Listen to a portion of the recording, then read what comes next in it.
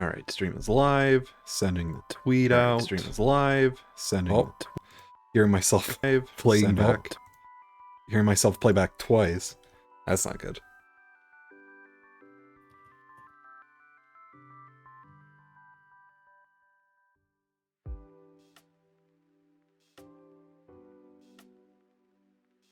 Did you start the stream and then restart it? No, I had it unmuted. Oh. I have my stream open. And it was unmuted.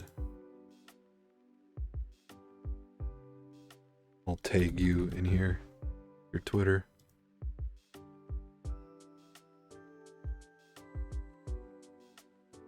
I do find it funny because people can hear us talking right now on the loading screen. All right. But it doesn't matter. It's a good call on eating beforehand. It was a kind of soup. It would have been very loud. It would have been very loud. I just don't like eating on stream, and I don't like people who have to eat on stream. So I'd rather just push it back. Ooh, we already got first time chat. Koromon stand this year. All right, I think I'll send it to the Discord, Mimi's Discord, but otherwise, I think we are good to go.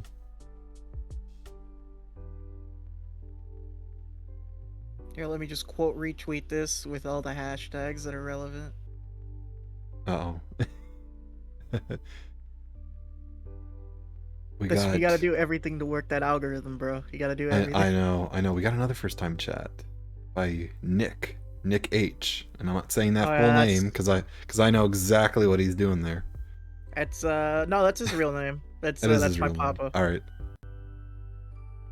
Yeah, let's switch over. Come watch me have a nervous breakdown. Send tweet.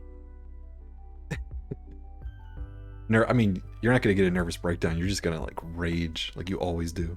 No, you're absolutely right. That's absolutely what I'm gonna do. All right. Welcome everybody to another. I call them like roundtable discussions. They're not really that. This one especially is just us ranting about a certain global franchise that I'm shocked that we both have like a lot to say about it. Yeah, Yokai Watch. Yokai Watch. Yeah, Watch. I've actually never seen anything related to Yokai Watch. It's okay. I'm gonna repaste this. Monster designs aren't as good as Pokemon or Digimon.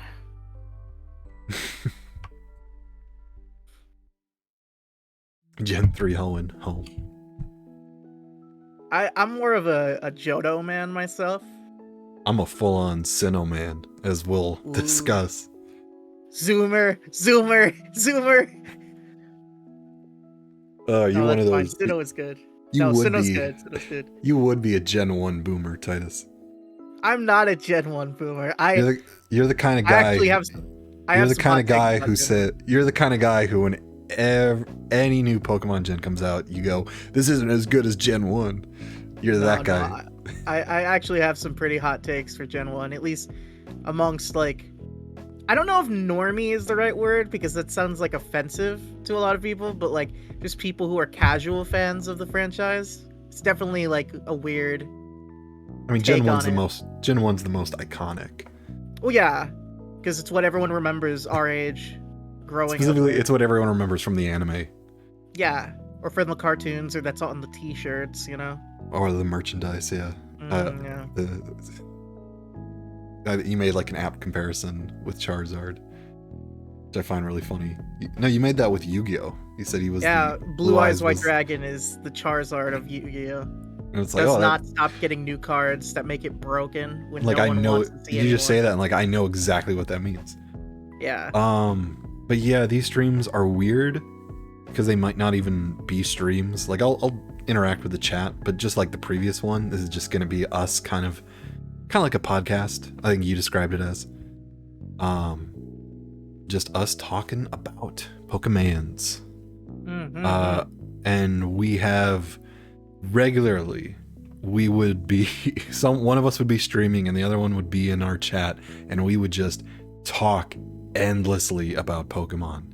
I'm not even sure how it got to this point. Like, I think you mentioned you were into Pokemon, and I was kind of into Pokemon, but like I wasn't like a diehard fan. And then we just kept talking about it back and forth, back and forth. So I Every guess time you come into, every time we have, literally every time, like I'm in your stream or you're in mine, we always end up talking about how bad Game Freak is. we somehow end up there. I'm playing Halo. No, all of a sudden we're asking hypotheticals of like, what if Game Freak tried to make a Halo game? Yeah. Well, every time one of us joins the chat of the other, it always tends to end this way. I'm doing good, NSK. Thank you for asking. I like this Gary's Mod background, by the way. This is literally from a Gary's Mod TTT map. I'm not gonna lie and pretend it's like this high-res render. It's literally from a TTT map. But yeah, this is gonna be way more loose than the Metroid Dread stream that we kind of were reviewing a singular game. I'm doing good, NSK. Thanks for asking. I was just in Yako's thread earlier, or Yako's stream earlier, NSK. Yeah, this is gonna be very loose. I think we're gonna go off on a lot of tangents, way more than we did with Metroid. Although I did have the idea that eventually, I don't remember when it's coming out, when Legends comes out, Legends of Arceus, that could be another game review that we could do. Maybe just me and you. Dude. Or maybe Absolutely. we could get Burke in on it too. As Someone who has no idea. Someone who hasn't played Pokemon since like what, Gen 2, he said. Yeah. Have you actually seen the newest trailer that came out? I didn't see trailers. I saw screenshots that looked. It's rough, dude. It's rough. No, NSK Burke is not here. He does not know anything about Pokemon. We tried to drag him here. Yeah, we asked him, but he doesn't know much about Pokemon beyond the year 2002. I wanted to see if he'd be willing to pretend he knew about Pokemon, and then see how long it took for you to notice that he was just making stuff up. You know, 'cause, I mean, it would be pretty... I didn't go through. I mean, it'd be bad for him. Yeah. I mean, because then he would come in and he'd be like, "Oh, dude, yeah, I love Renamon. That's my favorite. That's my favorite Pokemon." He would literally like that. He would literally stutter, and that's exactly what would happen. My favorite Pokemon is Burkamon. Yeah. Burke is kind of a Pokemon, isn't he? He's like a swamp monster. Yeah, he's a big mud monster guy. He could definitely be a ground ghost type. But it has to be like grass, it's right, because he's covered in grass. Kind of, I mean, it's vaguely like a muck, so maybe a poison type. Like a muck grass type. A grass variation, yeah. I heard I heard a really disturbing hypothetical, not really hypothetical, but like a question is, I'm still laughing about it. If you eat a grass type Pokemon, are you still a vegan? I feel like that depends on... It depends on how you define being a vegan, right? Yeah, like, is it if you eat anything that is sentient, that it is considered wrong? Because plant Pokemon, at least like grass type Pokemon, in the series are, in most canons, they are at least the same level as animals, which vegetarians and vegans are against. So I feel like yes, it would be. It's the sentience part. You could eat the non-Pokemon vegetables and fruit, but I don't think you could eat like an Oddish, and I don't think that would be allowed. I'm pretty sure that would be pretty yabai. That'd be pretty messed up. Yeah. You think sentience is the thing for vegans? Yeah, no, definitely. I mean, well, even not even sentience. They're a living animal, I guess. Like, because even, I mean, there's a clear distinction between like an Oddish and, you know, an actual plant. Right. Oh, in this case, or it has to like have what do you call it? It has, or if it's a product from an animal that isn't made without that is just a natural byproduct, it's offensive to them. So vegetarians can eat that, but vegans cannot. Yeah. the distinction. Yeah, with varying levels of acceptability. Like I bet some vegans who are cool with eating honey, but some who won't, unless it was like naturally produced honey that's natural spill off or whatever you call it. Like they wouldn't want to have farmed honey. I guess I don't know. It's weird. I don't get it completely. But Someone asked in the chat if grass Pokemon eggs are more like seeds, food wise. Hey, Grizz that'd be is here. funny if they were. Yo, what up, Chris? We got a lot of people in here. Again, that just brings up the logistics of what do they eat in the Pokemon like universe? why do mammals make eggs? So I remember, and I can't find any source for this, but I distinctly remember in older episodes of the anime, there were just straight up regular animals. I'm pretty sure Misty actually, her gym actually was like a regular aquarium. Like there were just she had an aquarium. Yeah, there were regular like fish in there. Well, it depends. I don't think even it was consistent with the internal teams because once again, you have to deal with the fact that there are multiple canons for Pokemon, like the video games and like the multiple. anime. I love seeing people manga. try to. I love seeing people try to put the timeline together because it's like, even though with the game, well, you say like the games, they aren't themselves a single universe. Like, isn't Black and White and Black and White 2, aren't those two separate continuities? Yeah, it's a shared multiverse, but they're I guess same different. with Platinum too, right? And Platinum even then, in Diamond some Pearl. parts of Sun and Moon, there are images of like blurred out images of Ash and Pikachu. So like you could argue that all of Pokemon media is in one big multiverse, where yeah. So it's. I try not to think about it too hard because it's clearly like they don't care. You really can't think about it. That is as my papa just said so eloquently in chat. It's burp Rick and Morty logic. Don't question it. It's just a different universe. Mimi's in here as well. We got a lot of people. Mimi, we are not singing. We're singing. What? I know people do, but I'm pretty sure I read the TOS front to back before I started streaming, and I'm pretty sure technically it's not even allowed to do karaoke on Twitch for some reason. So. That sucks. I mean, people do it anyway. Who cares? Yeah. But yeah, no, we're not singing. We're having a discussion on about the most Pokemon. important thing in the universe, which is Pokemon. Yeah. But yeah, no. Asajul also pointed out that the Delta episode in Omega Ruby Alpha Sapphire, pretty much all timelines canon, like multiple timeline stuff canon. So now, it's best not to ask. What was that? What is canon? What is the Delta episode? It's the post game. It's a post game story episode at the end of the Gen 3 remakes of Omega Ruby Alpha Sapphire. I never finished that. Basically, the short and long of it is there's this girl named Zinnia who is she basically comes from an ancient race of OC people, and OC do not steal people who worship Rayquaza, and she like stops a bunch of you and a bunch of other important characters and scientists from stopping a meteor that's going to destroy the planet, because she's like, well, if you teleport it somewhere else into another dimension, which is what they were going to do, maybe you'll hit a place where they don't have Mega Evolution, so they can't stop it, which is indicating the existence of like the games before Mega Evolution was a thing. So like, and then you have to fight her and like befriend Rayquaza, and then you go into space and blow up the meteor with Rayquaza, and then you catch Deoxys. It's actually really cool. Yeah, that's right, because the Mega Evolutions, it implies it's a different universe.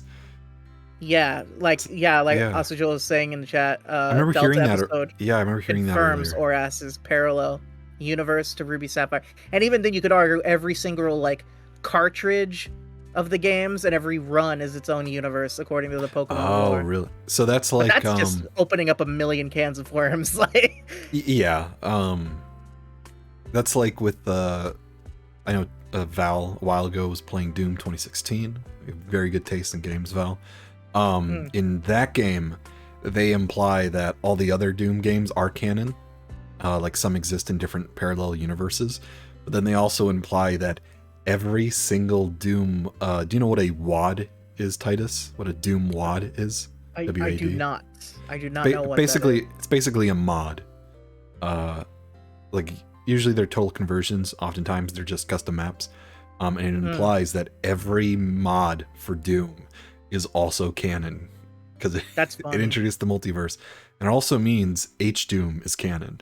You don't know what H-Doom is, I'm not explaining it, but you can look it up. That's technically canon. Anyway, no, I recommend not doing it. I recommend highly not looking that up. Let me just go to my good pal Reddit and look. I could take a guess. Okay. Yeah, you can take a guess by just the first letter. Yeah, I'm pretty sure I already know what it is. Okay. Anyway, let's look at this handy dandy outline you made. This handy dandy outline you made. Most important thing that it's asking, the very first one. What is our favorite Pokemon? Yes. What is your favorite Pokemon, Titus? You know, I'd like. It's your channel. I would like to hear yours first. So I'm the host of this, so I want you to go first. Okay, fair enough. All right, so this is controversial. This is a very controversial take, but you know, I gotta be honest. And I'd like to give you hold your boos and let me explain before you start booing in the chat. My favorite Pokemon is Charizard. And now I know that's ironic because I literally just said like 10 minutes ago that Charizard gets overshilled, and that's true. And you've mocked Gen 1ers. Oh, absolutely. In the past. Here's the thing. I detest how overshilled Generation 1 is, especially Charizard. But I've liked Charizard since I was a kid. It's not like I like Charizard because OMG, he got 2 Mega Evolutions, and the guy who won the Gen 6, the Kalos League in the anime, he had a Mega Charizard X. Like, no, I like, and Leon is undefeated and he got a Charizard. Like, no, I like Charizard since I was a kid. Like, it is a aesthetically pleasing in terms of design, a fire-breathing dragon is vaguely the size of a person that like you can fly on their back. You know, like it's friendly. It's like, I don't know. It's like when I think of Pokemon, aside from Pikachu, Charizard is like the Pokemon. You know what I mean? It encompasses like the beauty of Pokemon. It can be both friendly but scary at the same time. Yeah, I think that's a good way to say it. Like, it's not just this like monster. Yeah, it's, you know, he's a fun dude. Yeah, that old like, Charizard. If I had to pick one besides Charizard, because I know some people, even with that explanation, don't like Charizard. By the way, I am against Charizard shilling. Let every other starter have a chance, for the love of God. If I had to pick a second favorite, probably Scizor or Tyrantrum. One of those two. If I couldn't pick Charizard as my favorite, because those are both, I'm very fond of those two as well. Yeah, you would be a Tyrantrum, wouldn't you? Yeah, well, I gotta support my homies, you know? Alright, mine, I have one definitive favorite Pokemon. It's not even like from game stats. It's just, even as a kid, I thought it was the coolest. I gotta go with Deoxys, man. That is the coolest Pokemon. Deoxys, it's a good choice. I saw Destiny Deoxys as a kid, and then I forget, for the life of me, I've been trying to track this down because I'd love to pull it out someday. There is like, I want to say it was a Pokemon handbook or guidebook, but the ones that I've looked at online, like the old ones, one that I would have owned like back then, I cannot find it as a handbook, so it might have been just a different book. But it was basically a picture book that listed every single Pokemon. And I remember Deoxys was on it and described how it was like this alien that came from space. It was this weird, cool looking Pokemon that could change his shape. And it's just a cool design. I love how like creepy it is too. Like he looks cool, but he also looks very weird, and that's what I like about Deoxys. I'm more of a Mewtwo kind of guy in terms of powerful psychic legendaries at the end of the Pokedex of their region, but like Deoxys is also really cool. Again, Gen 1 over here, everybody. Look, I know it's ironic for me to say I'm not a Gen 1, but look, Mewtwo was like the first Pokemon that had a story. You know what I mean? Also, Deoxys implies that there are aliens out there. There's alien Pokemon. No, there definitely is. Like Elgium and Bahium, Necrozma. Alien species, yeah. Yeah, Eternatus. So are there... Wait a minute. So Are there sentient aliens out there in the Pokemon universe that are also catching Pokemon? Or are all the aliens also Pokemon? I think it Or depends on if you're talking about outer space or if you're talking about like alternate dimensional space, because there's a I'm difference talking in about Pokemon. outer space. Oh, and outer space, like in terms of Yeah. just like the skies above us. Yeah, I have no idea.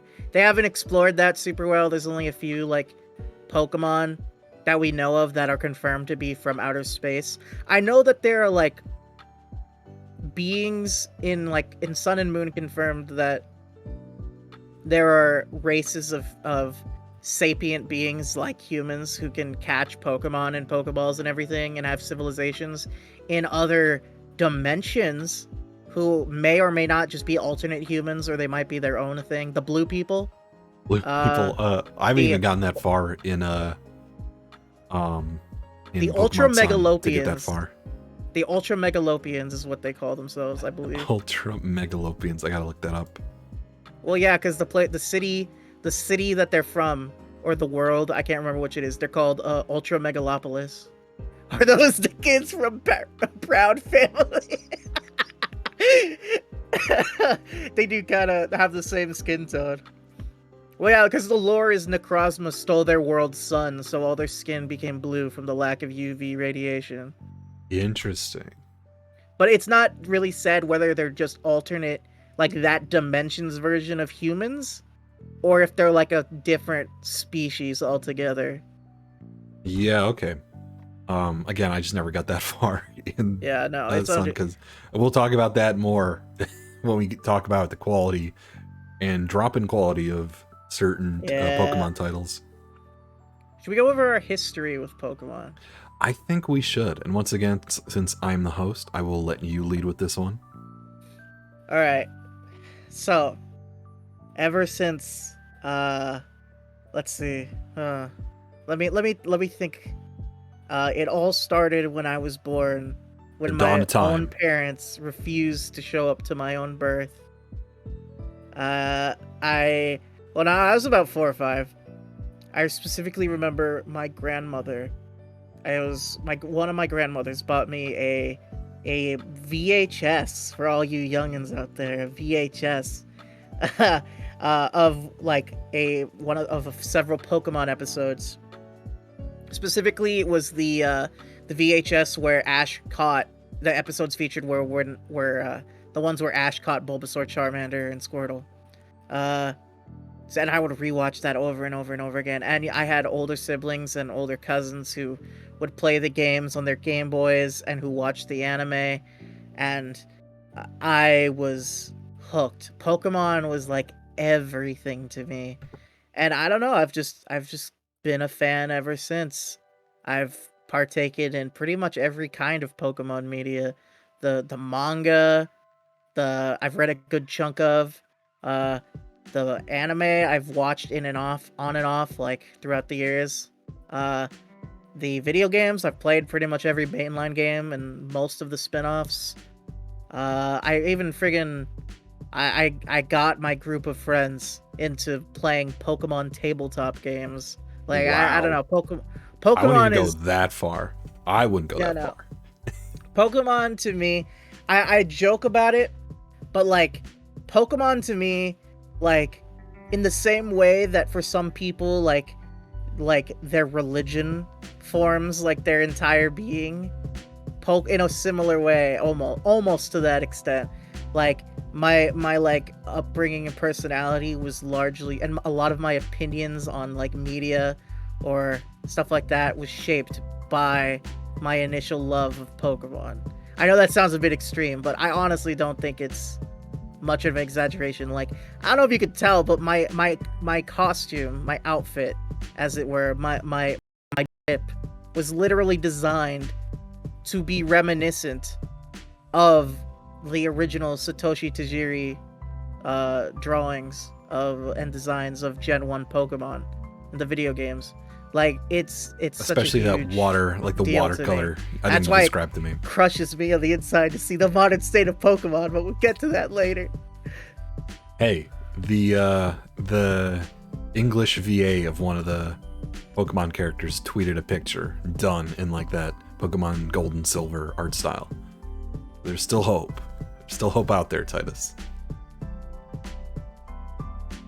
He didn't just tweet it, he commissioned the pic.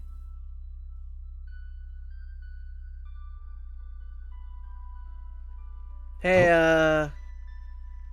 Andy. Yeah. Are you talking? I can't I am hear you right now. You I cannot hear me? There's something wrong on my end. All right, that is totally Discord's what? fault. Uh-oh. Can you hear me now? Oh, I can hear you now. There you go. Okay, I was messing with my microphone. Okay. Weirdly, How's OBS it worked. OBS kept it, but That's Discord weird. didn't. Yeah, as I was saying, there's still hope for Pokemon because the English VA of a Pokemon character tweeted a pic that was like done in the retro sort of Pokemon Silver. Oh, right. Gold You were telling me about that. box The voice art actor for style. Go. Yeah. So there's still hope for Pokemon. There's still hope out there, Titus. Don't give up. I think it's Zeno Robinson is his English voice actor. He didn't just tweet let the me- pic. I think he commissioned it too. Yeah. I'm pretty sure it's Zeno Robinson. Zeno Robinson is based. I don't know because who he knows, is. I only know. I guess I know Uh, he's a voice actor. He's been like a voice actor for the last like 5-ish years.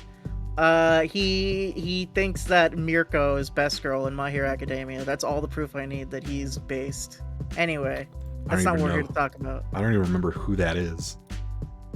That's not what we're here to talk about today. We're here to talk about Pokemon. Oh, yeah. That is a contender. I'll admit that.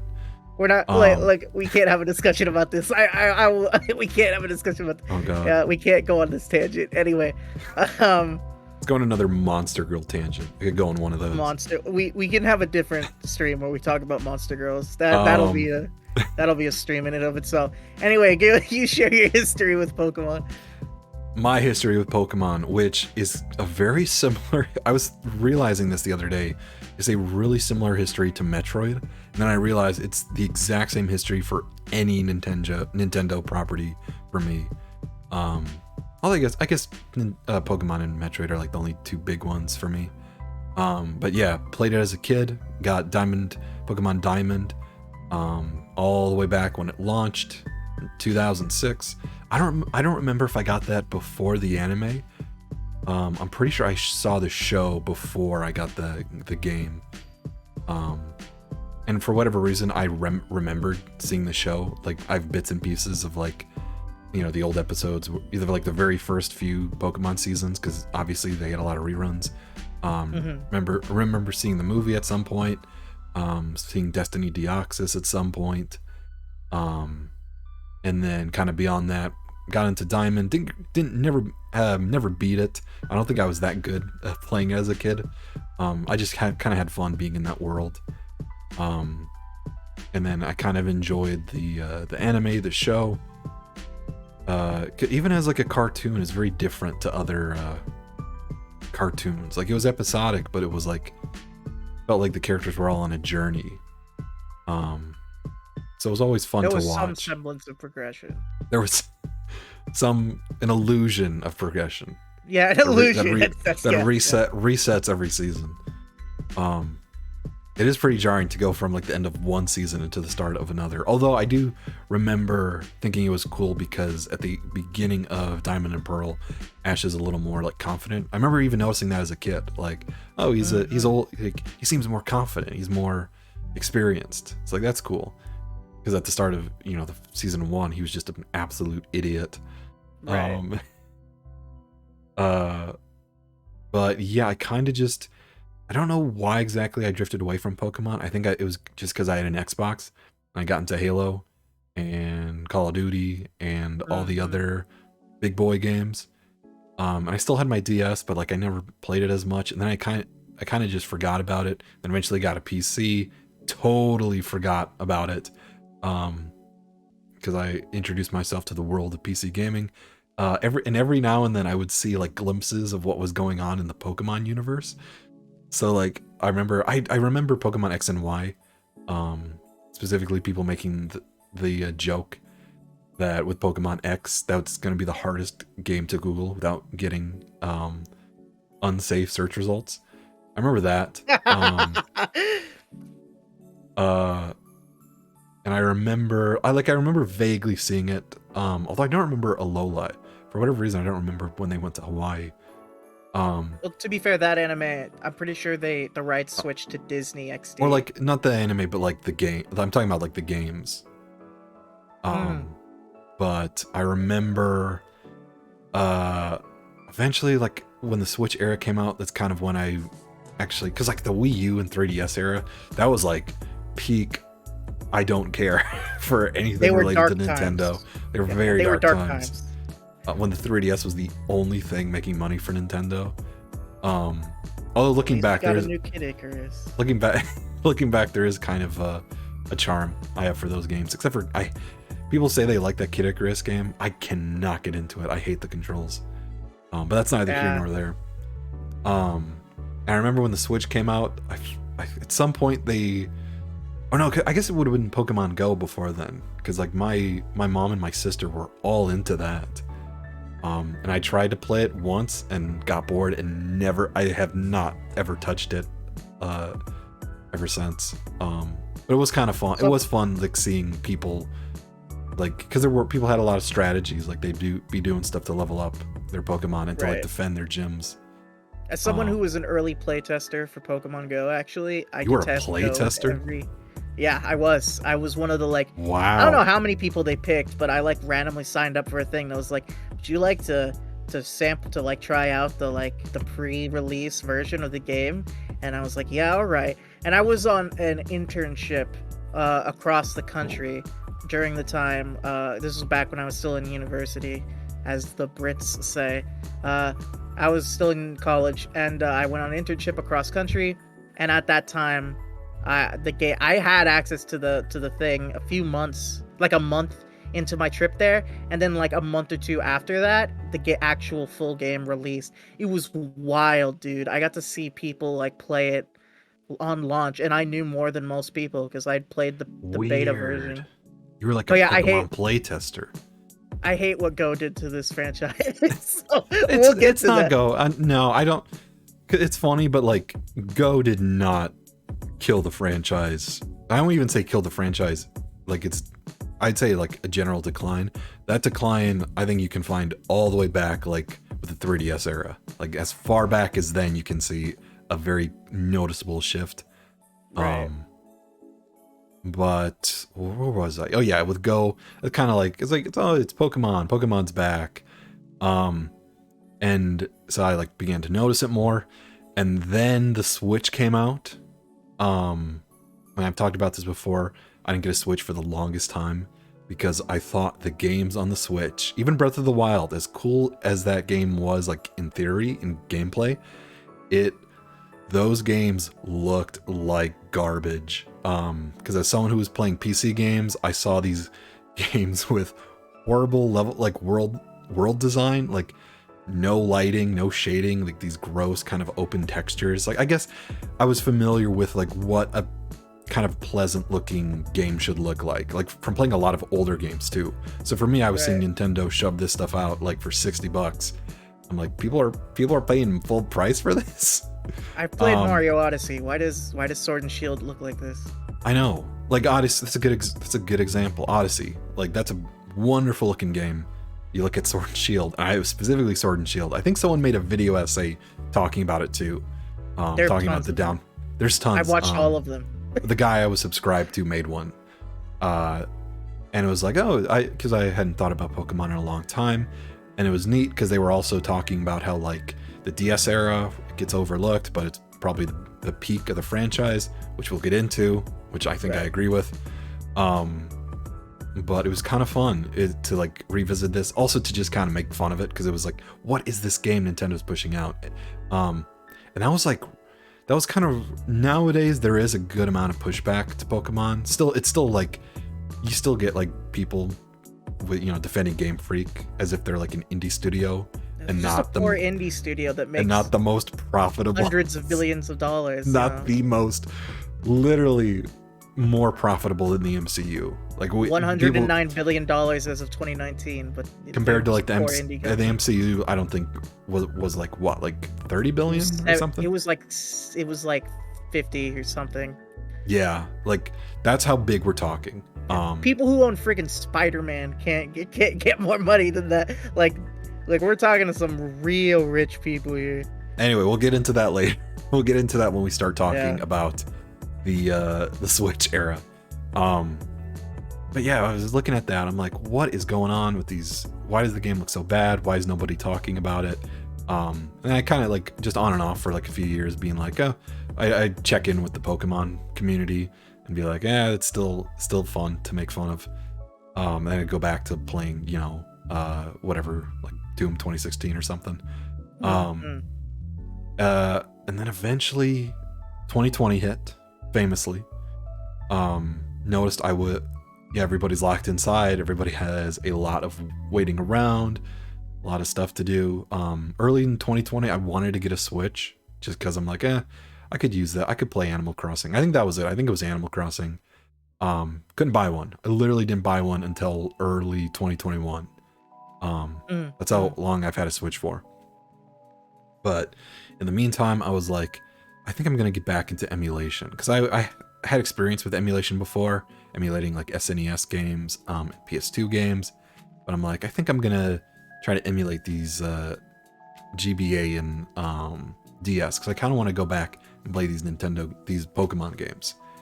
I don't know what got over me. I don't know why. I think it was just like, it was a franchise that I had I had a bit of nostalgia for, and I grew more appreciative of it the older I got. Because like everybody goes, I don't know if you went through the same phase, but everybody goes through a similar phase where as a kid they love something, and then as an edgy teenager they hate it, and then as an adult they love it again. And I kind of went through that with Pokemon. But yeah, I got to emulation. Started with GBA and the DS emulators just because like the old Game Boys and even the Game Boy Color, like that was a little too primitive for me. So I've yet to go back to play those versions just because they're a little too basic. Like even GBA is like, that's a good start of like, okay, this is actually a game. Yeah. No, I feel that.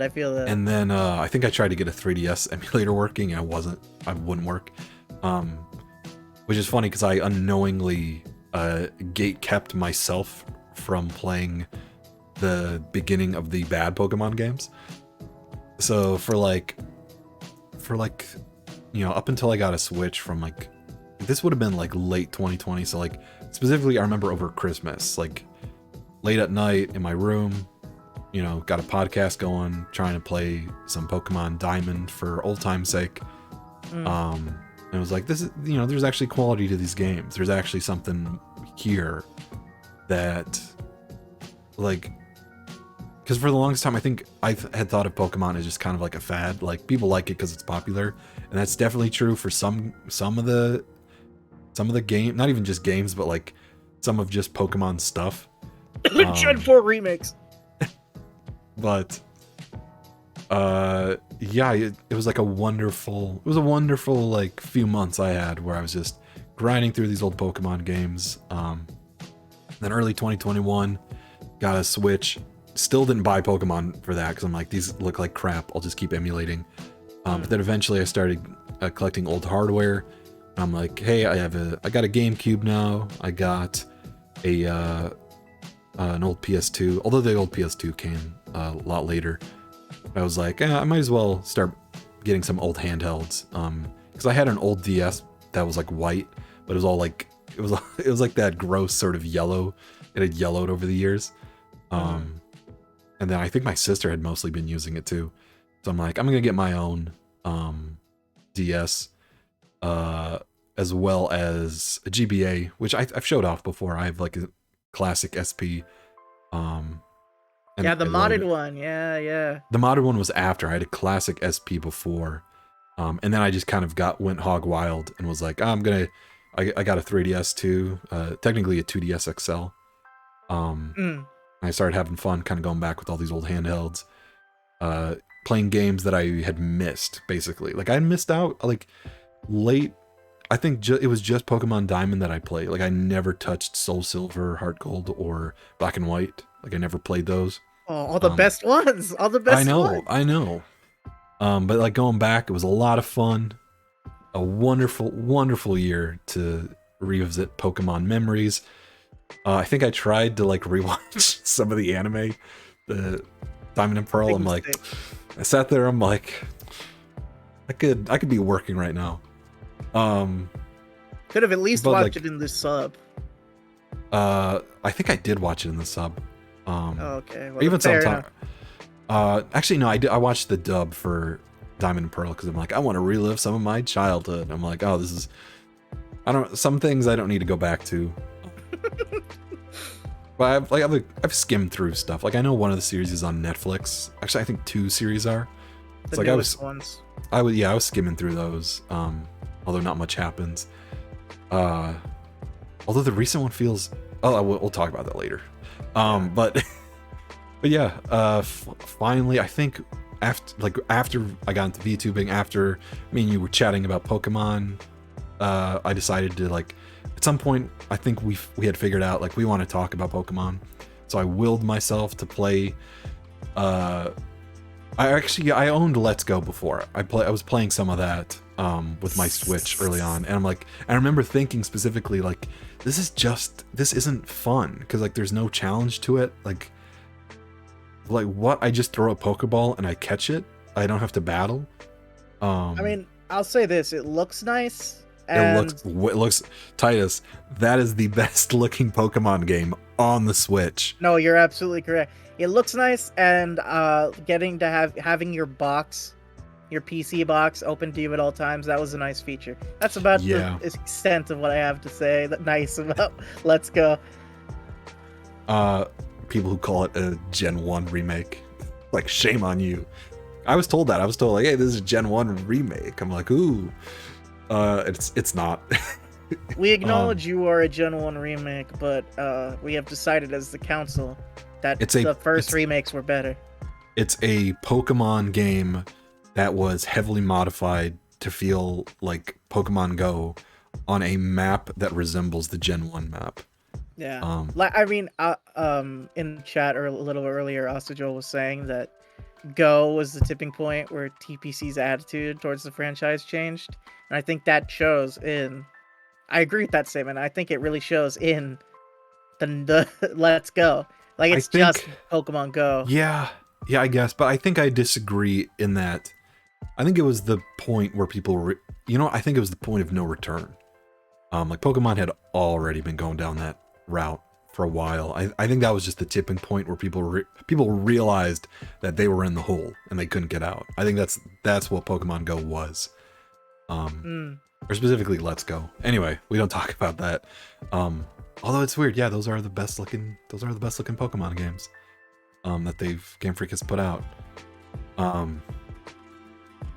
But yeah, played Sun and Moon, or not Sun and Moon, Sword and Shield, and then the Diamond and Pearl remakes. I actually got those because my sister had it. Was pestering me. I'm like, yeah, I might as well. Like, I like Pokemon. I'll see. Sorry for your loss. And like there, we can get into it. We'll get into it when we're talking about the games themselves. But yeah, it's weird. It's weird because like over the course of a year, and I have a perspective that's different to a lot of Pokemon fans, where you play a game that comes out that's popular, you have all the hype, and it's like, oh, this is the best game ever, and then maybe years later a new one comes out. But for me, I like marathon them all like over the course of a year. And it's funny because like I was able to notice a like an objective downward spiral in quality of like hey, I'm playing, I'm playing Platinum. This game is great. I'm liking this game. I'm getting into it. Listen to my podcasts. Like I can spend hours, playing this game. And then I get to like, I'm playing Sword and Shield, and it's like I'm not having fun. Like I'd rather be playing something else. Which is interesting. But yeah, that's kind of where I am with Pokemon. Skipped, have a nostalgia for it with my childhood, but I skipped a lot of it. With, Right. going to my FPS roots. obviously, because Nintendo does not like FPS games. What are you talking about? We got Splatoon, and That's not an FPS. That's you aim a reticle and you shoot projectiles. That is an FPS. Metroid Prime would be a better example, but they haven't made that in years, and Right, I don't think they're going to. Chat, tell us in chat. Do you think that Splatoon counts as an FPS? Let us know in chat. Isn't it technically a third-person shooter? What do you think? I think yeah, the exactly. first person and first person shooter say? Listen, it's a TPS. Yeah. All right. Fair enough. All right, you got me on that one. Fair enough. Not to be confused with an SPS, the second-person shooter. Is that even a thing? Yeah, it's where you see through the view of the opposite guy who's trying to kill you. That's weird. That would be weird. Someone made a game about it. It's actually really fun. Huh. You can only see through the eyes of the enemies as they look at you, so you have to control yourself via them. Interesting. But yeah, like now that I'm fully grown, I had access to emulators, and then I also actually got real hardware. It's like I've grown an appreciation for them more than I had even as a kid. Although I'm a little more cynical about them, but like I still have a respect for it. Right. Yeah, I think both of us are way more cynical than I'd say the average Pokemon fan, but even then I'm not sure if I'd go that far. I keep bringing up I brought up my sister, but like I think of her as like a casual Pokemon fan, and even then it's funny hearing her talk about Brilliant Diamond, because she's like, does she think it's a good game?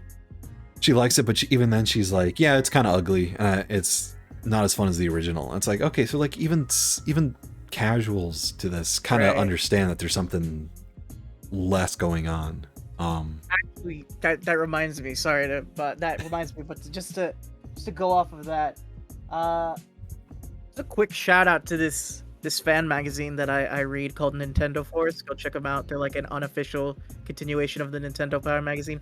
Anyway, the editors, I was reading the newest issue today, the other day, and the editor of that magazine, he has like a kid, like a 9-year-old kid who plays all of his games with him, and even his kid didn't like Pokemon, like Brilliant Diamond, Shining Pearl as much as like other Pokemon games. So there is something there.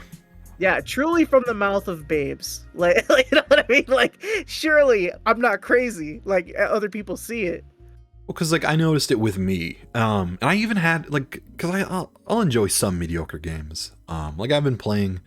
This is actually this is a sad story. There was a PS4 game called Days Gone, like a third-person open-world zombie game. And I was like, I was having some fun. I've like what I call podcast games, where I load up a podcast and I'm like, all right, I'll just listen to this and play a meaningless game for a few hours. I played through Tom Clancy's The Division. Not a good game, but that's actually a fun Christmas game. It's set in New York during not an apocalypse, but like a state of emergency during Christmas. Anyway, I'm getting ahead of myself. I can enjoy mediocre games. Although with that Days Gone, it's kind of funny because one of the lead developers lost his mind on Twitter, and actually not on Twitter, in an interview. He went crazy and started yelling at fans who bought the game at a reduced price, because he's like, you're the reason you didn't buy it at launch for full price. You're the reason we're not getting a sequel. It's like, Jesus, dude, way to make everyone not care for you anymore.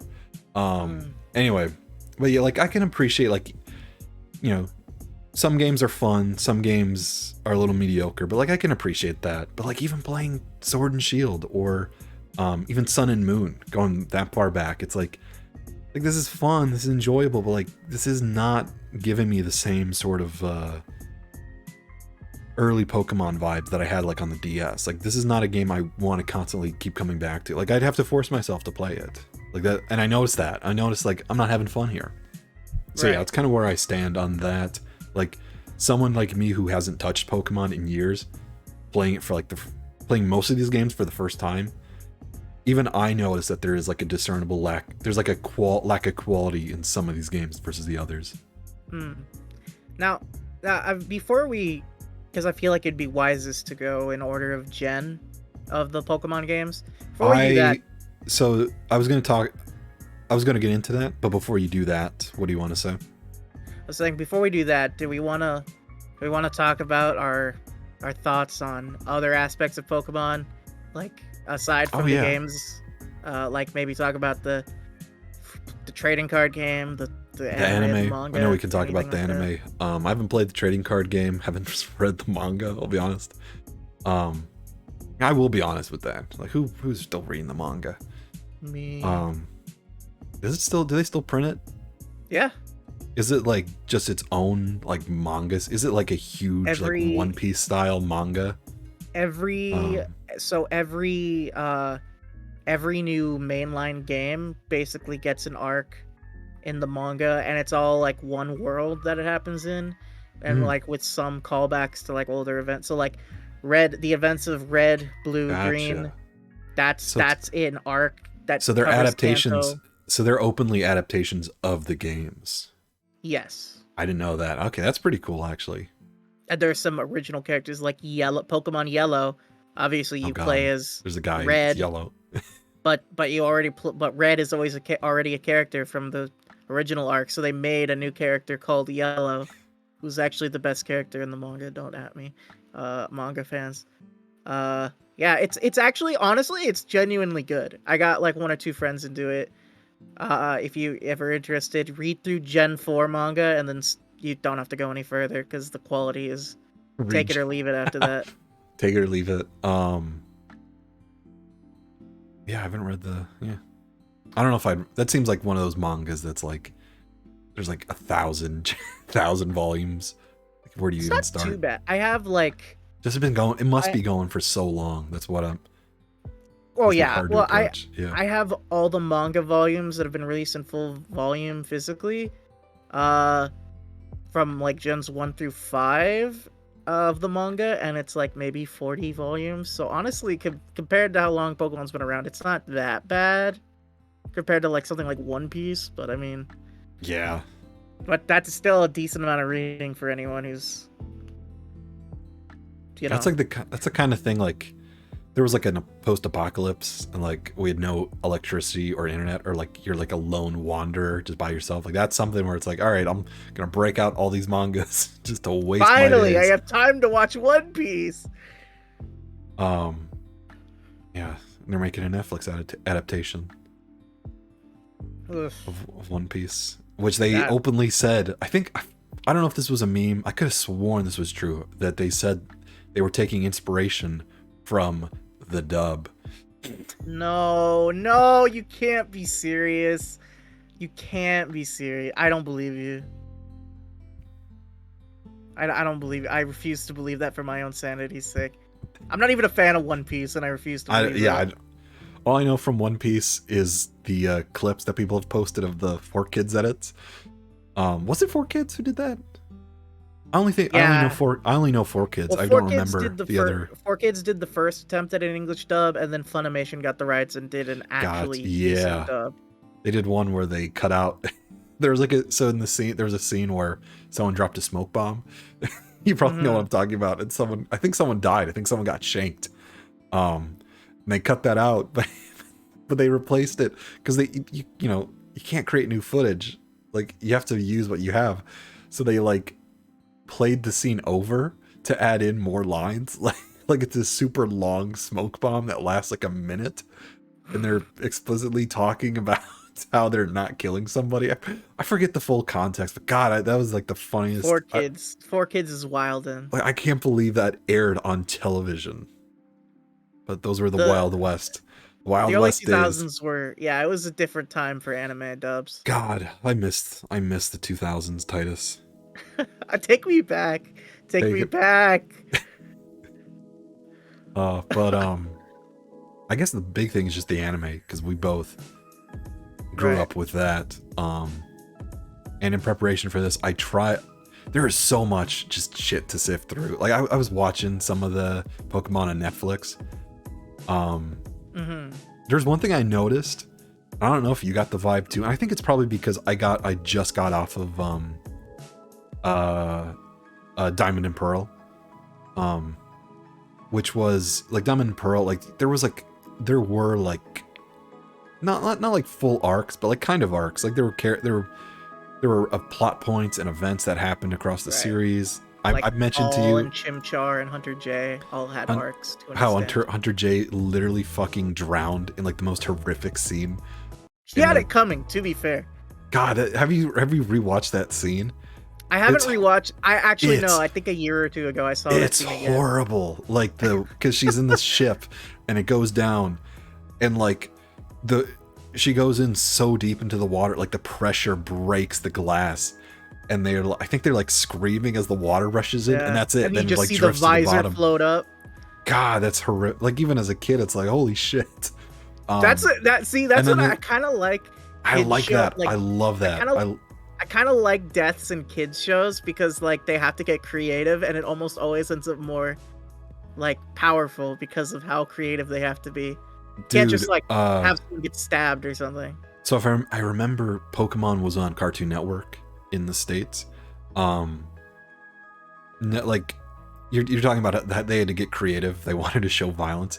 Dude, I grew up watching Clone Wars. That was a show where people were literally beheaded on TV or like stabbed through by a lightsaber.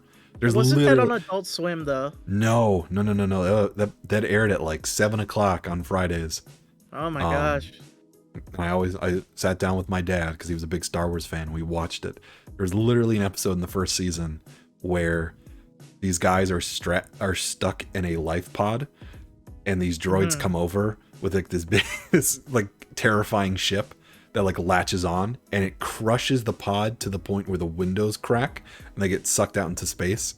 Oh my god. And there's also a scene where one of the Sith apprentices stabs a guy. He's like sitting in a pilot seat for a ship, and he's like trying to smooth talk her, and she just comes up right behind him and turns on her lightsaber, and it's there. Like it just stabs right through his chest, and it's live on television. I'm like, I guess holy shit, how'd they get away with this?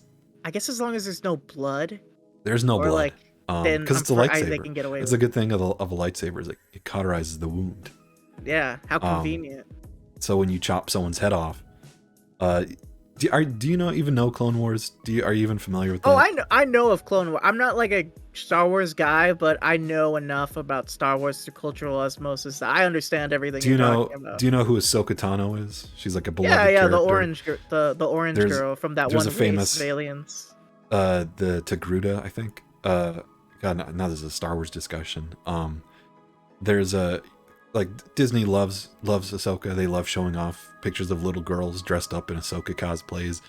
Like, oh, she's my favorite Star Wars character. There is a scene, and I forget what season it is, 3 or 4, where they're captured by like these rogue Mandalorians, and they have her like tied down. There's like 5 Mandalorians, and I shit you not, like, because they don't know she's a Jedi. I think she's like there, like in disguise, like she's pretending just to be a regular civilian. And she jumps up, turns on both of her lightsabers, and decapitates 5 guys in like a single move. And the camera dollies in on her as their headless corpses, the heads fall to the ground and their corpses just fall to the ground. And I'm like, I always think back to that moment whenever I see like a pic of like, some little girl, dressed as Ahsoka. It's like, oh, that's the same character. That's who did that. Listen, I support strong independent women in media, so that's fine with me. I support violence in my children's media because as a kid I was all for that shit. Right. Anyway, I need to find someone who knows Clone Wars so I can do a show about that. So I'm assuming the Pokemon anime you've been watching on Netflix is Journeys, the newest one with Go in it. Yes, the one with Go. Yeah, that's what I was getting. That's what I was getting to. Okay.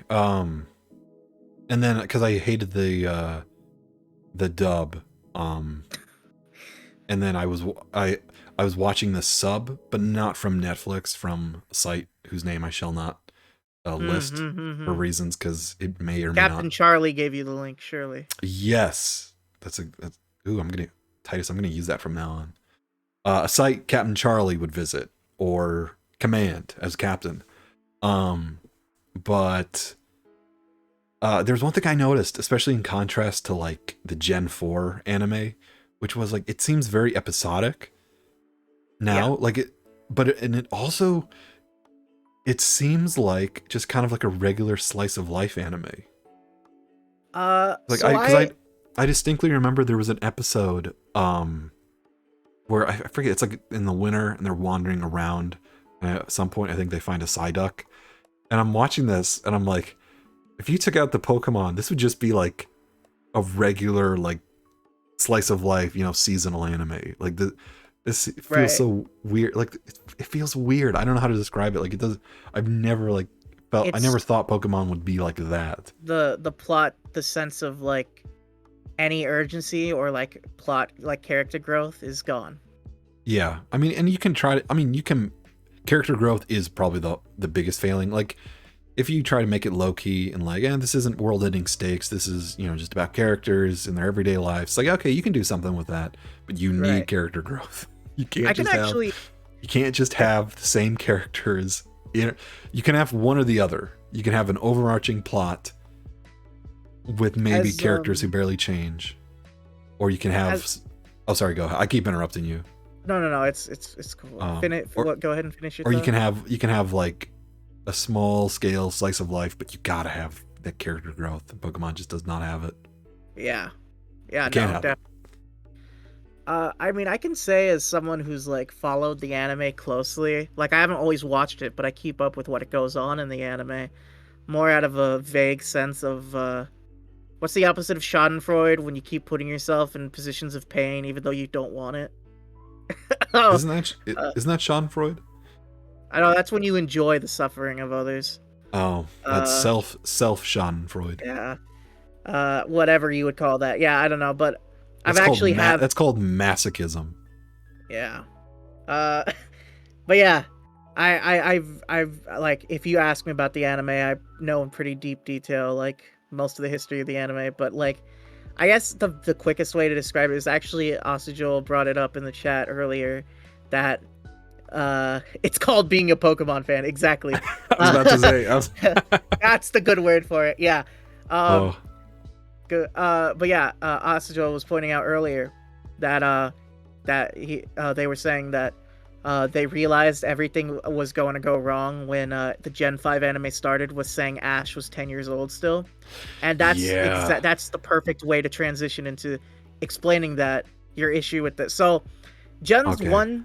1 through 4 of the anime was pretty like it was pretty good at like showing Ash as a character evolving, because like in Gen 1 he's a snot-nosed brat, because of course he would be. But then he gets humbled when he gets disqualified in the semi-finals of the league because his So Pokemon falls asleep on him. I never watched.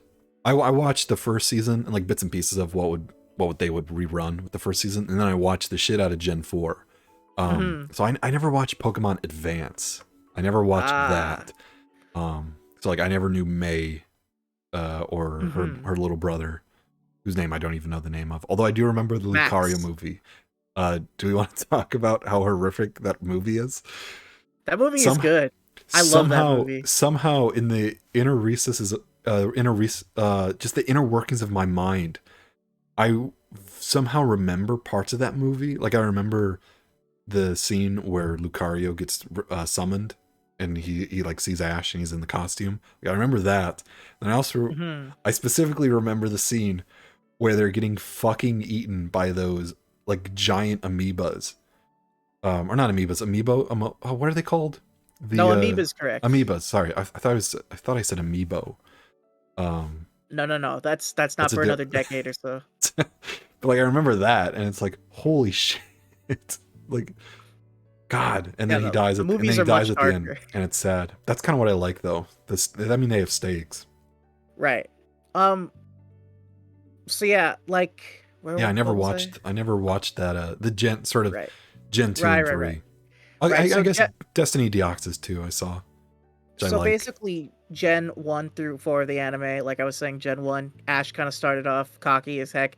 He gets humbled at the league and he grows a bit in the Orange Islands and the Johto League, and then Hoenn, he starts like actually being pretty mature, which like was kind of like the pre part of like the different that and Battle Frontier led up to Gen 4, because like you have to understand that the anime was leading, so like Gen 1 and 2 he placed top 16 in the league in both gens. Then when he went to Hoenn, he placed in the top 8, which is not bad. He got to, then after that he decided to enter the Battle Frontier in Kanto because they needed a filler season because they were working on Diamond and Pearl. And he actually won the Battle Frontier, which was impressive because he had to yeah, Kanto. Yeah, he had to fight the final Frontier member, Brandon, who used the Reggie trio, and he had to re-challenge him like 4 times with a ton of different combinations of Pokemon and a ton of different strategies. And like it was very fascinating to watch, but eventually he manages to pull out a win against Brandon, and he gets all of the Frontier symbols, and they even offer him a position as a Frontier brain, but he decided to refuse because then he couldn't continue his journey. Did he tell them that? So basically, but this. Did he tell them that instead of being like this cool celebrity who had a lot of power, yeah, he was gonna go back? He said, "I want to go live in a laboratory with a kid my age, and I want to have no life outside of that." We'll get to that. Don't you worry. We'll get to that. The irony of that situation. So basically, by that point, everyone's like, "Oh my God, Ash is maturing." It's been like 10 years into the franchise by this point. Everyone who watched the anime is like, "Oh my God, Ash is maturing as a character." Before you get to Gen 5, pause when you talk about Gen 4, because there's something I want to point out that I like about Gen 4. Yeah. How it starts. Yeah. So he's like, oh, he's a competent trainer now. He won like a non-canon league. So surely in Gen 4 he can win the league, right?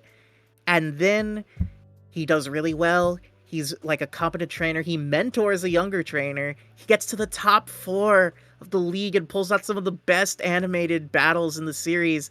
And then a guy rolls up with a Darkrai and a Latios. I do like how Gen 4 starts. I think that is probably the best way they've started. I mean, I haven't really seen much of the other seasons. I think I've seen like a few of the episodes. Like I'll be honest, I have not seen Gen 5. I think I tried to watch one episode of that. I'm like, nope. It's the worst season of the anime. I like how in that they kind of embrace the idea that Ash is no longer the inexperienced main character anymore, because they make Dawn that. Right, yeah. And even I like how I like how that whole episode is basically her episode, and then Ash kind of serves as like the side character because like he's being sent there, which is neat. I don't think they've done it since. They're trying to do it with the newest season, but it doesn't really work with the way they're trying to write Ash. I wouldn't even say they're trying to do that. Like I see that season and it's like he's just a kid. Like he seems it's weird because I go back to the older shows. I'm like he seems more experienced in those than he does now. Right. Well, that's the thing is after their backlash of him losing in the Gen 4 League when he clearly deserved it. Like that was the time. They could have finally let him win and then like even reset the anime to a new character if they wanted. It would have been perfect. Especially with Gen 5's anime, like the games, like not having older Pokemon. It would have been perfect. Specifically, it's the fact that Gen 5 was set in a completely like different continent. Like that's when they should have been like, all right, we're done with Ash. He's back, But then they chickened out of letting him He's still in Japan. The backlash was so huge. So I never experienced that. I guess I never got to experience that. So this is all news to me that there was this huge backlash. Well, imagine you've been watching Pokemon since like the beginning, and it's like Gen 4 time now. Most people, who are in it for the fad, like got out of it, but you've been committed to Pokemon this whole time. You have seen this character like grow up alongside you. Finally, they're about to get their long-deserved W, and then they just get gypped out of it at the last second by a guy who rolls up with 2 legendaries. He doesn't even use his full team. He uses a Darkrai, which wipes half of Ash's team, and then he uses a Latios, which wipes out the other half of his team, and Pikachu like got a double knockout against it. So Ash only got through 2 of his 6 Pokemon. We don't even know what his other 4 ones were, but like it was ridiculous. And that's I was when gonna say in the chat, Nick kind of echoes a sentiment that I do remember at the time, which was the fad is over, and American kids think Pokemon is gay, and it's like, yeah, that I remember that, yeah, yeah. yeah. Well, see, and then we transition to Gen 5 when then we come back around to what Asajol Oh was saying God, earlier. he's 10 Because again.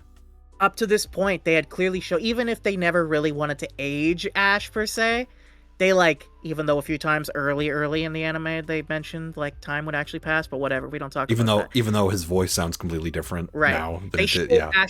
They showed Ash was maturing, but it's like the instant he lost in Gen 4, it's like he got hit over the head and lost like a decade worth of like development as a character. They basically reset him to Gen 1 Ash personality. Like his person, like he still had all of his past accomplishments and everything, but they almost never brought it up, and his like mentality and personality, including the childishness and immaturity, basically was reset to Gen 1 anime era, Gen including 5 his Gen 5 is when incompetence. Gen 5 is when Ash woke up from his coma.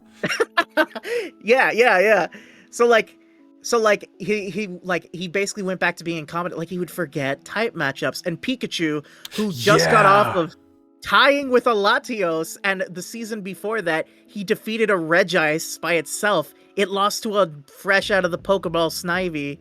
Like it was bad. No one likes Gen 5. In the League of Gen 5, he lost in the final 8, which was worse than the last placement he did, which was final 4, to a kid who did not know that the league needed 8 badges instead of 7, only brought 5 Pokemon to his final 8 matchup, and whose Riolu evolved into a Lucario at the last minute of their battle because they wanted Saved to the show day. Lucario. Um, Like it was bad. Is that why nobody references the Gen 5 anime? Is that why? Exactly. It's universally hated. Because I was gonna say this. I know, like, for whatever reason, I know like every side character except for, or like all the side characters, like, because everybody, you know, let's be real, it's the internet. Everybody likes to talk about their favorite Poke Girl. Right. But no one ever talks about Iris or Silent very much. No one talks about that anime. I have to this day I have no idea what it is. Like I know more about X and Y than I do Black and White. Right. Which is kind of hilarious. I was gonna say, actually I forgot. I was gonna say this earlier, but I forgot. With the anime, before Gen 4, I think they reached the point where 4Kids, because 4Kids switched over during Gen 4, right? Yes, that's correct. During the Battle Frontier era, like halfway through it, 4Kids lost the license. When they were, because they were airing them, like they would put delays in. They, you know, here's a mid-year break or something. Well, the actual show in Japan did not do that. And so by the time they got to Gen 4, they reached the point where they were like offset by like a huge amount of episodes, if I remember correctly. Right. And then they had to, so basically they had to skip ahead and just go right to Gen 4. If I remember, in the dub, I'm pretty sure. No, the dub dubbed everything. There have only been like a very, very tiny handful of episodes that they never dubbed because they were banned. I just remember, yeah, I know those, but like I remember hearing that they had to skip a lot of stuff just to get to Gen 4. And I don't know how they did that. And it is interesting because even looking on various sites that are Captain O'Captain might man, there are way more subbed episodes than there are dubbed. Right. And it's like, okay, so these are clearly the ones that never made it through. Yeah, I find that interesting. But right, yeah. I also find it interesting how it's just always been on the air. Oh yeah, it's still airing. I got a question for you. Comes out on the 14th. Yeah, what's up? Do you prefer? I was gonna say what animation style do you prefer, but there's like, you could say there's the first season 1 with the rough one, and then there's like I'd say like season 2 all the way to like X and Y. That's a pretty consistent art style. And then I remember for the newer ones on Netflix, they're like really like out there. What art style would you say is your favorite? The Pokemon anime has a lot of flaws, but its animation has only gotten better over time. I will say you that. think it's gotten better? Yeah, as of Gen 6's anime, which I believe is next up on the docket, uh, they got officially got the animation team for the films to be the team that works on the TV Oh, shows. because And I was gonna say skimming that, I did yeah, notice it looked a little better. yeah, the fight choreography and like the special effects instantly went up tenfold. Like they try and go back and watch like Gen 3 and 4 were and 5 like had decent animation like for battles. Like actually some of the best battles in Pokemon anime history took place in like Gen 5. But like if you go watch like early Johto or Kanto, like that animation is rough. Like you could tell they were like all right, use the same frame of Bulbasaur Yeah, standing there in a that's like background and the leaves spiraling around him for the seventh it's like time this week. classic. It's like classic nine. Well, I mean, it's classic '90s anime. Yeah, they had to save money, you know. Which I understand. I know a lot of people actually have prefer that art style. Probably due to nostalgia. I was actually watching a thread earlier where someone was posting their fan art of like all the modern Pokemon characters done in that original season 1 art style. It looks pretty good. Honestly, I can see how people prefer that. There's a It little has more its soul. charm for sure. There's soul to it, I think. It looks better in still frames. Is the thing. Yes, I love. But I will in say action, this. it doesn't. I love the painted backgrounds. I Oh, love absolutely, that. they were gorgeous. The Yeah. new backgrounds are soulless. But if Oh you want god, to yeah. argue pure like the fight scenes in and of, I'm a huge snob for like, you know, watching fight scenes and stuff. Like objectively, the fight scenes have only gotten better. Like they look very pretty now. But back in the Also, day, it was just picture of Pokemon, show other Pokemon like going well, like a few leaves hit them, and then pan to the other side doing their attack and back. That's what the old animation would look like. then you cut to a shot of Team Rocket standing next to like whatever they have, like a giant vacuum cleaner. Mm-hmm. And paste an explosion over them, and then cut to them Right. in the air. And there were a Rinse and few repeat. moments of like really good animation when the budget allowed for it, but for the most part, outside of the single frames looked gorgeous, but like as a actual scene for the fight scenes, no. 90% of the time they were not good. Movie fight scenes were pretty awesome. I've said this before. Oh, the movie, My favorite, the movies were good. like my favorite fight scene is probably just my favorite scene in any Pokemon movie or any Pokemon. It's like I've said this before. I don't even like the movie that much. It's pretty boring. Destiny Deoxys has like the coolest opening. Like you got the meteor crashing. You have Deoxys. You have that awesome fight. And it's just the way it's animated. And it's like at night in the Arctic too. And it's like Deoxys is creepy. Like, what is this new Pokemon? And then he gets blown up, and he's like the little jewel is like falling to the bottom of the sea. But like that whole scene is awesome. But yeah, the rest of that movie gets pretty weird. I think as a kid I always watched the intro, and by the time they got to the city with the flying cube robots, I'm like, all right, I'm out. Yeah, where's the Pokemon, man? Also, I will say this because I've skimmed through some of the Pokemon movies. God, what a pathetic. I've just been watching like so much Pokemon. My pathetic existence. I've noticed a trend where not all the movies, but a shockingly large number of them, I would go so far as to say I am like 70 or 80% sure that some of those movies are completely unrelated to Pokemon, and they just pulled a script out of like a waste basket and are like, all right, let's throw some Pokemon into this. There's a Pokemon movie where he meets Tarzan. There's the newest one. Yeah. There's one where what's the one with the little girl? And it's Ollie boring. With Entei. What? The power of That's like one of the best ones in the whole franchise. I could not. I could not get into that. Oh, maybe I didn't give it a chance. Maybe it's because I guess I just didn't give it a chance. Oh, it's a beautiful exploration of family. It was originally about a Tyrannosaurus Rex skeleton coming to life. No. But yeah, I mean, being honest, like half of those movies are just They had a script, and they're like, all right, let's try to fit Pokemon into this somehow. At least the newer ones. Oh yeah, the newer one. Yeah. Okay, I'll say this. In my opinion, these are the movies that are worth watching. Movies 1 through 4. So all of the Kanto and Johto movies, they're worth watching. Lucario and the Mystery of Mew, it's worth watching. The Rise of Darkrai, great movie, one of the best Pokemon movies. That one's worth watching. Skip literally everything from Gen 6, and then The Power of Us, that came out in like 2019, and Detective Pikachu, if that counts. That's it. Everything else. I missed it. What did you say? What did you say for Gen 4? The Gen 4 movies? Rise of Darkrai. Okay, that's the good one. Yeah. How do you I was watching those. How do you rate those movies?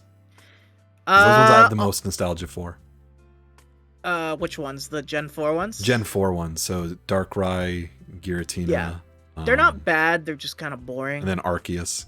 I think I mentioned. Oh, and Gen 5. I think it says a lot about Gen 5. I completely forgot to mention the Gen 5. What are the Gen 5 movies? There's one movie that features Zekrom and Reshiram. There's one that features. There's one that features Kira. Mewtwo. I remember. Yeah. The one with Genesect. That one's okay. And then there's the one that the only one worth mentioning, and it's only because it's a meme, is the one that features Keldeo fighting against Kiram, and it's only worth mentioning because in the English dub, Keldeo is voiced by Vic Mignogna, and if you know who Vic Mignogna is, his voice is very unfitting. Yeah, it's very iconic, but it's also very fitting. Oh, the Zoroark one! The Zoroark one is actually pretty good. Someone pointed out the Zoroark one. Yeah, that one's actually pretty good. And also, yeah, Vic Mignogna is a controversial figure now, so we'll leave it at that. He is. Yeah. There's a lot more. Yeah, I mean, at this point, it's a controversy, but I was gonna make a joke about Oram. Was the anime that he was in the Host Club? Full Metal Alchemist. Oh no. Yeah, Oran Host Club. Yeah. That's where I know him from. It says a lot about me. Well, my favorite anime is Full Metal Alchemist Brotherhood, so it's a bit of a painful realization Full Metal knowing Alchemist. It's good. It's good. Watch Brotherhood if you're only gonna watch one. I don't know if I'm even gonna watch it. Major Persona vibes. Someone said in the chat. I remember watching Arceus as a kid, nearly fell asleep. Yeah, that one. I mentioned that one before because they gave Arceus a voice, and that did not fit. He sounds like a guy. He sounds like a kid trying to sound like an old man. He sounds like a kid trying to sound edgy. That's what he sounds like. I think in the sub he was just like an old man, he clearly like just an old man. I guess the dubbers did not know what to translate that to, and they're like, all right, let's make him a guy sounding all edgy and gruff. All I'm saying is you could have just called up Dan Green again for like the umpteenth time.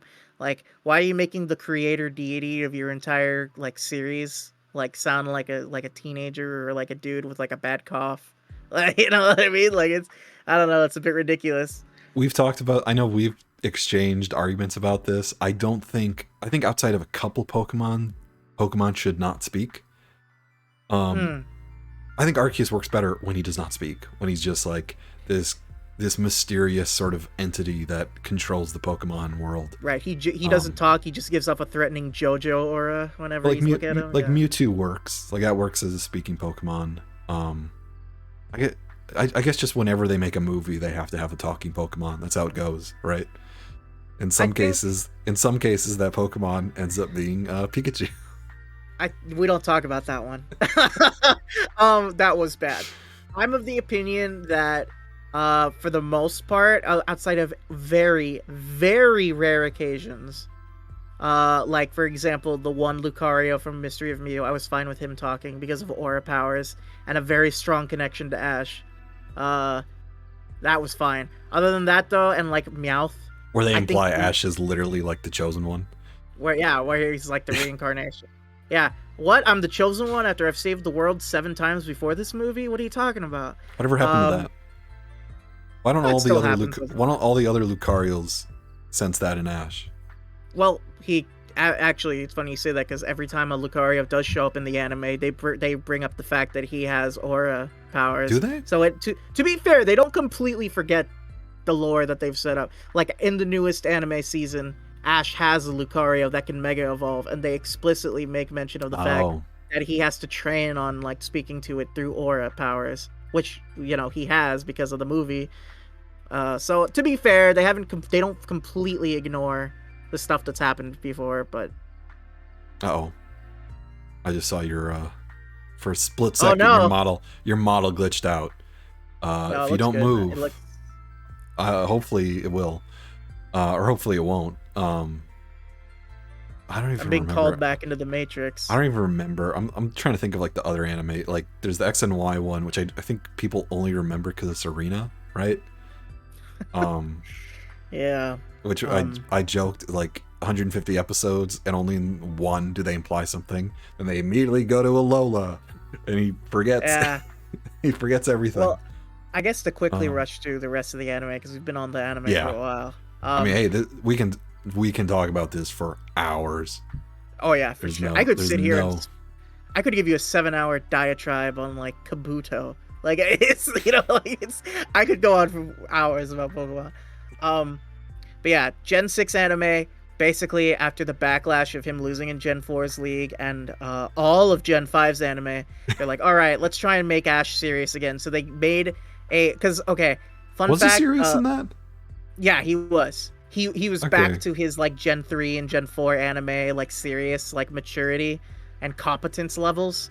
But without it being earned because they tried to do it before and they blundered it, so no one cared. But yeah, fun fact, going back to the Gen 1 anime, and everyone is like, oh, Ash is going to end up with Misty. That's completely made up by the American dub.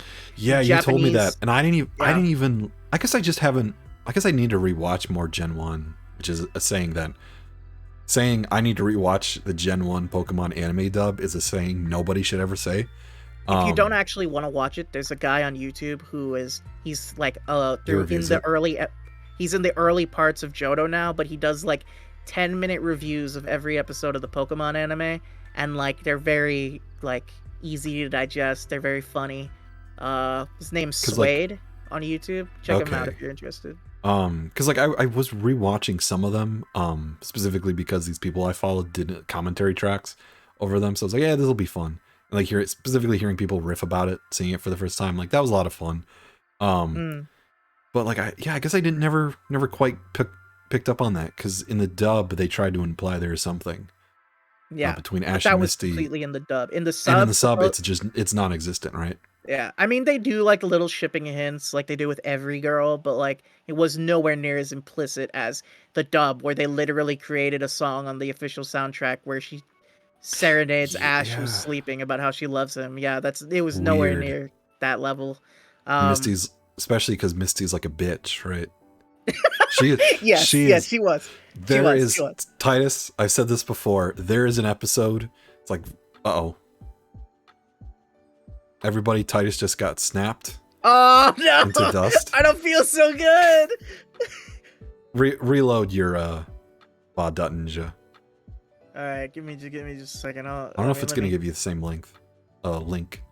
Let me fix this. Don't worry. This happened last time. We'll fix it. Yeah, it happened like 3 times last time. Why does this happen? Is it just your internet connection? I don't know. It must be my internet. I don't know. It has to be. It must be the internet plus like whatever stuff to connect our streams together. I don't know. Is it better now? Now you gotta mute yourself, Titus. You gotta mute yourself. You gotta mute yourself. Okay. Also, make sure. Did you set your resolution to max? No, I didn't. Okay, hang on one second. You need, because you're very low res. I'm very grainy. Oh no. Now you're you're a little better. I'm getting pulled into the Shadow Realm. That's a wrong franchise. Although I do love Yu-Gi-Oh too. You're being sent to the Shadow Realm, kiddo. Yeah. I'm gonna send you to the Shadow Realm, Jimbo. Yeah, you look better now. All right, great. But yeah, I was saying, right. What was I saying? We were talking about Misty. Shipping Misty. Yeah. Oh, she's a bitch. There is an episode, it's like episode 40, where it's a different Butch Cassidy and Butch from Team Rocket, like the other Team Rocket. Yeah, Cassidy and Biff. Yeah. Uh, they were. I'm just not even going to address that. They like set up this fake Pokemon daycare center. So they're like Team Rocket's rivals in Team Rocket. Yeah, which yeah. is kind of fun, which I kind of like. And they're actually competent. I say competent. I think just everybody in the Pokemon universe is blatantly like stupid. Oh no, absolutely. And they set up this really sketchy looking Pokemon daycare. Misty just throws them her Psyduck because she hates her Psyduck. Right. And it turns out it's just this like horrible, it's like a pound, like all the Pokemon are in cages and crying. And the only reason Misty goes back for Psyduck is because they are walking by a restaurant and the owner is giving a free buffet to anybody who can show him a real life Psyduck. And so Misty's like, all right, I'll finally go back and get him. She is an awful human being. Which is why I saw somebody say that, yeah, Nick said is his first ship ever as a kid. I can never see Misty in that light. She's just like this awful character. I guess maybe because as a kid I just saw all the episodes where she was angry at Ash. I'm like, I hate that. I don't want that. That's a good point, Nick. Is Misty a huge bitch, or like kids just like that? You can say both. Right. I think because I mean Ash like literally sacrifices himself for his Pokemon. That's true. But Misty just sells them out to eat. Well, I think she would have sacrificed her. I think she'd sacrifice at that point in her development. She would have sacrificed any Pokemon for herself for any of her Pokemon except for Psyduck. She just really didn't like Psyduck. But also, she like. Oh, sorry. Go ahead. I keep interrupting. No, you're good. She learns to love Psyduck, so I mean, she gets character development. But yes, early on she was a terrible person. I was also going to make a joke about how Go, they literally named a character after the game. They literally named a character Go because Pokemon Go. But I remember in the old show, everybody forgets the famous side character, Snap. good old Todd Snap. Yeah, but Pokemon Snap is a good game, so that's based. Pokemon Go is a more popular game. Why would they name him Go though? That still doesn't make sense. Well, to be fair, Todd Snap is G-O-H. Todd Snap. Well, yeah, but we know what they're doing. Oh yeah, of course. It's also, yeah, in English it is just Go. His name is the word Go. He literally just catches almost 90% of the Pokemon. Look, as someone who's watched the entirety of the seasons of Pokemon since he showed up, like he's just Go shilling. 90% of the time he tosses a single normal Pokeball and catches everything he throws it at, including an actual literal Suicune. Yeah, you told me that. I'm like, and a Necrozma.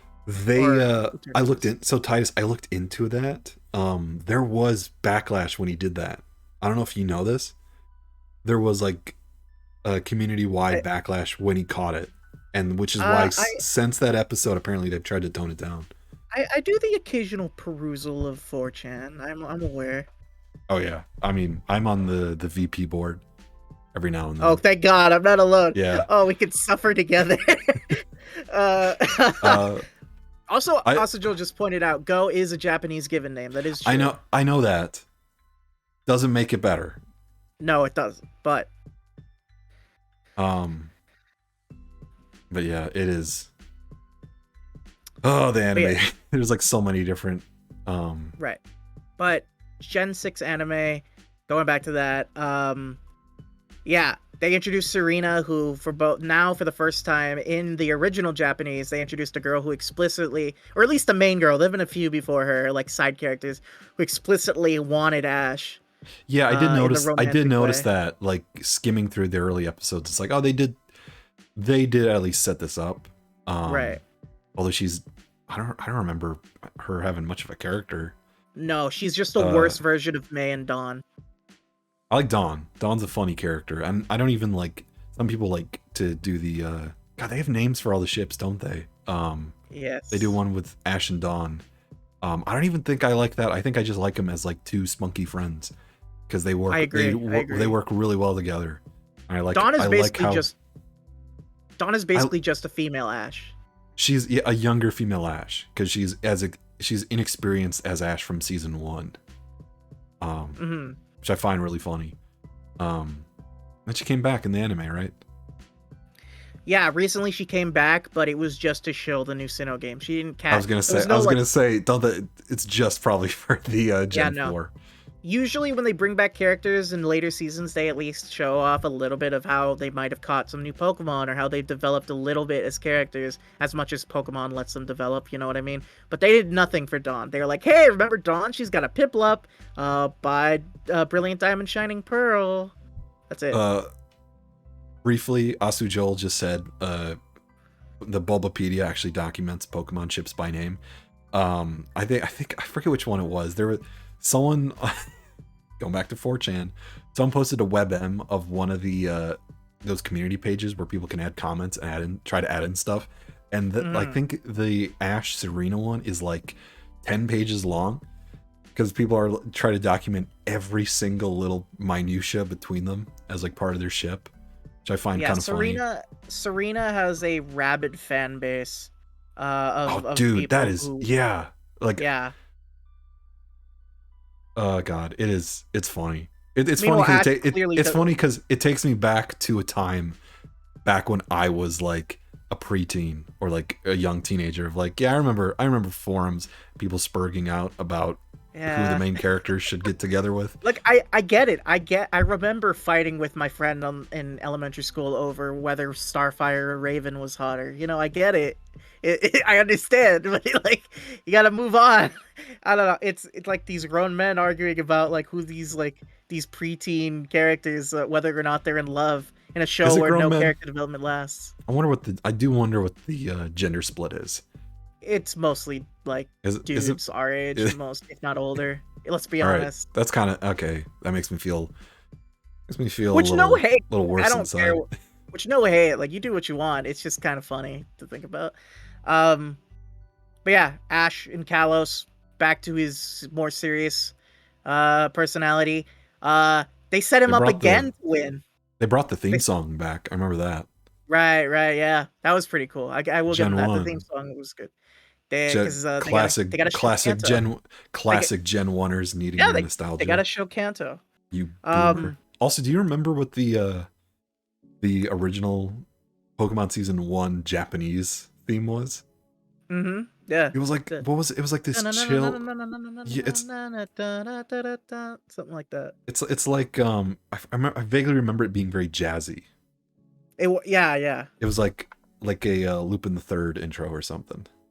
No, it was I like the English one better though, but the English one's iconic. We cannot beat that. I forget the guy who sung it.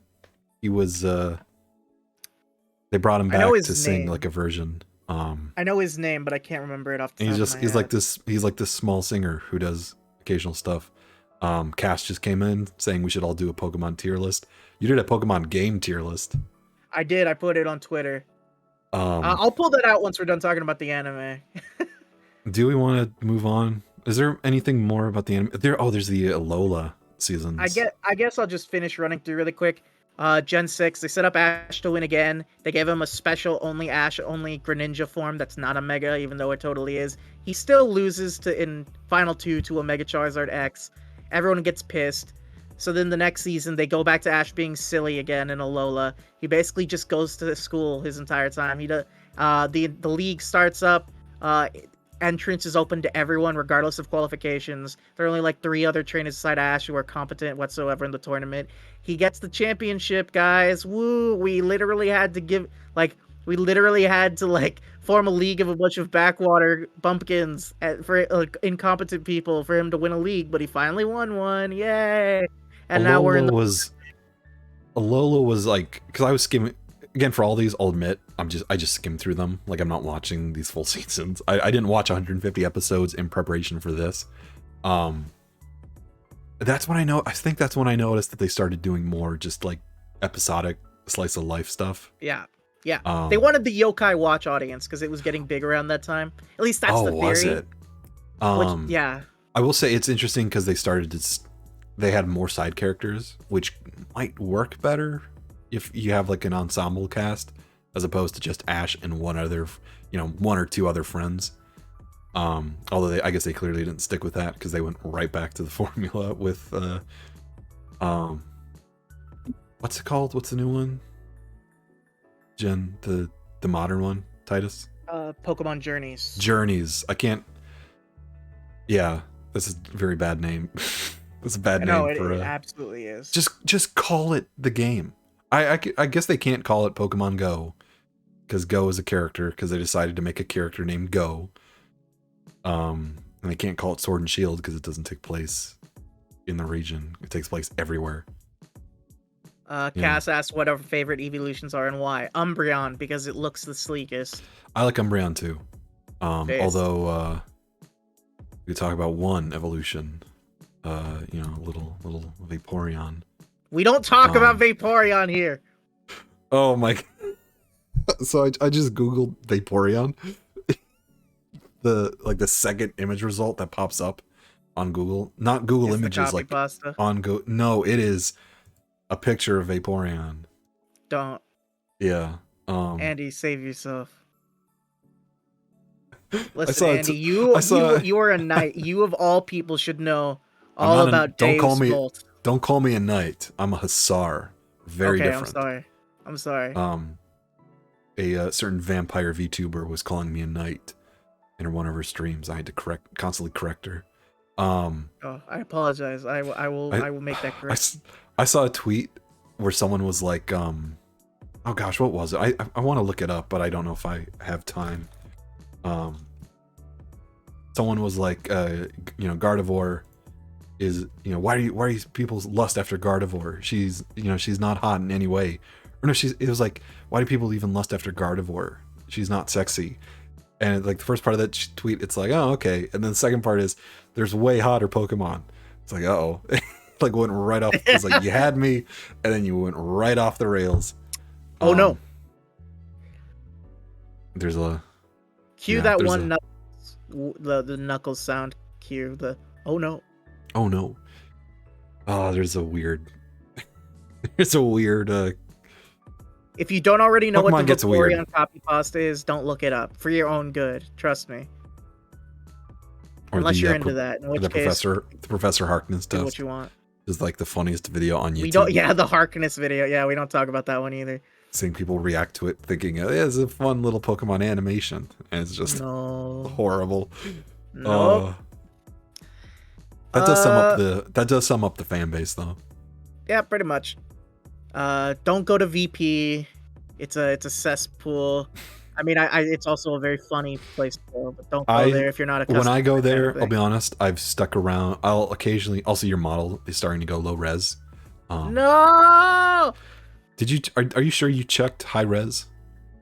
Yeah, let me double check.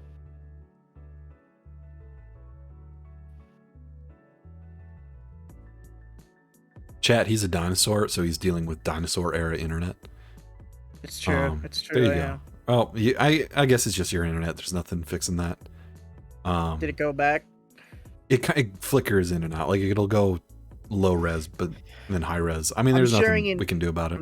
I'm sharing an internet with a bunch of museum employees. There's not much I can do about it. Oh, that's right, because I still don't know your lore. So you were resurrected. You weren't resurrected, but you were cloned, right? No, I was just born. You're just born like normal folk.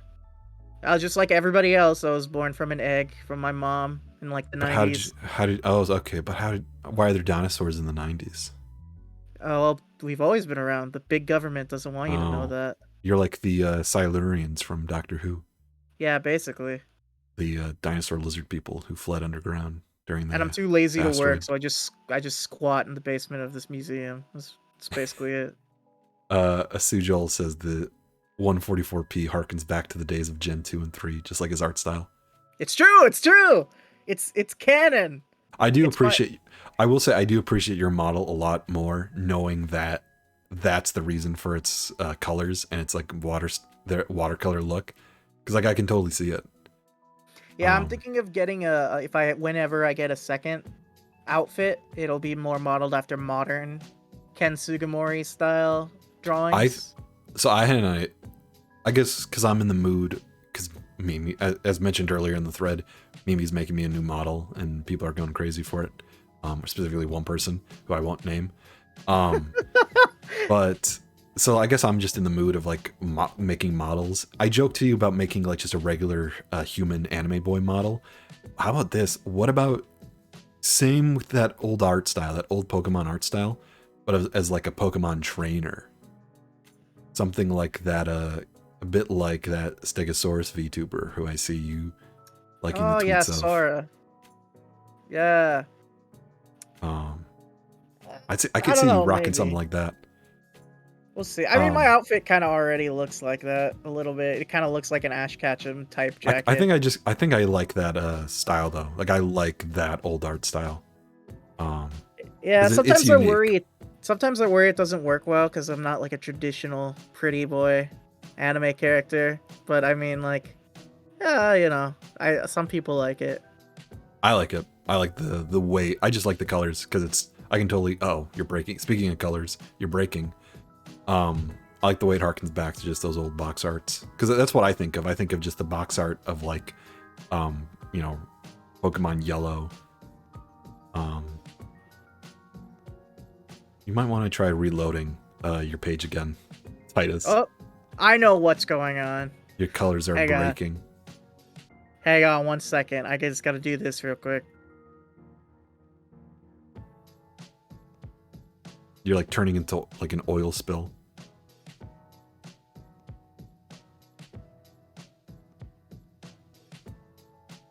I wish I could afford legs for my model, Cass. You should join the 3D model, Cass. The 3D model club, Cass. You're missing out. Not like I'm in it yet, but Mimi's getting there eventually. Her Kyo is the newest the 3D VTubers that Mimi has made a model for, and he debuted his 3D model a few days ago, and then he was streaming just earlier. I think he's still streaming now. Actually, he was streaming 2 hours ago, so I don't know if he's still streaming. No, he's not. Okay. But yeah, I like that. The Mimi's new wave of 3D models. Titus, are you there? Can you hear me? Yeah, I can. Okay. Okay. Do you think you fixed it? I might have. What do you think was causing it?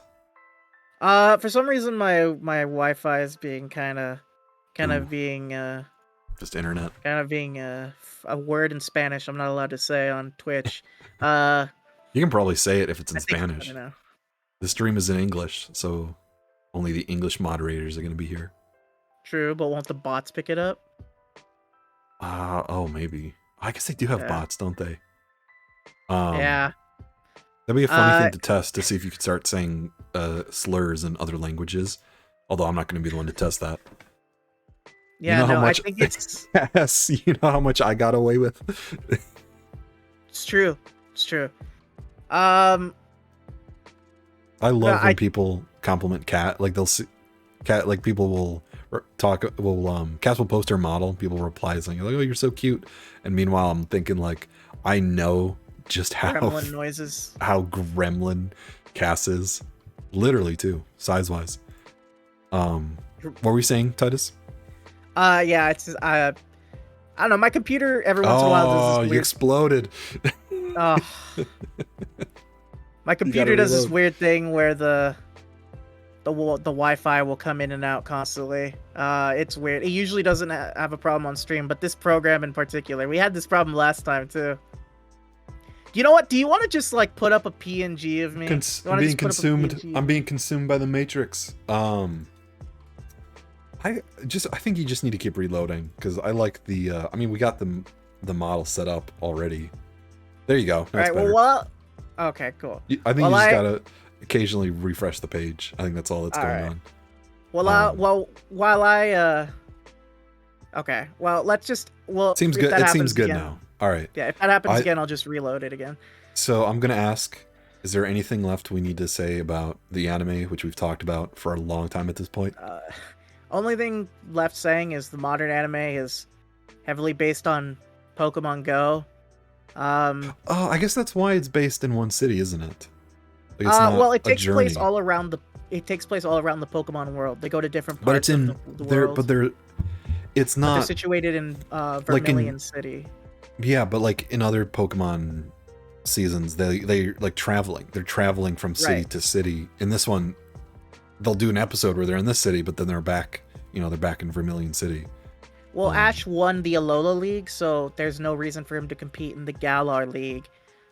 So the justification this time for travel is he's working for a researcher, and Oh yeah, he's that's also right. taking part in a worldwide tournament that spans across regions, with the champion, the goal being to get to place in the top rank so he can fight against the world champion, which is conveniently Leon from Galar. Yeah, And he I fights like how that against, works. and occasionally they'll have episodes featured in Galar, and they'll fight. Like he has a rivalry with B. So Galar still shows up, but it's not like only situated in Galar, because there's no reason for him to only being in Galar, because he's already won the Alola League. So there's no real point in winning another regular league. Hey, Titus. Titus, do you know Yes. what Pokemon Leon has? Do you want one Pokemon Leon has that Seismitoad. No, what one Pokemon that he has that is in literally every single Pokemon season? Charizard. Oh yeah, Charizard, a Pokemon. Ooh, now my Dude, I love connection Charizard, my bro. connection just took a dip there. I think it should be good. I had a stream that had a really awful upload speed, and the chat got delayed by like 15 minutes. That was a bizarre stream. I have family over right now on top of the usual museum staff, so that's not helping. Probably. Oh, They're probably using the internet to watch like K-dramas or something. I don't know. the poor museum Wi-Fi. Yeah. But yeah, is there anything else we want to say about the anime? No, we pretty much covered the anime. I went on to great lengths explaining the entire history. Wow, Cass is pretty short.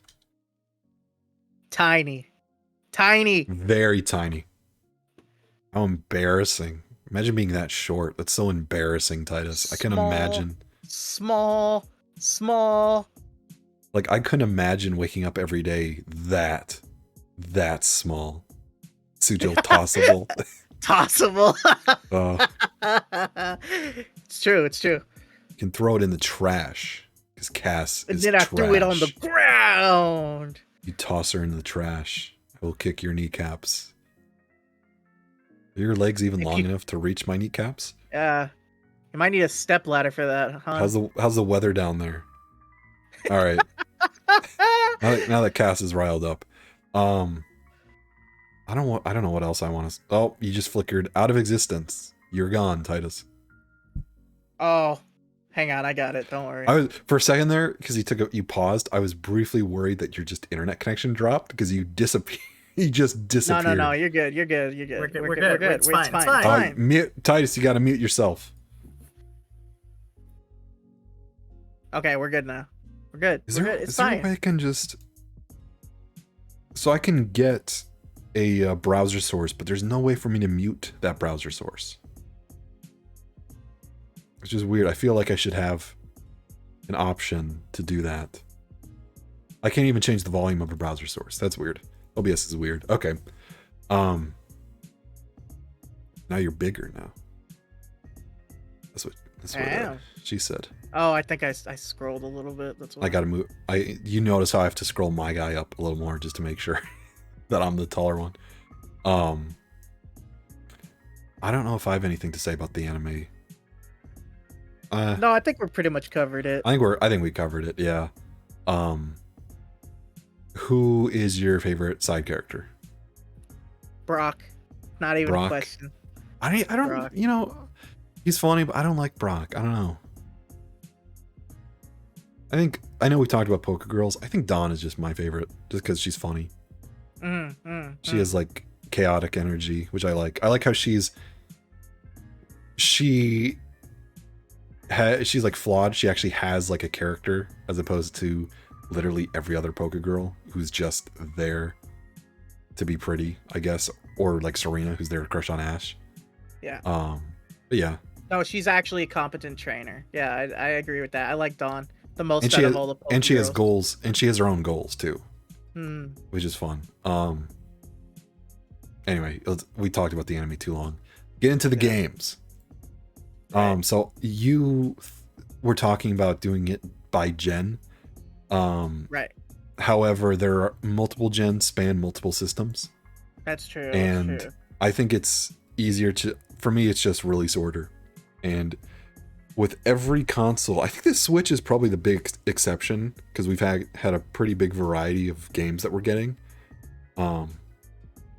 But and I say that in a bad way too, but usually with every console, you can see there's like a trend. Like, you know, GB Pokemon games are all very much the same. Same with GBA, same with DS in regards to like graphics, gameplay, mechanics, and stuff. Which is why I think we should start with Game Boy, as well as I'm lumping in Game Boy Advance because I never played the original Game Boy. That was too ancient for me. It just looked like a graphing calculator. I can't get into that, to the black and white nonsense. Zoomer. Everyone in chat, point and laugh at the Zoomer. Oh, that's what you get, you Gen 1er. I'm not a Gen 1er! You are a Gen 1er. My favorite Gen is Gen 2. You're the kind of person who sees Gen 5 and he goes, "Oh, this isn't as good as Gen 1. Gen 1 is the best gen. There's only 150 Pokemon." You're that person. I have met people like that. It is I know unbearable. too. That they made up the Pokemon fan base for much of its existence. Anyway. I can't play as Charizard and Gengar. What's the point? Yeah, they're the people who screamed at the Detective Pikachu trailer whenever they saw their favorite Pokemon, Charizard. They're not making a sequel to that, which I'm kind of sad about. They can't. There was one planned, but they scrapped it. Yeah, I heard about that. I'm disappointed, but not surprised. I hope they're at least going to try another movie. Because they made money. I would like to see another movie. Maybe a TV show. They're not doing a TV show. They do a movie. Let me give us a movie that actually has Pokemon battles so that like the people who only want to watch things blow up get invested and give it more money. Anyway, GBA and Game Boy original, as well as Game Boy Color, which I also never played Game Boy Color. I guess we start off with a red, blue, green, yellow. Did you play any of those? Fire Red. I played. And it's funny going back to those games after having played a lot of the modern ones. Because a lot of the design is very old, a lot of archaic mechanics. It's also much harder than I remember. At some points, like a friend of mine, I think at school, lent me his Fire Red. I played it for like a few hours. I never went back to it until now. Cast that means something in DMs, but it was bizarre, not bizarre, but like interesting to see how the series evolved. It's such a very simple game too. Like there's not much to it other than, you know, this little pocket RPG, which at the time has been mind blowing to kids.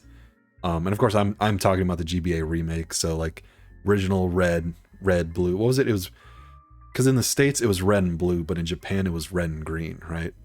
Yeah, and then yellow is the third version. But I don't really. I guess I don't have much to say about it. I think I have more to say about Ruby. Although I guess my thoughts are pretty much the same across a few of the games. But yeah, I don't have much to say about it. I think I'll let you take over. Because you seem to be the expert on older Pokemon games. Yeah, your boy's a bit of a dinosaur. So I've played pretty much every mainline game. Red and blue, they're beautiful in a way. I mean, obviously, like Asujo was saying earlier, it's pretty hard to go back to Gen 1 and 2, the originals. nowadays, but I mean, I said um that too. It's hard. yeah. It's Those hard. black and white video games that Yeah. ran on They have graphing been calculators. they have definitely been phased out, but like I have a strong respect for what they did, and I would not say that they're bad games. It's just that in comparison to like we have superior versions to them now, so there's no reason to go back and play them. Um, it's like I would never call like the original Tetris on like Game Boy bad just because we have way better versions of Tetris now. Uh, but it's outdated. There's no reason for it anymore. Same with Gen 1. It was riddled with glitches. It was held together by duct tape and the tears of Satoshi Tajiri. But you know, it had heart, it had soul, it had passion, which I haven't A been able to lot of say about soul. Pokemon in a long time. Yep. The re as I for the will remake, say, I oh will yeah, say, actually, you know, get into the remakes. Then I'll talk about. all right. As for the remakes, Fire Red, Leaf Green, great. Uh, the idea of getting remakes of older Pokemon games as a kid was wild. I was like 9 or 10. I remember I got Fire Red or Leaf Green. I can't remember which one for Christmas that year at my grandma's house, and I played that like constantly, and it was so much fun. Um, Well, the remakes were good because it let you had like, you know, twice as many Pokemon games as you'd normally get for a system.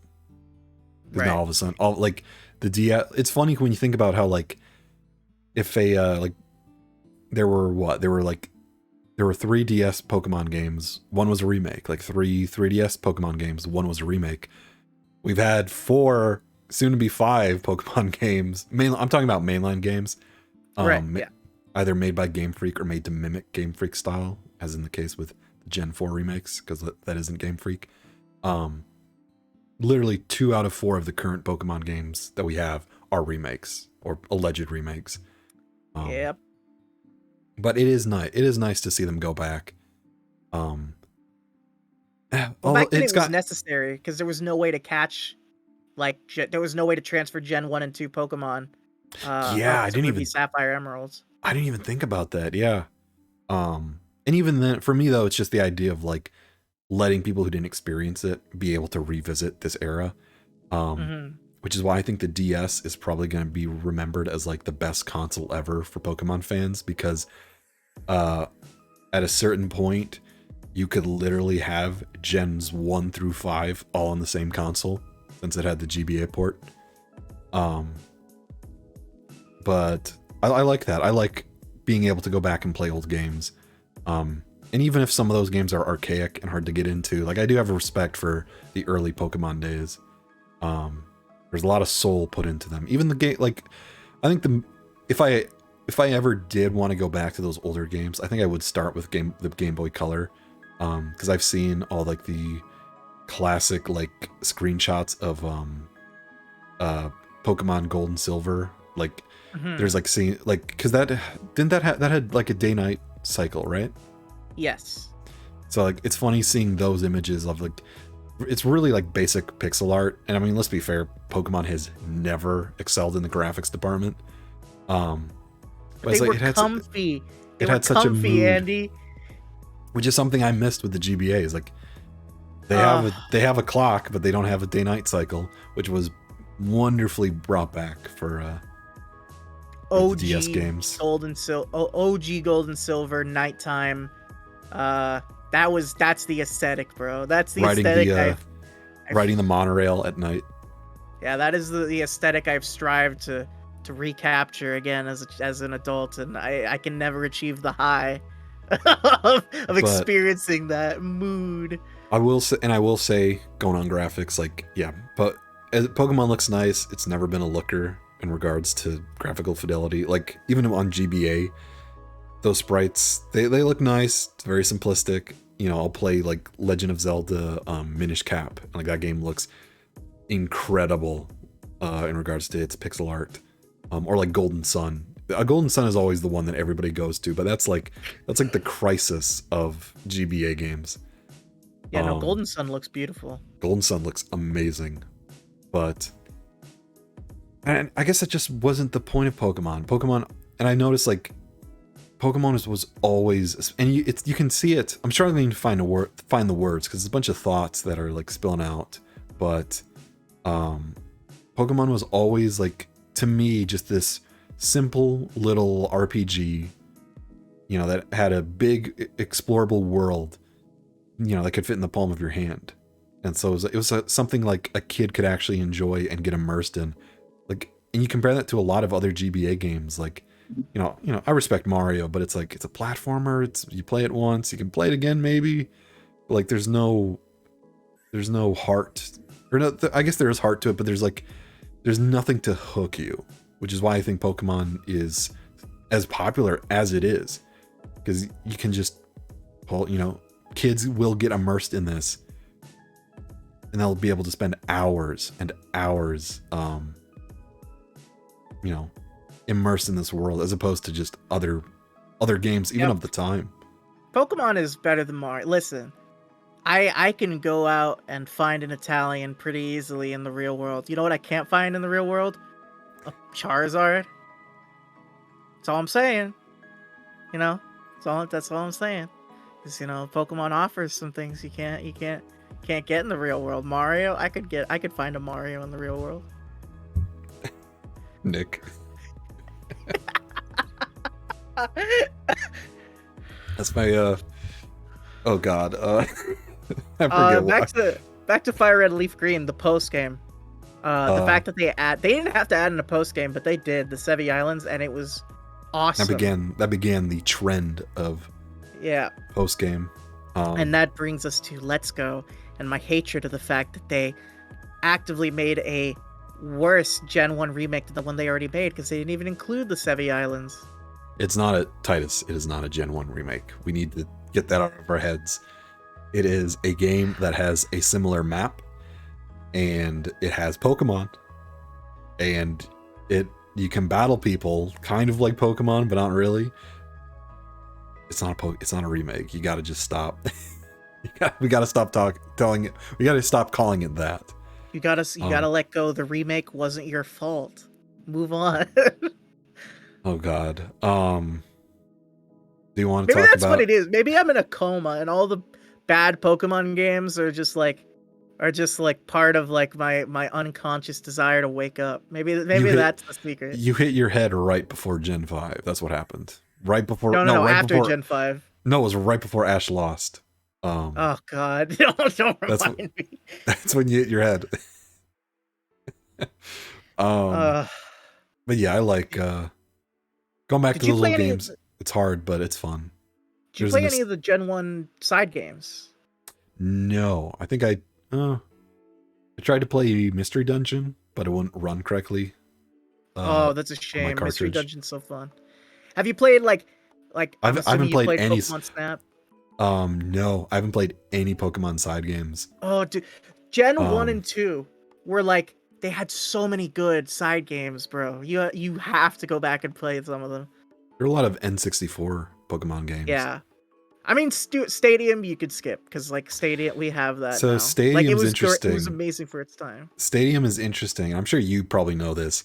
They hackers have like tried to go into the game's code, and they are like 90% sure that Stadium contains code for a perfect working original Game Boy emulator that was only used for Pokemon.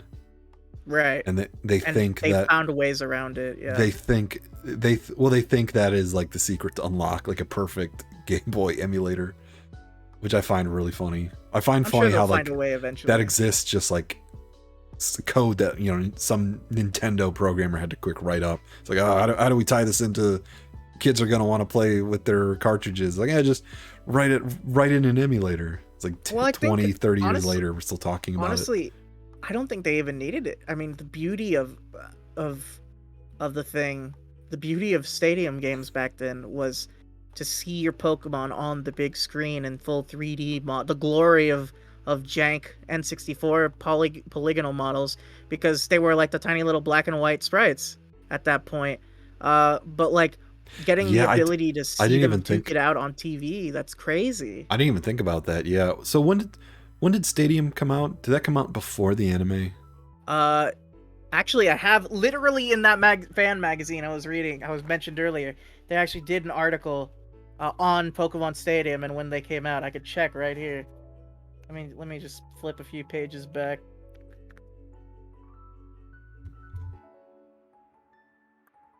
Because I'm wondering, like, because the anime aired on April 1st. What a bad day to air.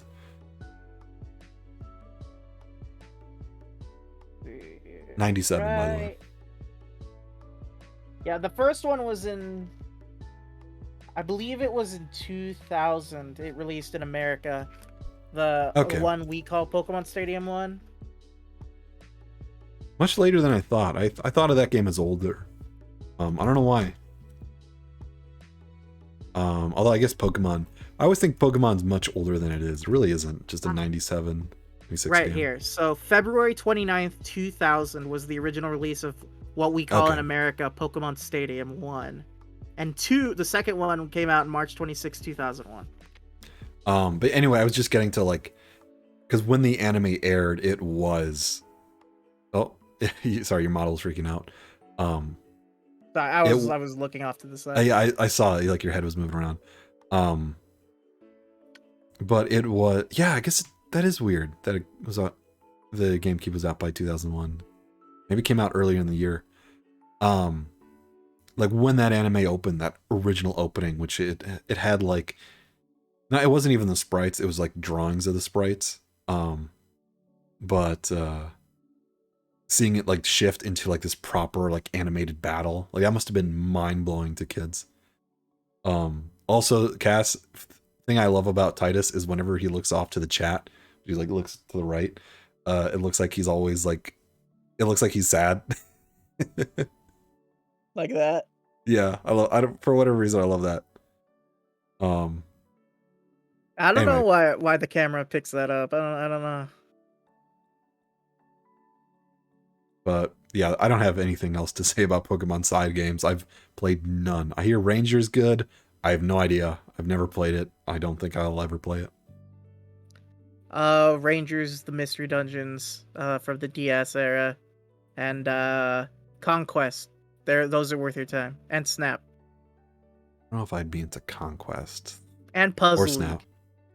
League. I love Puzzle League. Okay. But it's just Tetris Attack with Pokemon anime music in the background. So. Oh, okay. classic Pokemon spinoff. God, there were like a lot during the Wii U. There were like, I'm thinking of like the Wii U era, and they tried to do a bunch of Pokemon spinoffs. Yeah, like a lot of Rumble. Wii U. It was Wii U and Switch. Like, there's the one where they all look like Minecraft. Right. Yeah. I know what you're talking about. And then for the Wii U, they had this low poly look. Anyway, we're not. Don't get into that. Gen 2. Do we want Gen 2?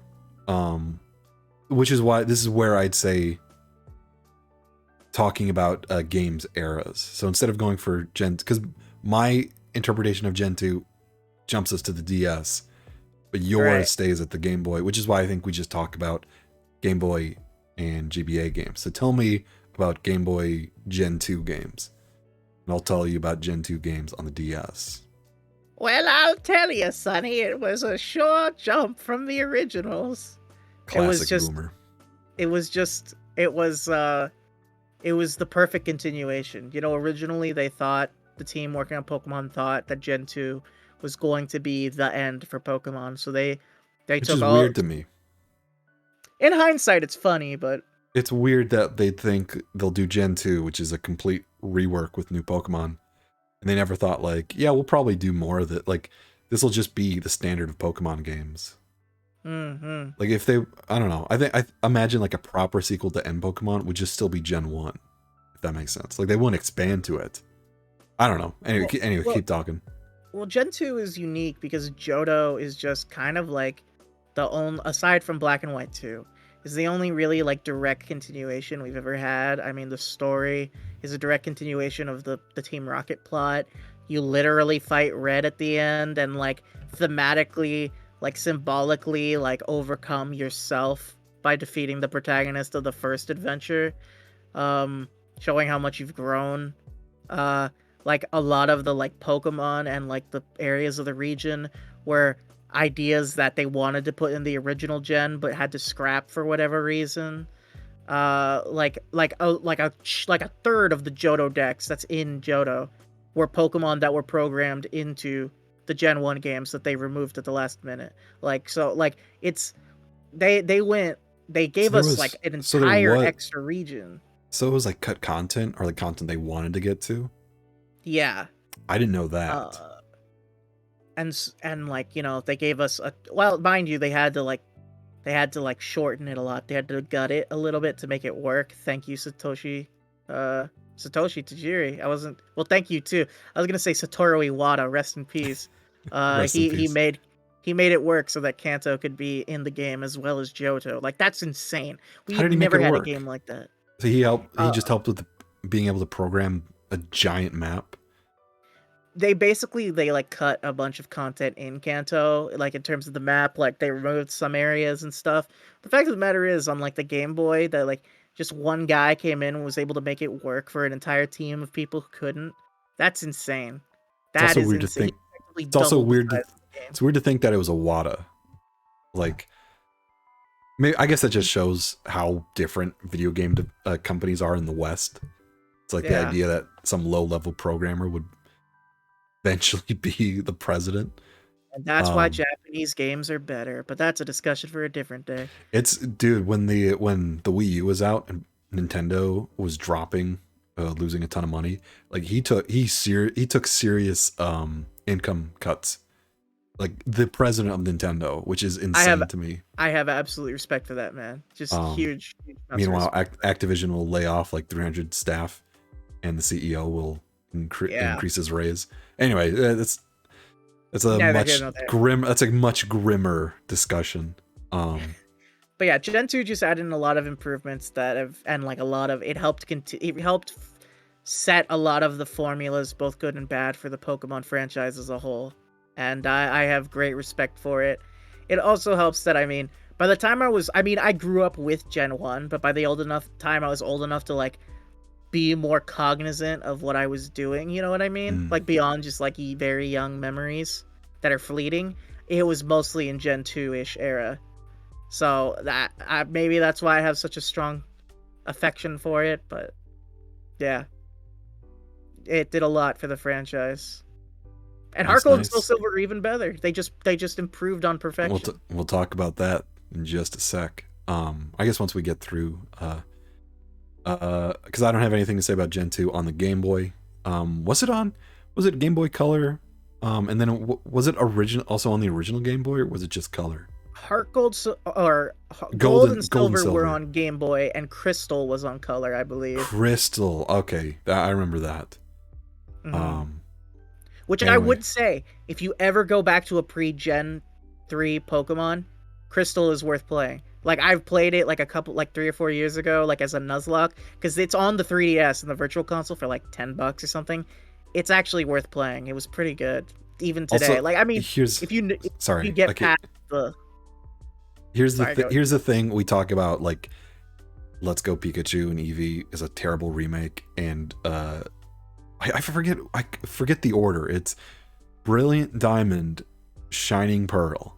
That's a bad name for a pair of games. But we talk about how those games, and even like was it? It's Alpha, no, Omega Ruby, Alpha Sapphire. Again, I always mix them up. With those games, it is. We talk about how they're remakes, but they're worse than the original versions. They're lacking content, and they're bad remakes. Like the point of a remake, which I think we're going to talk about eventually once we get to Heart Gold and Soul Silver, is like you play it and it has more content than the base game, and it kind of in a way makes the base game like obsolete. Like because you're saying like go back and play Silver, or not Silver, Crystal. Meanwhile, I'm thinking of like, or just you can go play Heart Gold and Soul Silver. No, you're absolutely right. I'm just saying if Yeah. if you wanted to play like the old ones, that's like the I know, one I that's know. it's I in know what you terms were of saying. quality, it stands I know what amongst you were. the modern ones. I know what you were saying, but I just had a moment where I'm like, that's back when remakes, they actually put effort into them, and they were made to like they were made to a certain level of quality and standard that does not exist today. That's all I was getting at. And it's funny, like, the thought popped into my head naturally of like, yeah, you can just play the back those days remakes were good enough where you didn't have to go play the original game because you were missing content. Anyway, do we want to move on to Gen 3? Gen 3 for GBA? Yeah, sure. I know some people who do not like Gen 3. It's a surprisingly common sentiment I've seen. I guess I'm just not that well versed on those early Pokemon games to say whether or not I think it's better or worse than specifically like Fire Red, which I played which is because it's Fire Red and then Leaf Green, and I only played Fire Red, but I did enjoy it. I do notice it gets very grindy at a certain point, and that's the big complaint a lot of people have. And even then, I kind of noticed the grind really like you do reach a point where you realize like, oh, I'm literally just trying to level up as much as possible. Every Pokemon game has the grind. I think that one has, at least when I played it, had kind of the most grindiest progression, but I still had a lot of fun. Again, to me, because I played, Fire Red and then I played Ruby, like they were, and then I eventually played Emerald. They were all the mechanics were very similar, gameplay was very similar, so like to me those games kind of all blend together. Again, GBA don't have much else to say about it other than they're classics. Right. Well, Gen 3 I feel like is the beginning of was like the beginning of formations for what Pokemon would be beyond the initial Pokemon boom, as it were. They took a leap of faith and kept going with the series after the original intended ending.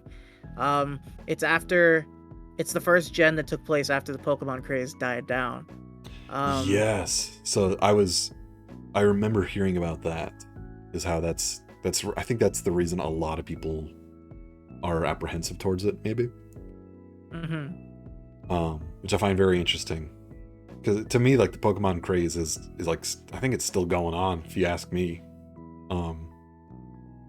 But well, now it is, but for a while it was bleak for Pokemon fans. Like, even with Diamond and Pearl, like, and Platinum, like, those were, like, there was still a Pokemon craze, but it was nowhere near as big as it was, right before Gen 3. Right. But tell me more, Titus, about Gen 3. Tell me more. Okay, so Gen 3, I mean, it started the trend of like the whole storyline of formula of evil team wants to control the legendary for whatever reason. You have to free the legendary and catch it to fight them. Classic that was formula. The beginning of that. It was also the beginning of like Pokemon low-key getting more grandiose. I mean, if you really think about it, Gen 1, the story was low-key. Fight the Mafia, defeat your rival from your hometown, and catch a genetic experience, which was powerful. It's still one of the most powerful Pokemon in existence, but like the stakes were relatively low-key. And then you get to Gen 2, same thing, even lower stakes. Catch a few random legendaries who are like basically local guardian deities. Re-defeat the Mafia. Conquer the league. The Mafia. But then look at every gen after that. Gen 3, these Pokemon are responsible for creating the land, the sea, and the sky. Dude, you want to talk about God Pokemon? Wait till we get to Diamond and Pearl and Platinum. Right. That's when we get into the real shit. Yeah, these evil teams, they want to take control of them because they have differing opinions on what will improve the lives of humans and Pokemon, like more land or more sea. which boils down to more land or more sea. Yeah. I like that. They are extremists. So yeah, It introduced the concept of double battles. It introduced berries. Yeah. It introduced the concept of moves being special or physical. It was a huge jump from Gen 2. It instilled a lot of the things that we have in Pokemon now that we take for granted. A lot of the basic formulas. And God, those soundtracks, the chiptune trumpets, That's some nostalgic stuff right there. So I'm gonna point out something. I think me and Titus focus on different stuff for each game. I know Titus, you're going into moves, you're going into like some specific gameplay mechanics, and for me, it's always like kind of the atmosphere and the world itself, and even just like the progression. Like that's my Pokemon experience. Like even Pokemon games, like I don't care much for like the end game content. Like for me, it's the journey getting there, where it's me being able to like zone out for a few hours, grinding through, the Sinnoh region, right, and just enjoying the atmosphere, which is kind of why I started with GBA, because that's those games, like the graphics and the graphical fidelity was enough to convey like these unique worlds that was fun to explore. I mean, Gen 3 had a ton of beyond just the box legendaries, there's a lot of like great exploration of oceans, depths, and rainforests.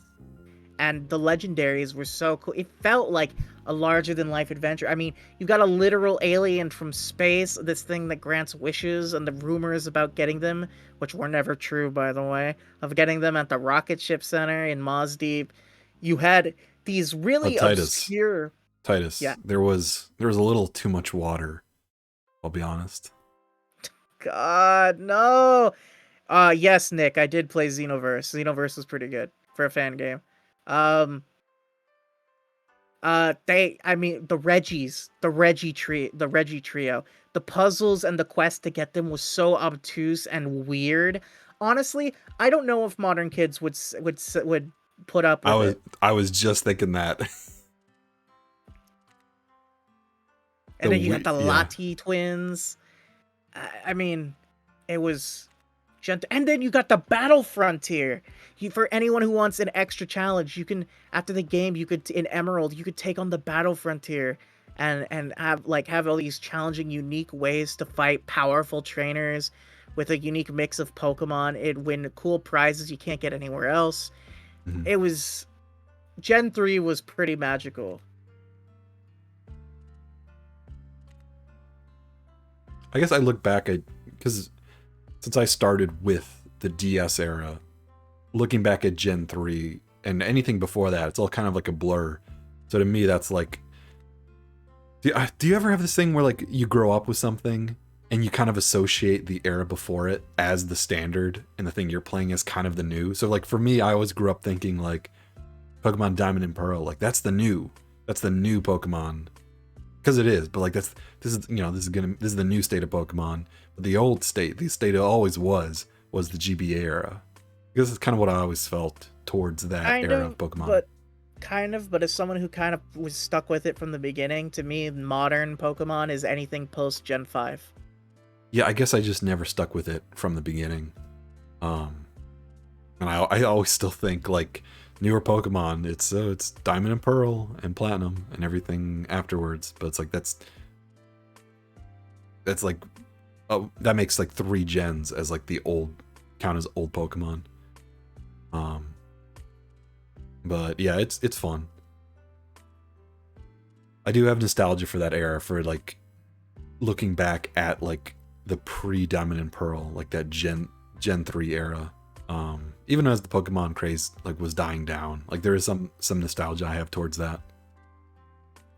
But oh, also before we move on to Gen 4, I just got a really quick say, Pokemon Coliseum and XD Gale of Darkness on the GameCube were fantastic games. Game Freak, make another one for the love of God. They're so good. I want more. Please. I remember thinking XD had a weird art style. Like the characters looked weird in that. I don't remember, but I never played them. Just seen what Let's Plays. They're pretty fun. Anyway, the GBA was weird because Nintendo were originally planning to make it, I think, all the way back in the mid-90s. There's a prototype from 1995 that is a separate... People say it's the precursor to the GBA, but apparently it's just a prototype for what would be the GBA. So by the time Nintendo finally got around to making it, it would only be on the market for I think like 3 years. It came out in 2001, and then by 2004, as everybody knows, Nintendo would move on to the DS. It's weird 'cause I always associate the GBA as being around much longer, but it was apparently only around for like a few years. Well, you know, back then when you're a kid, time passes by so much slower. The sixth gen is weird because it was the shortest one. Like, it was around for like 4 years. You had Xbox came out in 2001, and the Xbox 360 came out in 2005. I'm sure Nintendo liked it though, because their GameCube did not sell that well. No, it did not, which is unfortunate. On a tangent, can I point out how with Nintendo's bad selling consoles, they would like skip so with 6th gen it kind of worked out for them because everybody else did, where they didn't stick around for like gen is usually like 7 years, 7-8 years. With that, they kind of skipped it. They were only there for like 4 years, but then with the Wii U, they were also only there for like 4 years, which is why the Switch is weird, because it's a 9th gen console that came out in 2017. Yep. Like right in the middle of a different console generation. I just find that kind of funny. Like, now Nintendo's offset with their consoles. Anyway, that was a weird tangent. But I feel you. DS came out. Nintendo was appealing to an even bigger market. It's insane how many DSs were sold, more than the Wii. I think it was like 150 million. And with it came Pokemon. And it's weird to think that for like a console, for an era of when Nintendo is remembered as like becoming more safe, becoming more casualized, Pokemon kind of became like even better, and now it's regarded as like the peak of the series. We start with Gen 4, which I know you don't like Gen 4's base. You prefer Platinum over Diamond and Pearl. Right. I love Pokemon Diamond just because it was blue. And I was like, as a kid, I'm like, I want that. 'Cause I'm not getting pink. Yet you don't want to play the original Pokemon Blue. Curious.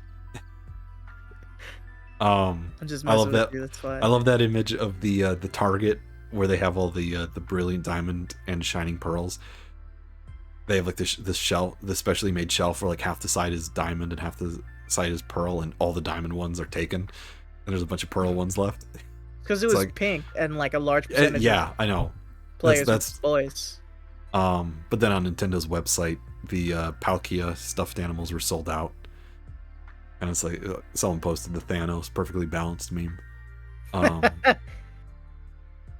I find that kind of funny. Cass had a pink DS. I'm not surprised, Cass. I'm not surprised. I think I had a red one. I had a white one. Mm-hmm.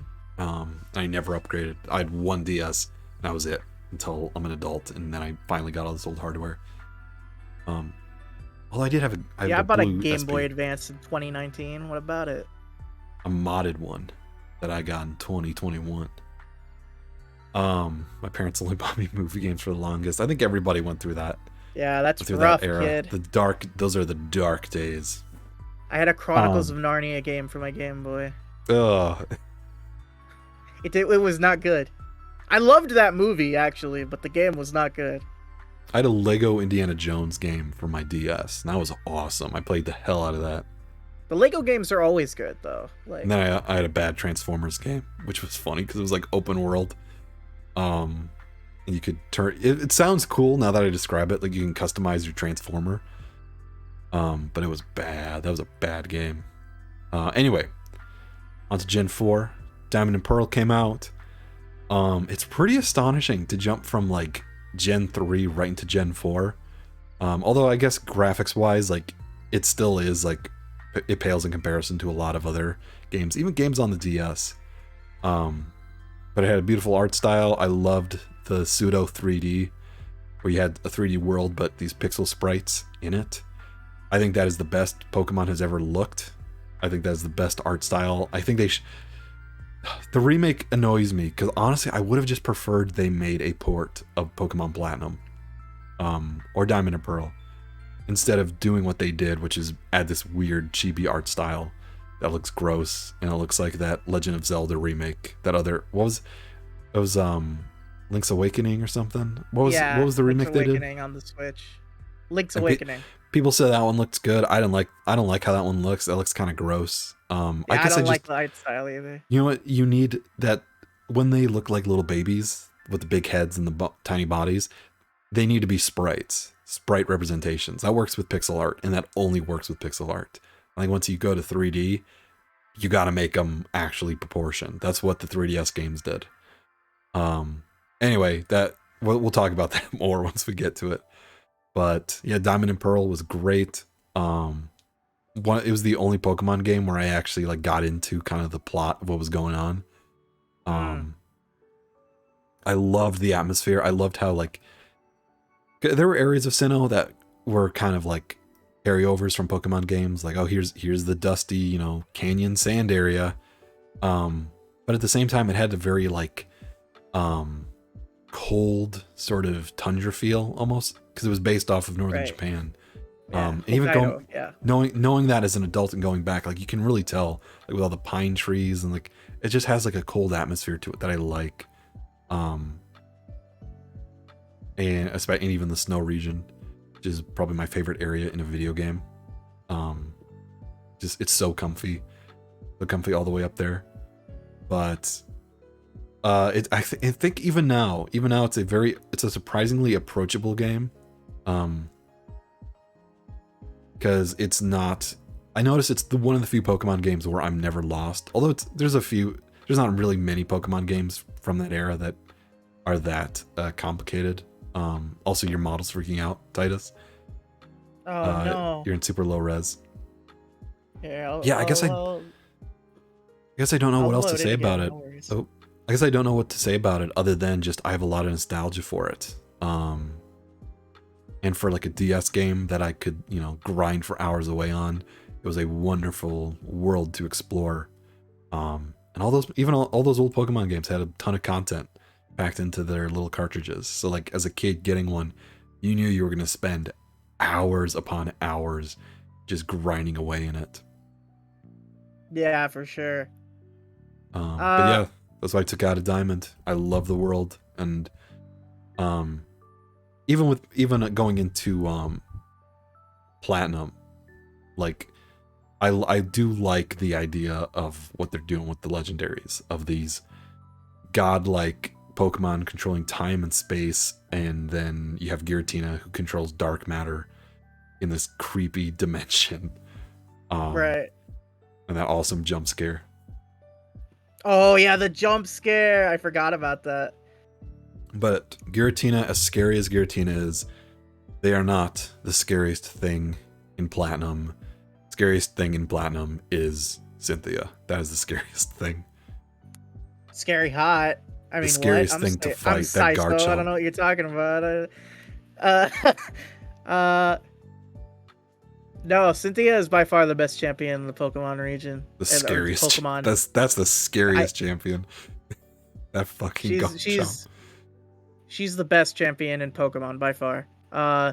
Like she's very confident. She has some semblance of like a character that's actually kind of interesting. She has like really good design. Her battle music is good. Like everything about her is great. I love Cynthia. I think to this day, Cynthia is still the best champion. And the idea that Leon canonically might be stronger than her is bullshit. I'm just calling it now. It's bullshit. But Titus, he's the newest champion. He's new. He's got new Pokemon. I don't care about his Charizard. I don't care about his fucking Charizard. I guess I'll give my opinions of Gen 4. I'm a huge lore guy. I really love the lore of different franchises, and considering how much Pokemon matters to me, I dig deep into the Pokemon lore, and I gotta say, it's fascinating going from just, I mean, I don't think it was intentional, but we went from Gen 3, where the box legendaries were Groudon, Kyogre, and Rayquaza, who were loosely thematically based off of the Judeo-Christian Behemoth, Leviathan, and Ziz, I always which were thought they like were just. mythical I was creatures from I was interpreted as they were just representation. I mean, because they are representations of like Earth's elements. 'Cause it's like right, magma, ocean. You have land, ocean, and the air. right. The Well, sky. they are, but they are multifaceted in their like inspirations, which is what makes them interesting. And then meanwhile, you go to Gen 4, and they were like, how do we up the ante from beings who literally created the entire planet? We'll Time just and space. yeah, we'll go with time, space, antimatter, the spectrum of human emotions, the giant titan who formed those other three crazy titans, who's so powerful he literally shifted the continents into place. And will also make the literal creator deity. I just like the irony of Gen 3. They went from Pokemon based off of like these beings from Judeo-Christian uh mythology tradition, whatever you want to call it. And then they went to straight up a being that is based on top Gods. of Yeah. several other creator deities based off of the Abrahamic deity. It's kind of amusing. Just the jump. The legendary. There were a Yeah, the lot of legendaries went from like these. All these Pokemon. They're pretty tough. They're pretty tough to fight. Now we're to Pokemons who are literal embodiments of aspects of the universe, like yeah, laws of physics. You have one who literally controls antimatter, and then the others who control time and space. And literally, if they stop doing their job, time and space literally breaks down. they're very Which is eldritch. very creepy. They're also they also really sell how powerful they are and how eldritch they are. I mean, like if you look at Arceus, like with its head being a finger, it kind of looks like a hand. I didn't notice that. And considering its lore that it was a being born from an egg before anything existed, and it shaped existence with its 1,000 arms. What if it's just one arm Weird. of the creator that's the physical representation of an intangible being that created everything? You know what Titus. I mean? Like, He's just a grumpy Pokemon who got scorned by no, humans that's a the while anime. ago. That's the anime. We don't talk about the anime. Anime lore is inconsistent. He talks like a cringe guy trying to put on an edgy voice. And then you got Giratina, who you could argue has some inspiration design wise based off of Satan, with 6 spikes, 6 wings, 6 legs. That's 3 pairs of 6. It's literally banished to another world for being too violent by the creator deity of the universe. Like, it's kind of, the parallels are there. And Yeah, they say like, it is like a fallen angel. yeah. I remember hearing that. And it can like shift its form and like crawl through the shadows. But the cool thing about Pokemon is that they're not really evil. It's No. like, yeah, it's not evil. It's like, it's just, it's just a being with extreme power that's misunderstood. And I don't know, I kind of like that they never make the Pokemon outright good or evil. That would be so boring. If I wanted to play, if I wanted to do that, I'd just go to Shin Megami Tensei. That's a monster catcher with actual Satan and Actual demons. other gods in it. Yeah, like if I wanted, I'd go play Shin Megami Tensei. I've heard good things about him. But yeah, no, I don't know. As myth-wise, Gen 4 is crazy. And then Platinum, they added in the Shinjo ruins, which was crazy. Or no, that wasn't Platinum. That was Heart Gold, Soul Silver. Yeah, you're skipping ahead. Yeah, where Cynthia shows up and you get to fight Arceus and recreate one of the creation trio for yourself. And it just shows, flashes images of the real world spliced in, just to show how crazy it literally creates a new universe just to give you a new Pokemon. It's absolutely insane. What did Gen 4 do, like, notably? It gave us the even further special physical split, which was very needed, because in Gen 3 there was a physical special split, but it wasn't on a move basis, it was on a type basis. So like certain types were always special moves and certain moves were always physical moves depending on the type. But Gen 4 changed it so that every type can have moves that are either physical or special. So it's not dependent on the type. Because that would completely screw over some Pokemon because of their stat distribution. So that was huge. It was Also, the first Pokemon. Oh, sorry, go ahead. I just realized that we hadn't been doing something. We hadn't been saying our favorite starters for every game. Oh my god. Okay, let's go quick. Okay. 1 through 4. What are yours? 1 through 4. I think I'm a Bulbasaur guy. Just because he's fun. I like him. Bulbasaur's good. Gen 2. Gen 2's tough. I'll have to come back to you on that. Gen 3, Mudkip. Come on. Gen 4. I think I'm a Piplup guy. I see. You know what? I'll go back. Gen 2, Cyndaquil. I like okay. And honestly, this is not based off stats. It's just because I like the Pokemon. Right. It's like I love. For me, it's a Charmander, Cyndaquil, Trico. You would have Charmander. Char. Yeah, I'm big into fire. Fire is my favorite type in Pokemon. Also, I think Diamond and Pearl. That's the best one to get a Chimchar because there are no fire types. None. Like except Ponyta. Who is garbage, and you just need to grind to get a single move. Although if you had Fire Red, I remember trying as a kid, because if you had Fire Red, you could put it in. Again, this is what was cool with the DS, is you could put it in the Game Boy slot, and that would spawn Gen 1 Pokemon in the world. And you can also transfer up your GBA Pokemon in the PAL part and catch them. Although I think to make it work, you actually had to have a full dex in Fire Red. Yeah. So I don't think you. Yeah. I don't think. Okay, which is why I remember. But yeah, I guess you could do that and try to get a fire type. But other things Gen 4 did that were notable. It was the first Pokemon game with Wi-Fi and Wi-Fi distribution for events. Yes. Oh god, it's sad. Cool. It's sad looking back because like a lot of the. It's funny looking back at like through the Bulbapedia and seeing like how to get certain Pokemons for certain gens, and like half the time this was given away during a Wi-Fi event. It's like, oh shit! If only I was a kid who had Wi-Fi like back in 2007. Right. Yeah. My precious Deoxys. I'm lucky enough that I pretty much have a living Pokedex, except for like 2 or 3 Pokemon. So I don't think I have the patience in me to try and collect to try and fill up a Pokedex. I try sometimes, but it's like I do not have the patience or the time to do it. Well, do you know what the difference between a living dex and a regular Pokedex is? I do not. So normally when you fill up a Pokedex, it like, okay, say I catch a Zubat and then I evolve it all the way to Crobat. Pokedex says it registers it as me owning all 3, even though I technically now only have the Crobat.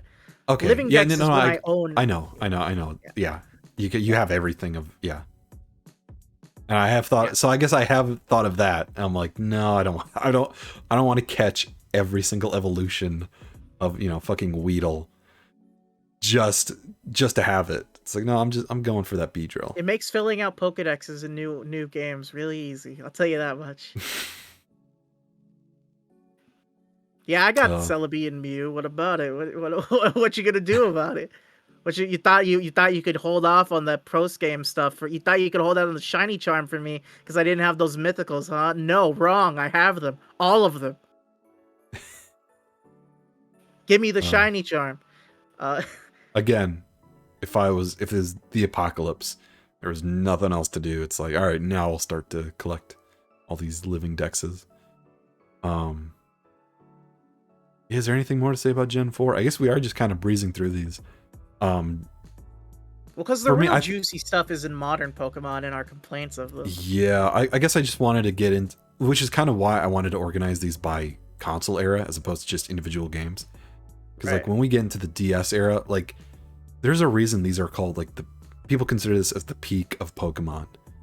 I forget what game. Heart Gold, Soul Silver. That came, and then it was Black and White and Black and White 2, right? Yeah. So it's Diamond and Pearl. Because this is when I checked out This is when I checked out of Pokemon by this point.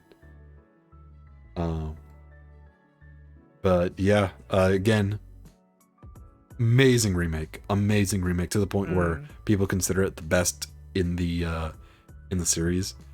I don't know if it's my favorite. I would definitely accept it as a contender for the best. Heart Gold, Soul Silver are definitely my favorite Pokemon games. Maybe they're not the best. You could argue that it's Gen 5, but they're my favorite. They took my favorite gen, which is Gen 2. They modernized it. They improved on a lot of the flaws. They didn't fix everything. Like the leveling curve is still jank. I will freely admit to that. But they improved on. They added the Pokeathlon, which is so cool. They brought in extra post-game stuff. And an episode where you get to figure out what happened to Giovanni during the events of Gen 2. They ported in the Platinum Battle Frontier that you could fight in Johto now. Rematches against gym leaders. Like, there was so much cool stuff. Rematches were cool. But I think playing that, because I was playing that recently.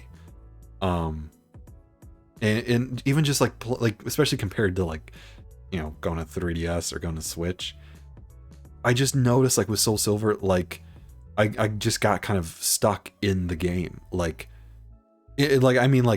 hooked basically. Like I wasn't thinking about, you know, I could be doing other stuff. It was like, I'm totally into this, like slowly grinding, slowly exploring.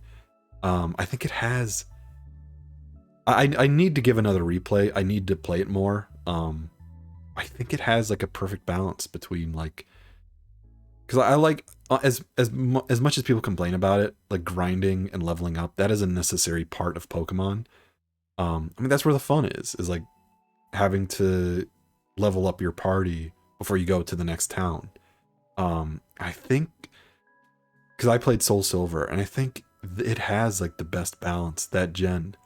The remakes have the best balance, like with being challenging enough to actually be worried in a certain battle of like, because I remember the first time I played it, I walked into what's that bug gym? Do you remember where you have to get on all the platforms?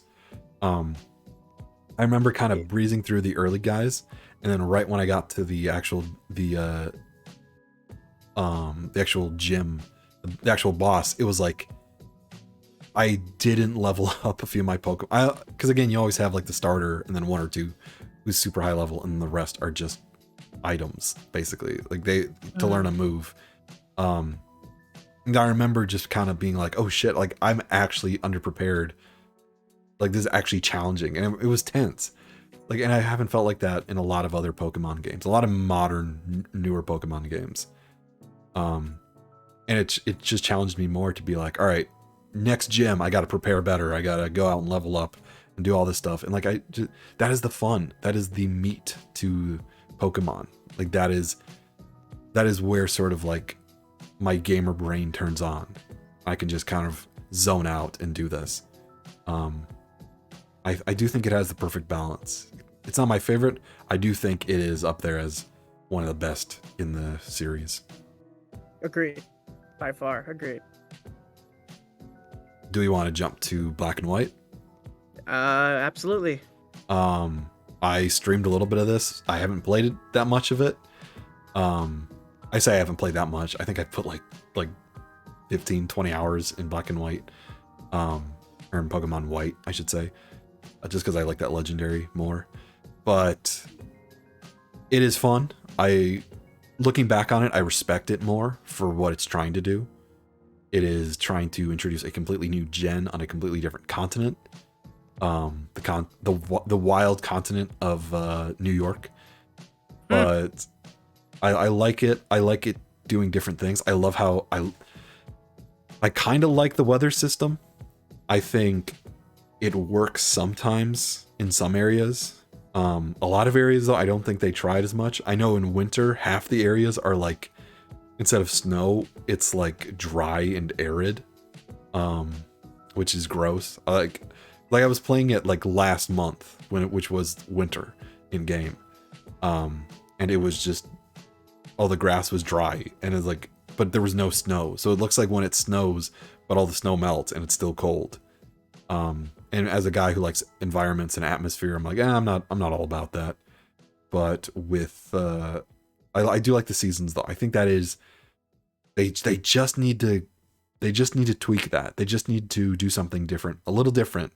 But I think that's a good idea that can maybe make a return. I don't know how they do it though, because they would do alternate every other month. Otherwise, right. I think I noticed this on stream. It's very fast paced. Like the battles is a lot faster than in Diamond and Pearl. I also do think it's a little easier. It's more streamlined than especially Soul Silver, or Heart Gold and Soul Silver, which is probably my only complaint about it, is I like it. It's fun. I like how it's one of the few Pokemon games where they don't bring out member berries. They're just doing their own thing. Yeah, that's true. I like the environments. Not much nostalgia pandering. I think I do enjoy those environments just because it's different. It's something new. And I'd say just that my only complaint is this is when you can start seeing Pokemon getting a little easier, getting more streamlined, not as much of a challenge. I don't know. At least that's what I took away from it. I disagree with that statement. I think Gen 5 I think Gen 5 is one of the most difficult gens in terms of difficulty. Let's not forget, you fight N at the end, and then a legendary, and then Getsis rolls up and is like, alright, hold up, let me pull out a team stronger than the champions team that you weren't expecting, no healing in between, fight me.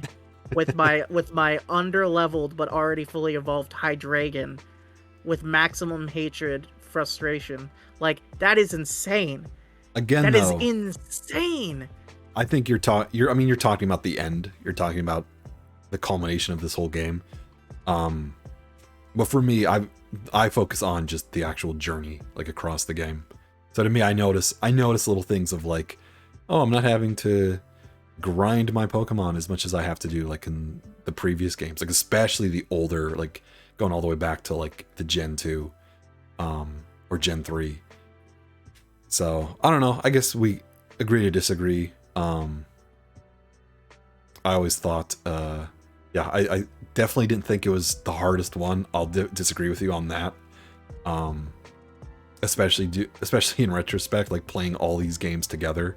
Gen 5 is it's a very approachable game, actually. I'd say people starting off Pokemon, it starts off pretty easy. I'll leave it at that. Which isn't a bad thing. As far as things that they added, triple battles, although they never really did much with that, that was added in. They added in secondary abilities for a lot of Pokemon with Dream World abilities. Mm-hmm. What else? The legendaries were all really cool. Having the concept of yin and yang, truth and ideals, and the balance between them as the main concept of the story, the main theme. It's pretty good. I think Gen 5's games by far have the best. They have maybe other than Gen 7 have the best story in any mainline Pokemon game. And that's a very compelling character. That is when they. Again, I think just nostalgia. I prefer Platinum story, but yeah, I do. Because by that point the story is way more pronounced. Nick is saying it's better than 7's. I mean, is that just a given? That anything 7 has better? One of the strongest stories in the franchise, in my opinion. That's one of the only good things I have to say that it does better than most other Pokemon games. I guess 7 just bored me. We'll get to there. We'll get to that. Brought down by Ultra. What else? I mean, Genesect is really cool. It's like Mewtwo again, but like bug. A bug robot. I always thought they looked like robots. Well, yeah, they are cyborgs. Do you know what they reminded me of? They reminded me of the Bionicles, what were they? The Rakshi. Especially in the anime, because the way they fly is like they tuck themselves into like this little form and they buzz around. Yeah. And that reminded me of the Rakshi. You could put their big giant metal robot feet together and they could allegedly fly around, but it just looked goofy. I love Meloetta. I have a degree in theater from college, and so having Meloetta, who is basically the patron Pokemon legendary of like the arts of like singing and dancing and stuff like that, I have a soft spot for it. The genies. Some people are in it for Vaporeon. We don't Titus, talk about not like that. Titus is in it for no, not like that. Not like that. No. I like Cynthia. Cause I'm based. Anyway. I think I don't know how to continue for that. I think the genies, the genie legendaries, all right, you take care, Grizz. You have a good night. Oh, see you, Grizz. He's a regular of my chat. Oh, it's cool. So the genies, they wrecked competitive Pokemon. They made a huge impact on. I don't really care about competitive Pokemon, but they are notable for that. Yeah, I mean Gen 5 was really cool. Black and White 2 was just a further improvement. Gave us some more. So Pokemon pool. This is I gotta admit something. I haven't touched the sequels. I haven't touched Black and White 2. Oh, you have to. I'm saving those up. It's up for debate along with Heart Gold, Soul Silver, and the original Black and White as the best game in the franchise. I guess I'll have to check it out then. Yeah, so I won't spoil any of the story, but I mean they give like a wider selection of Pokemon that you could pick from, and they have the post game is really good. They give you like they give you like several more routes and cities that weren't in the original Black and White. And they have the world they have like this I can't remember what it's called, but they have this like this center where you can like do like tons of different tournaments against returning characters like gym leaders and champions from all the past games, which is really cool. They didn't put it in, but it was planned that they wanted to do a battle against like the first Black and White protagonists, like they did with like with showing up Gen in 2. Gold and Silver. Yeah. So I mean, I don't know. Black and White and Black and White 2 are really good. Black and White 2 is just more of Black and White. It's great. It's a good continuation. That's all I have to really say about it. And again, like that wraps up the DS era, but like really, I guess I'm curious to know what the general consensus of those games were at the time by like diehard Pokemon fans. Because like now I see this sentiment that they were the peak of the series, and I think they are objectively. But I'm curious if that was always the case. Like, because it was not. I know. So like I was gonna say, because knowing Gen 1ers, I'm expecting like, well, I was expecting like, well, Gen 5 they probably didn't appreciate Gen 5 as much. And browsing our board that shouldn't be talked about, VP, I find there's still a lot of Gen 5 hate to this day. Yeah. Which I guess just has to do with Gen 1ers who we're making fun of tonight. Well, thing is, at the time, like you said, Gen 1ers were more powerful than any other time in Pokemon history around Gen 5.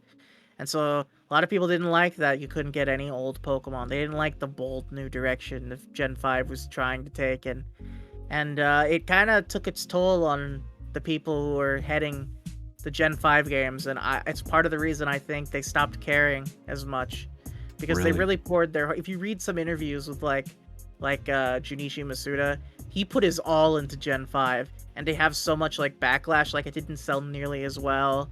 Like Yeah, I I guess I think didn't it, look into the sales. I think it kind of got to him, and it kind of reflects in every gen after.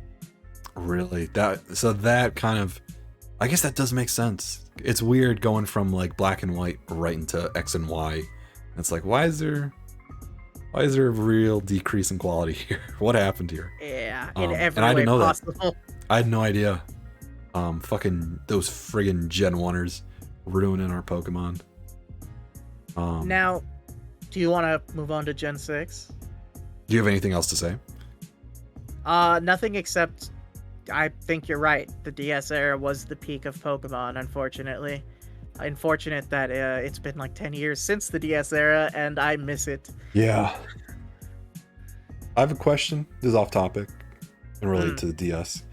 Will Nintendo ever go back to the DS line? Or do you think they're done for good? You think Never. they're done? The Switch is... If they were smart, they'd stick with the Switch forever and just make a better versions of the Switch, because it's perfect. But It's the nothing perfect gaming console. nothing can last forever. They released the Switch 3, and people might stop flocking to it.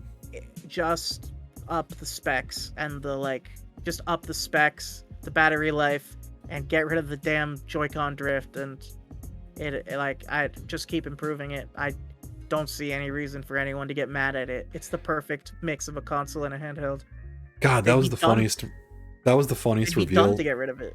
That was the funniest reveal is when they revealed the LED screen, and right before then, you had all these like shitty game journalists like talking about, rumored Switch Pro announced for Christmas 2021, and people are like, yeah, the specs are amazing. It's gonna be 4K and 60 FPS. And it's just a better screen, and the specs Nintendo 4K. God, funny. that was hilarious. I think because they do not stick with trends, do they? No. I don't see them like if this was Xbox, they've released Xbox, like 3 times. 4 times actually with the new one. PS5 is the 5th PlayStation. Nintendo doesn't really do that though. I imagine they'll probably do the Switch too, but then they're probably going to do something else. Nintendo prides itself on not caring about graphics or the highest running specs. The Game Boy was literally made on the premise. It was literally made on the premise of making the most of outdated technology. It was purposely made of technology that was outdated by that time. But it was there were other handhelds that were leagues better. Handhelds from God, when did the Game Gear come out? That was early 90s. I want to say even that was Genesis era, and that had literally had a backlit screen. It just shows. You can say what you want about Nintendo, but the game quality, the qualities of the games itself, that's what sells consoles. Yeah, I guess. Except now you could just have name brand, and that also sells consoles, unfortunately. No. We all know what happened with the Wii U. Was there a mainline Pokemon on Wii U? Again, I think it's just games. It wasn't Nintendo that sold the Wii U. It was no games on it. Well, yeah, that's what I'm saying. The Switch, doesn't matter how jank the Switch might have been. I'm not saying the Switch was or wasn't jank, but it doesn't matter. If they had the games, people would have bought it. If it had a mainline Pokemon, if it had a mainline Animal Crossing, if it had a new mainline Zelda that wasn't also ported to the Switch, everyone would have bought a Wii U. Yeah, I don't know. I think they just, because you need good games at launch, which is what the new generations are really struggling with right now. Although I guess every generation kind of struggles with that. Yeah. I mean, and you can make up a poor launch too, but God, the Nintendo Golden days must have been like Wii and DS, like two of the best-selling consoles ever made in the exact same generation, made by the same company. Like that Yeah. must have been. Nintendo was making bank. It was a different time. Times I wish we could go back to. For the dark times, before the Empire. Do we wanna get into the 3DS? Yeah. Gen All 6, right. baby! It's France. All right, on to Gen 7. Yeah. So Gen 7's in Alola. No. I mean, honestly, we could probably skip Gen 6. I don't have good things to say about it. Gen 6 feels like it was not made for a 3DS. I'll say that right now. You have the circle pad, and there's no, like, the controls feel weird. It feels like I'm playing via an emulator on my actual 3DS. The graphics are bad. The story is not good. The characters are annoying. I don't think the graphics are bad. I don't even remember the story. I'll be fully honest with you, Titus. Exactly. But I mean, I like it. It's an appealing game. It's whatever. France is nice, except for the random desert that's like right in the middle of it. I still don't get that. What else? I mean, where was the desert in New York City, Andy? That's true. Although with that, at least it was a huge part of like the geography. Like it was like you had the city, and then because it was loosely based off of New York City, but kind of represented America as a whole. So you had the center, you had this giant desert, which was part of sort of the geography. But with Kalos, there's just this weird like desert canyon right in the middle of it. I don't know. That's kind of when they started getting lazy with their map design. They were not ready for the jump. Also, I forgot to ask our starters for Gen 5. For me, Snivy. it's Oshawott. I don't care much for the Gen 5 starters, but out of the three of them, Snivy. Also, I know this is interrupting the stream. Cass sent a wonderful meme that I'm going to have to send you over Discord. Please. She said never mind, got it. So she may have sent it to you already. But I'll send it to you. Is it the my friends are Yep, all my friends are dead, yeah. Yeah, she said that to me earlier, yeah. See you looking at chat. What else is there to say? I don't even remember. What are the starters for Gen 6? There's like the Froakie, Fennekin, and Chespin. I think I went with Chespin just because he looked funny. I was really excited for what Fennekin would turn into, and then it turned into a VTuber. Turned into a furry. That's what Fennekin. Also, and then a VTuber. I think I said something on one of your streams that I said I didn't like humanoid Pokemon. I need to rephrase that. I don't like when non-humanoid Pokemon evolve into humanoid Pokemon. Yeah, I agree with that sentiment. Like Squirtle and Charmander, those work. But if Bulbasaur just all of a sudden started walking on two legs, like I'm like, hey, don't do that. I don't know. That's yeah, I was not pleased with Delphox. Out of the I guess I'll go with Froakie because the Greninja line is pretty Greninja's become cool iconic. Overall. Although I never bought it. I never thought Greninja was like cool. Well, compared to the other two. And the tongue still freaks me out. Doesn't bother me too much. I'll give him a nice pet on it. There's that gross scene in Detective Pikachu where she's like tied up by like the arm. Yeah. And I'm like, well, I know this feels like, Nickelodeon, like Dan Schneider's writing the episode. Oh my god. Dan Schneider. All right. Enough with the 4chan. We gotta move on from that. Yeah, we've talked too much about Vaporeon and such. Oh but I love how you can. It's funny we live in an era where you can just say a Pokemon's name, and like half of the degenerates of people who are secretly degenerate will perk up and know exactly what you're talking about. And I'll just get sad. Nick, hot take, megas are dumb. I guess that goes into megas being a thing. That's the biggest addition from Gen 6 is megas. Yeah. And my opinion on megas are they're great concept. It's stupid they removed them because once you implement a concept that big, you should keep it. And they misused it because they gave it to a lot of Pokemon that didn't need megas. I was about to say, like, it's a cool idea. They do not use it to its fullest potential. Anyway, there's nothing to say about this. This was like the downfall of like, oh, Pokemon's now like they're just making a game to write a check. I mean, I'll list off the things I like about Gen 6. The Pokemon, I think it's got one of the strongest Pokedexes in terms of like just like Pokemon from that region. The music is really good. The character designs are good. And that's literally it. I think I'd agree with you. I wish there were just more unique Pokemons. Like, I didn't like discovering a fucking Pikachu like within the first 30 minutes of the game. It had the smallest dex out of any Pokemon. Yeah. Game. But I think it's because they weren't ready for the transition to a 3D game. No, and we're going to talk about that once we get into all the reused assets by the time we get to the Switch. Oh, Lord. Yeah, I don't really have anything to say about this. Like, I like the atmosphere, but I say that about most Pokemon games, except for the ones that are really bad, which we're about to get into.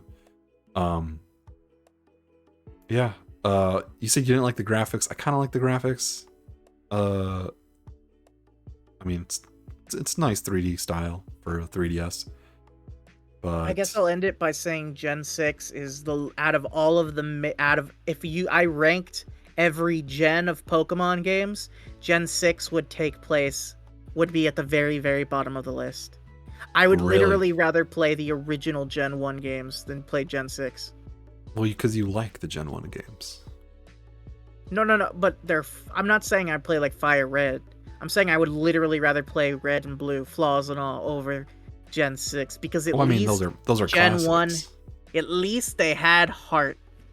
Oh, and this was a soulless product. I just glanced at the chat and Nick said low punny, so we're moving on. If you want to talk to bunnies, go find Cass. Like, I'm struggling. Yeah, go talk to Cass. She's a bunny wizard girl. I'm struggling. She has a boyfriend, so good luck. I'm struggling to think of stuff to even say. Yeah, I think I'm moving on.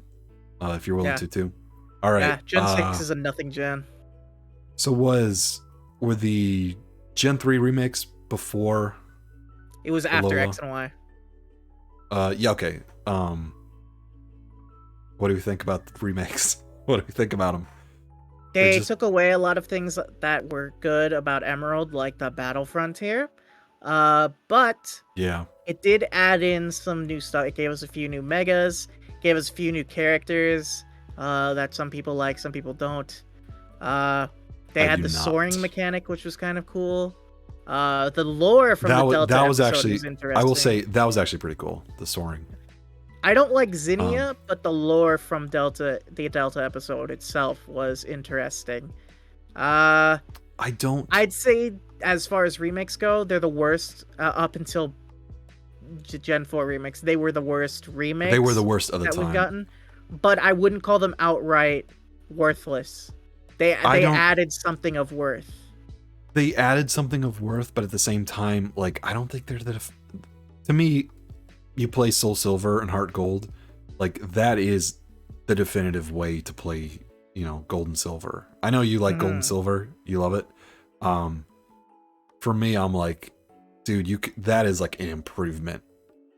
That is a huge improvement, from the original games. Oh, absolutely. I think by the time we get to like, Omega Ruby and Alpha Sapphire, also it's so annoying to say these games' names because you have to say two names at once. But it marks the point where it's like you kind of wonder why you're playing a remake when you can just play the originals. And I think it also has to do with the graphics. Like, I like the graphics that, they do the job. They're nice. but I just miss that sprite work. I think they could have done something a little more unique, something a little more like Yeah. to signify that this is an older game. Um, I would have loved to see them try to do like sprite work using the 3DS. Um, but putting that 3D to Gen use, that could have been pretty fun. Again, Gen's oh, Emerald is a better is the ultimate Gen 3 experience. Omega Ruby and Alpha Sapphire are lesser than Emerald. although they do that for every Pokemon game, they remake the two and they never bother with the quintessential one. Yeah, which is dumb, but We got tell that to Fire Game Red and Freak. Leaf Green. We got Soul Silver and Heart Gold. But yeah, I mean I understand that, but like it's just a case where it's the beginning of where I think, you know, I look at like Fire Red and Leaf Green, and then I also look at Soul Silver and Heart Gold. It's like these are games that I can play over the originals. Like I can go back to play the originals, but these are games that are like they improve on them tenfold. And this is the first one where it's like, you know, I might as well just go back and play the original. People who watch me stream, I've been very vocal about how much I hate video game remakes. Very few are done right. Honestly, I would just prefer a port of an old game. Like, just save yourself the trouble. Just port the actual original game. Don't try to remake it with shitty new graphics. Don't try to pull a Rockstar and try to remake the GTA games, making them look like weird, pseudo-realistic games with like low polygon models. And I mainly talk about Halo because Halo 1. Also, this is advice for you, Titus, when you're gonna revisit Halo, when you're gonna visit Halo 1 for the first time. Do not play with the anniversary graphics turned on. You got to play with the original. All right, I'll keep that in mind. But yeah, I feel that way about remakes, and it's funny because those two, like Fire Red, Leaf Green, Heart Gold, Soul Silver, is like those are ones where it's like, yeah, those remakes are kind of warranted because it's based off of games made for very, very antiquated hardware. Right. But this, you know, Alpha Sapphire and Omega Ruby. It's like it's the first case where it's just like, why am I playing this when I can play the original? I don't know. That's what I took away from it. It was like it was all right. It was fun, but I constantly kept thinking, just this is like this should do more as a remake. This should wow me, and it really isn't. Anyway, so that's my remake rant. It'll be longer once we get to the Diamond and Pearl remake. Gen 7. First thing I'll say about Gen 7, I like the world. I think this could have been a good starting point for Game Freak to maybe try and make their games better again. I love the Hawaii Islands. I love that atmosphere. I love the idea of them doing like more unique locations. Like instead of trying to do one location that's like, you know, you have forest and then you have desert and then you have a beach area, then you have a waterfront, and then you have this area. It's like, no, this area, this is tropical islands, which I think works really well because that game has, like, I can't even remember X and Y, and yet already I can remember like all the like the atmosphere of Alola. Like even like that starting island, like I remember walking around at night, and the shops were all lit up and people were all out, and it's like, hey, this feels pretty atmospheric, which, you know, should lead them to, they're going to try, they'll try to improve on it in the next games. Never happened. Instead, the games just got worse. Otherwise, I think this is also when I noticed the game started to get ridiculously easy. I noticed like I'm not having to grind, or I'd grind for a little bit and then I'd realize, oh, I am over leveled for this challenge. Pokemon were all right. I don't like the evolution of Litten. I just like Litten. I like Incineroar. I do not like Incineroar. I want to keep Litten as just a cat. Also, there's a weird association with Incineroar. Thanks 4chan, which I won't get into. But what's your favorite starter from Gen 7? Litten just said? I'd say Rowlet. Rowlet. Okay. Only because I would say Litten, because I do like Litten the most out of the base ones. But, like, as an overall line, Rowlet is the best one of the group, in my opinion. Again, you're going with like stats here. I'm just going like, I like the Fire Cat. I want that. Oh, no, it's not stat. I just mean, like, I like if I consider the entire line of, like, from all their forms, like, I don't like Torracat and Incineroar as much as I like, can't remember its name, the second evolution of Rowlet and Decidueye. Like, if the evolution of, if Incineroar was, like, a four-legged Pokemon with a cool design, I'd probably like Litten the most, but... Incineroar just needs to be a lion. That's what it needs to be. Like, the main... It needed to be on four legs. It needed to be a lion. Like, on four... Yeah. I don't mind Torracat, but I like Litten. I like Litten because he's, like, he has a mood. But then he turns into Incineroar, and all of a sudden it becomes like, oh god, my little kitten is now a giant furry. Oh god. I don't know what else to say about Sun and Moon. You said you liked the story. I couldn't be bothered to... I appreciate that they tried to add a story. I also remember how I almost gave up on the game because the intro was like an hour long. The intro was bad. I'm like, I could be doing something better right now instead of playing this. All right, I guess I'll give my opinion of Gen 7. I think next to Gen 5, it's got the best story. I think having literally what Asajul just said, having unskippable cutscenes and like a lot of hand-holding, especially in the intro, it makes it replays impossible. Every Pokemon game needs... And it's funny because they started to do this. Oh, also I forgot to talk about little features that some Pokemon games had. But they need to have an option where, you know, Professor Fuckface, Professor Oak comes out and says, "Are you stupid? And do you have, you know, is this your first Pokemon game?" You can say yes, and you get the little baby tutorial. And if you say no, you get to choose your starter. Start right away. Here you go. It's like don't bother me with all this BS. Well, they actually do that in Gen 8, but Gen 8's got a billion other problems, so... Yeah, that's the least of Gen... Yeah, that's the least of Gen 8's worries. Do you know what I found really quaint and actually found really useful? Because it was a game where I'd come back to it regularly. I miss the little... I don't know how else to describe it, the previously on... whenever you would load a Pokemon game from the Gen GBA. 3. Yeah, where it was like a little reel of what you were doing, and I love that. I like that. It's like that was cool. Because then it also catches you up to speed. Because like the amount of times where you'll leave a game and you'll come back a long time later, it's like, oh shit, what was I doing? Especially in those older games, because it's not clear where to go next. I like that. I wish they brought that back. I'd be cool with that feature coming back. It was a good feature. Although it's not like you need it now, because they'll just give you a little quest marker for where to go. Yeah.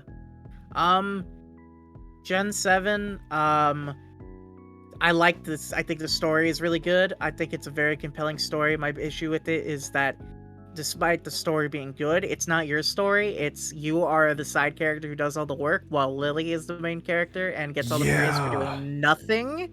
I never thought about that. I think that the characters are all really great. Gladion is fun. Kukui is a Chad. Kukui is the coolest professor we have ever had. He's a Chad. I really like what's his name? Guzma. I love Guzma. He's a great character. Like just casually slipping in, the villain of this game is just like a dude down on his luck who was beaten by his father for not being good enough as a child. Like, you know, I feel like, you know, that's kind of, I could relate to, I mean, not that happened to me, but like, I can relate to, like, in terms of like, that's human, you know, that's relatable. I can understand that, you know, he's not like, he doesn't have some grandiose plans for taking over the world. He's just a very broken person. and he collects the other broken people of the society he lives in, and he gives them a place of belonging, even if it's not they're not, doing the best of things. It's kind of nice in a way. And he comes around. A lot of the Pokemon selection are really good. The music's great. It looks way better than Gen 6. Yeah, that was one thing I wanted to say. Is it just me, or does this game look better than Sword and Shield? It does. It's not even a question. It's not just me. Okay. I think it'd be better if it was third person, but hey, it's a DS Pokemon game. It's got to be top down. That's the one thing they messed up with well, I guess when you do make it third person, you get Gen 8, which is disastrous because they obviously can't program it. We'll get into that. I like the beginning of being able to customize your character. I think that's a good start. I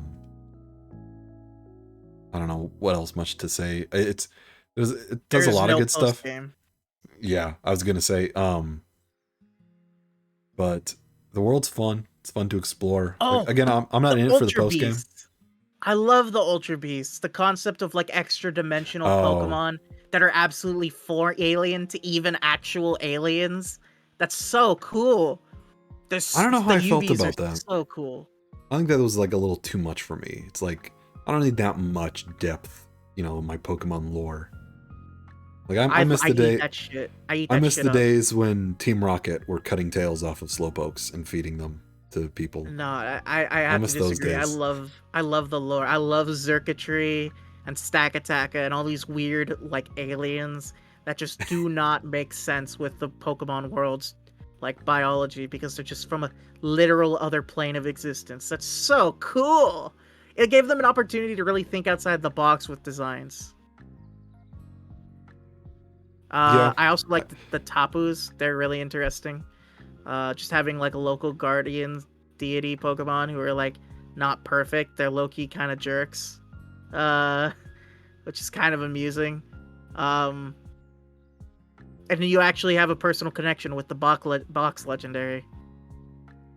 True.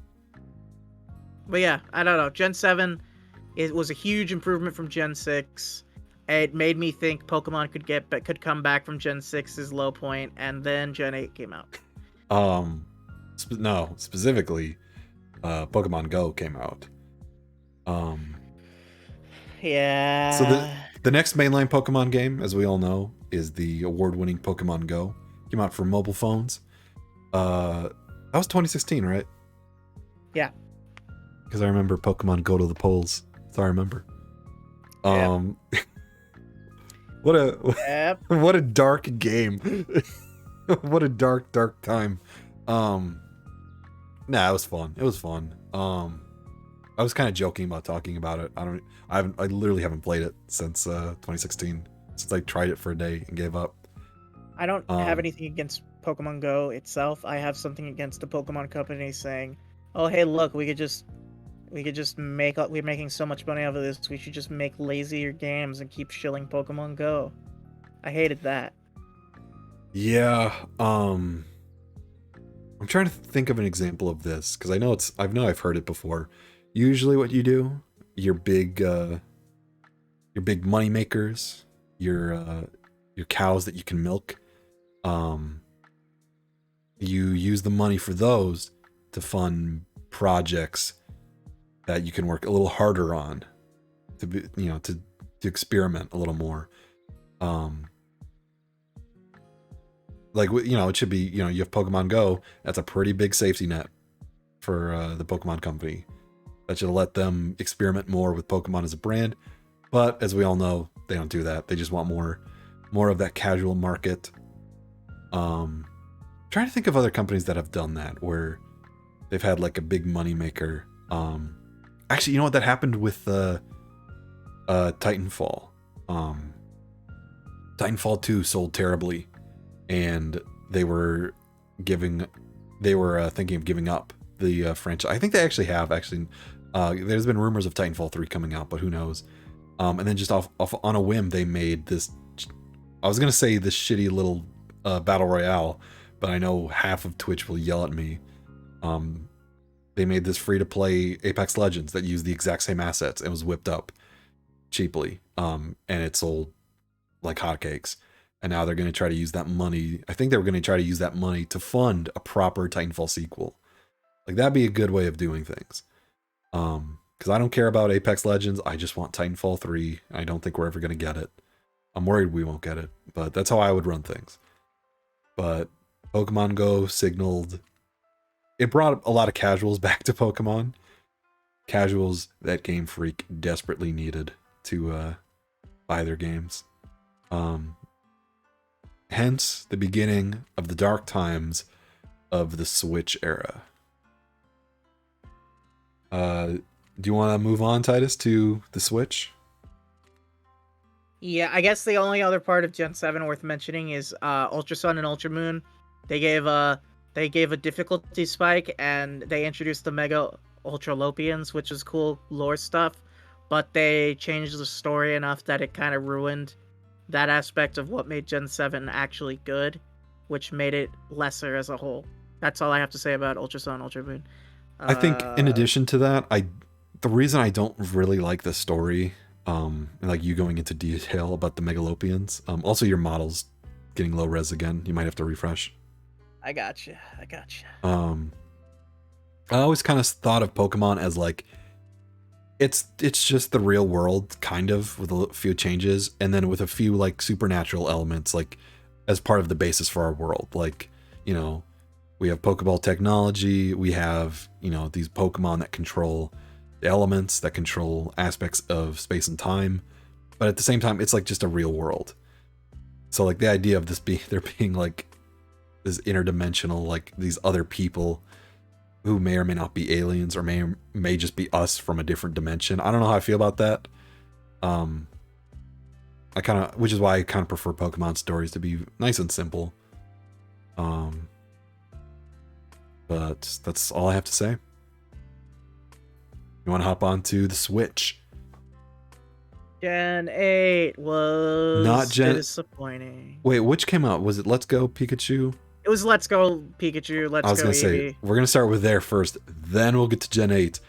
Then we're going to talk about our predictions for... No, actually, then we're going to talk about the remakes, and we're going to talk about our predictions for Arceus. All right. Let's Go Pikachu is currently the best remake of Gen 1. I think you can play it, and you have no reason to go back and play the original Gen 1s. It is so much better in all regards. I always hated having to battle Pokemon before I caught them, but now I can just throw a single Pokeball and catch them. Even legendaries. I love it. It's the best. I like having to sell Pokemon just to get fucking candy. I like that. That's me. That's sarcasm, by the way. I hope that picked up. Yeah, I love having my game removed from my game. I was gonna make a joke about what your favorite starter is from Let's Go Pikachu or Eevee. Mine and Let's Go Pikachu, it's a tough one. I'd have to go with Pikachu. Let's Go Eevee.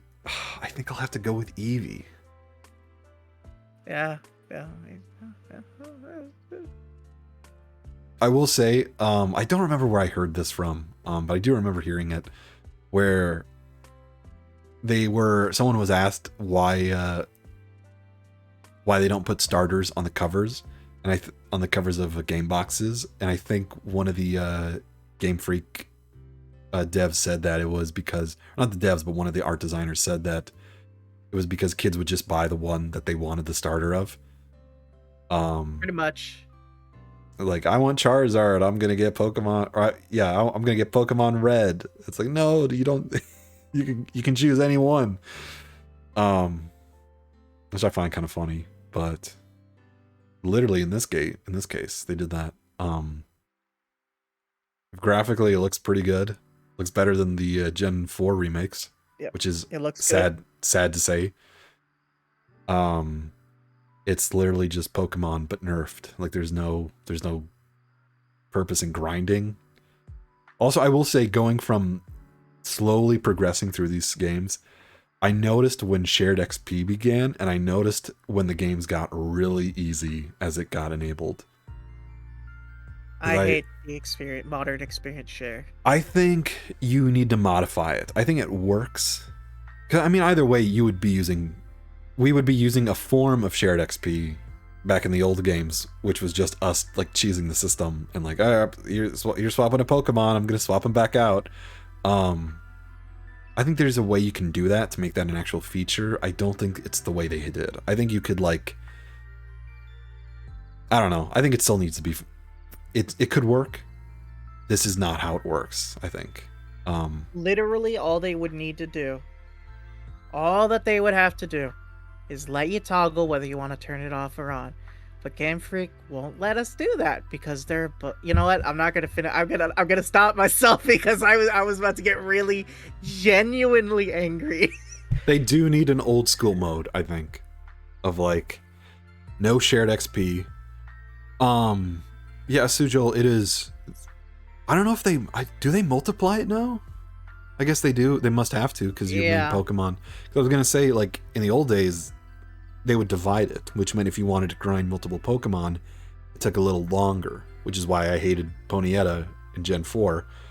It took so fucking long to level them up. But I think if there was like a way where you could like choose how to divide your XP, be like, most of the XP for this Pokemon, but you can add in a little XP to someone else, maybe one other Pokemon. I don't know. That's just spitballing, but you know, if only there were game developers who were paid who were paid $100 billion to figure this out instead of just me, maybe this would be figured out by now. Bro, I'm convinced I'm convinced if you took a group of fans with basic like knowledge of how to make a game, they'd make a better game. Yeah, they're called ROM hacks. No, they don't exist. Whenever I look them up, it just says DMCA on it. I don't know what you're talking about. Polygon makes an article on Twitter about it, and then they get taken down the next day. Fuck Polygon. That is a cool thing about gaming news outlets in general, but that's a cold take. This is a very cold take. Oh, we missed the too much water meme. We don't need to say that. Everyone knows the too much water meme. I'm actually getting angry now. Don't you worry, Astral. I will rant soon enough. We're getting into it. IGN is so fascinating. I just like everyone hates them and they still exist. Like, where does their money come from? It's a beautiful window into the mind of the most incompetent human beings who work in the entertainment industry. God, I genuinely think I could teach my dog to play a video game better than a few of their reviewers. Oh god, what was his name? Dean Takahashi. He was the guy who did the Cuphead thing where he couldn't get over the first jump. Good times. Pobrecito. He couldn't press the A button. It'd be funny if they weren't like part of this inner clique that got paid by publishers to give their games good reviews. Because that is the dirty little secret. Is it's just they just give like AAA games 9s and 10s, 8s, 9s, and 10s, and then indie games usually something lower. I will literally trust a random YouTuber or Twitch streamer's opinion on a game over any news outlet. Well, everybody does. That's the fun. It's funny looking into that.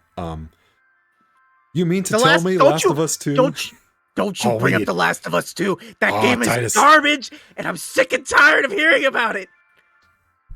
I'm like the little devil on Titus's shoulder. I'm like the little demon. I'm gonna choke him just like the meme from The Last of Us 2. I'm like the little devil on your shoulder, and I'm like, yes, get angry. God,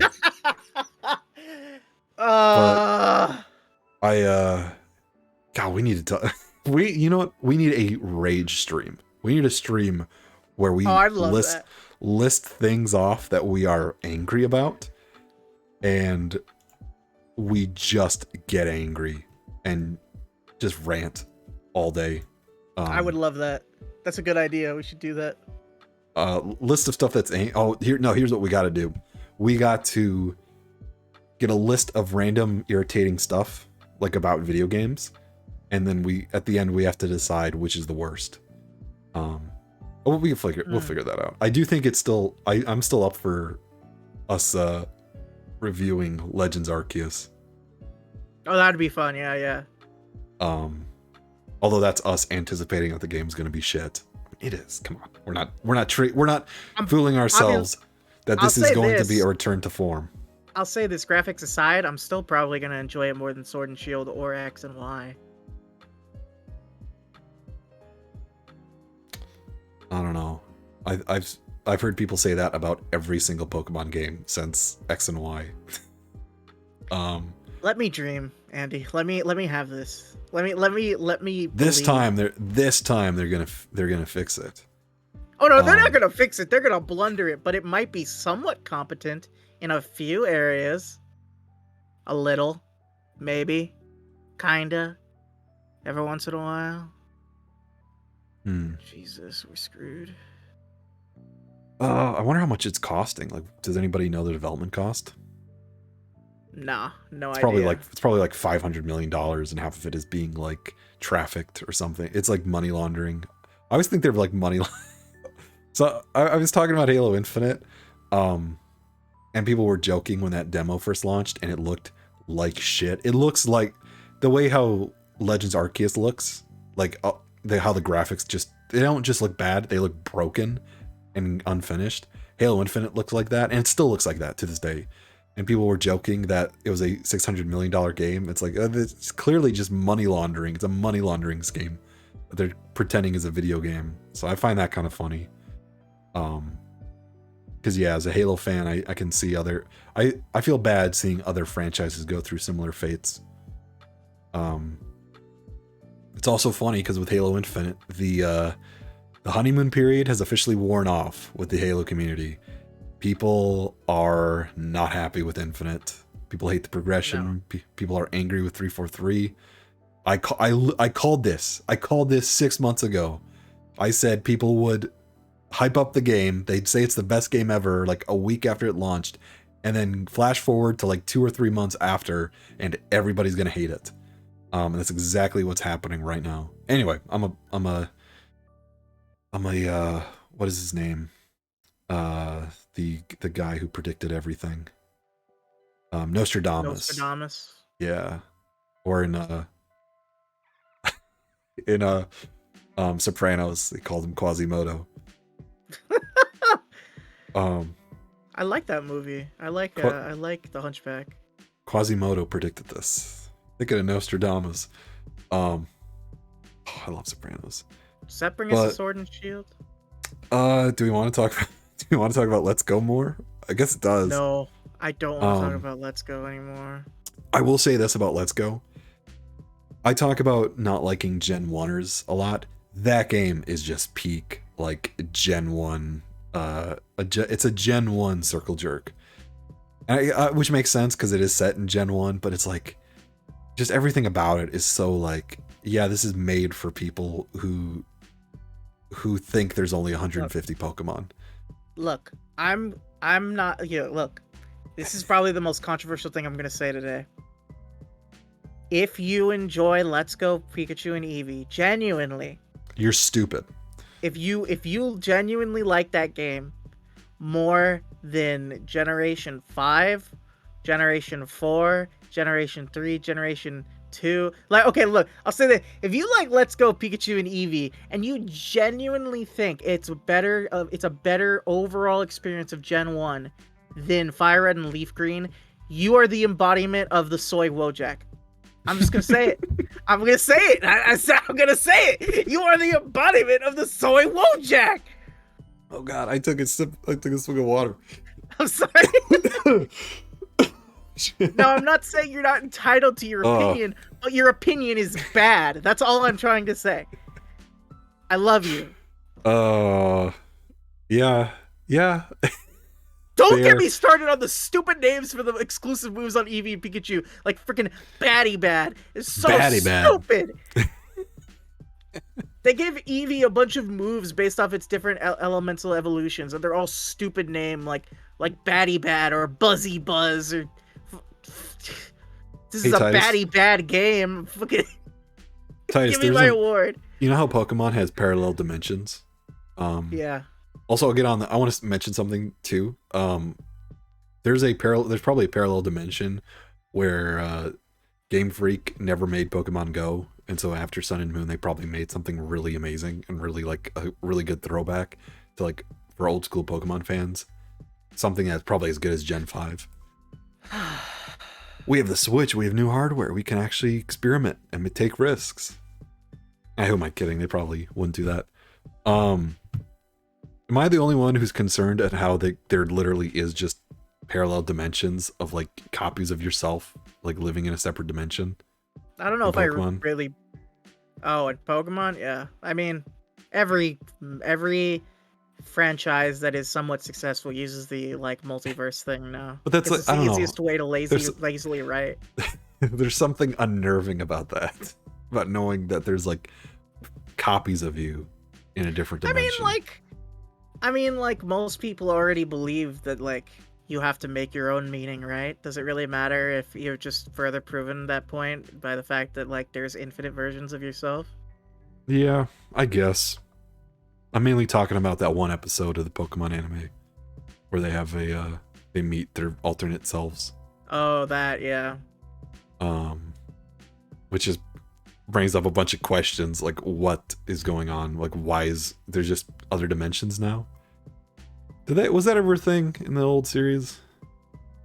In the old anime, you mean? Like any anime up until Yu-Gi-Oh? Was that ever? No, like I mean like in Pokemon. Oh, in Pokemon? Not was it really. ever a thing where they traveled to another dimension? In terms of like a parallel one where there's a literal another set of the same characters? No, I don't think so. Okay. It sounds just like it's lazy writing. Yeah, pretty much. What a weird show. What is happening with that? I don't know, man. Dude, Sarita's coming back for this season. Okay, keep saying that, 4chan. Keep wishing. All right. Gotta stop talking about 4chan. They're gonna come seek you out. They've already seeked me out. Really? No, that was a joke. They're already finding me. What was it? Oh, Sword and Shield. So I think the big thing to talk about with Sword and Shield isn't necessarily the game itself, but the trend of Game Freak defenders that began to spawn around it. Because this was my first. This was my first taste of it. I don't know if it existed before. I'm sure it existed at some point before. It's like I remember they were getting they were cutting the decks. I remember like people were concerned that they were cutting corners, and there was always like these weird defenders who didn't know what they were talking about. I don't know if it was IGN, it was some games journalist who said that Pokemon needed to do it because he said something. Basically, he admitted that he had no idea what a regional dex was. And so he thought the reason they were cutting the decks was for that, when it was just completely wrong. Why do we give a crap about the opinions of people who aren't even fans of the series? I know. That's what I want to know. Because they get paid to review games that they don't play. That they literally don't play. I forget. There's a lot of reviews where they just admit, like, yeah, I didn't finish the game. Here's a review. There's a PS5 console review, I think, where it just devolves into the person writing it saying how much he hates his dad or something. Gets into like this. I mean, to be fair, if I worked for IGN, I probably would be mad at my dad too for letting me get to that point. I think people who are only mad at their dads work at IGN. Anyway, we're getting off tangent, but like this is when I started to see the swamp of game, like people like I don't want to say shills because I know like that is because like there actually are shills. There are like little brand accounts who try to get, buddy buddy with the main company, because I see it a lot with Halo. I see a lot of like, I'm not gonna list anybody. I'm not gonna list names because I've been in the Halo community for a long time. I've seen this firsthand. People who try to cozy up with 343, be like, look how much I love your game, 343. It sure would be nice if you gave me some, some double XP codes that I could give away to my fans, and then maybe sponsor me for an episode. I called them Game Freak. 343. But that's just a theory. I don't notice it. I don't know if that actually happens with Game Freak, but like, there's just a weird defense of it, and I don't know why. I don't know why people like put up with lazy game design. It's not just Pokemon. It's like every major franchise I've noticed. Like Star Wars has a similar problem, where if you dare bring up the fact that the new trilogy is dog water, there's a million fans who will jump down your throat for not praising it as the second coming because there was a movie with lightsabers on the screen. But dude, Rey was a Palpatine. God, honestly, and I'm worried this is going to happen to me. I'm worried this is going to happen to me with Halo. In a way, it's already kind of has. It's probably going to happen to me with Pokemon once Legends Arceus comes out and everybody starts to praise it. Even if it's a bad game, like, I can love a series to death. Once it's like becomes soulless, and once the fandom takes over and tries to pretend that it's not soulless, I think that's just when I'm going to check out. With Halo, this is probably going to be the second time it's happened. Halo 5 was so bad. Halo 4 was so bad. Halo 5 was even worse, as what I'm told. And it was just full of people trying to convince themselves that, oh, this is Halo now. Halo's it's semi-realistic, like Space Marines, and you have like this cool art style, and you have these very interesting worlds, and the gameplay is solid. And there's a lot of player customization, custom maps, expression, etc. They got rid of all that. All of a sudden, Spartans look like Power Rangers. You weren't fighting aliens anymore. You're fighting Transformers, Michael Bay robots. That's offensive to Power Rangers. As a Power Ranger fan, I'm offended by that. They didn't look like Space Marines. They looked like they were wearing plastic. Oh god, I want to send you this image, but yeah, it was funny seeing like the community try to defend what was happening. It was weird, and it was weird seeing people being like, yeah, I'm fully on board. Here, Titus, I'm sending you an image. This is what. All right. Tell me which one looks more like a Power Ranger to you. Those are meant to be the same armor, by the way. You can't be serious. This is a joke, right?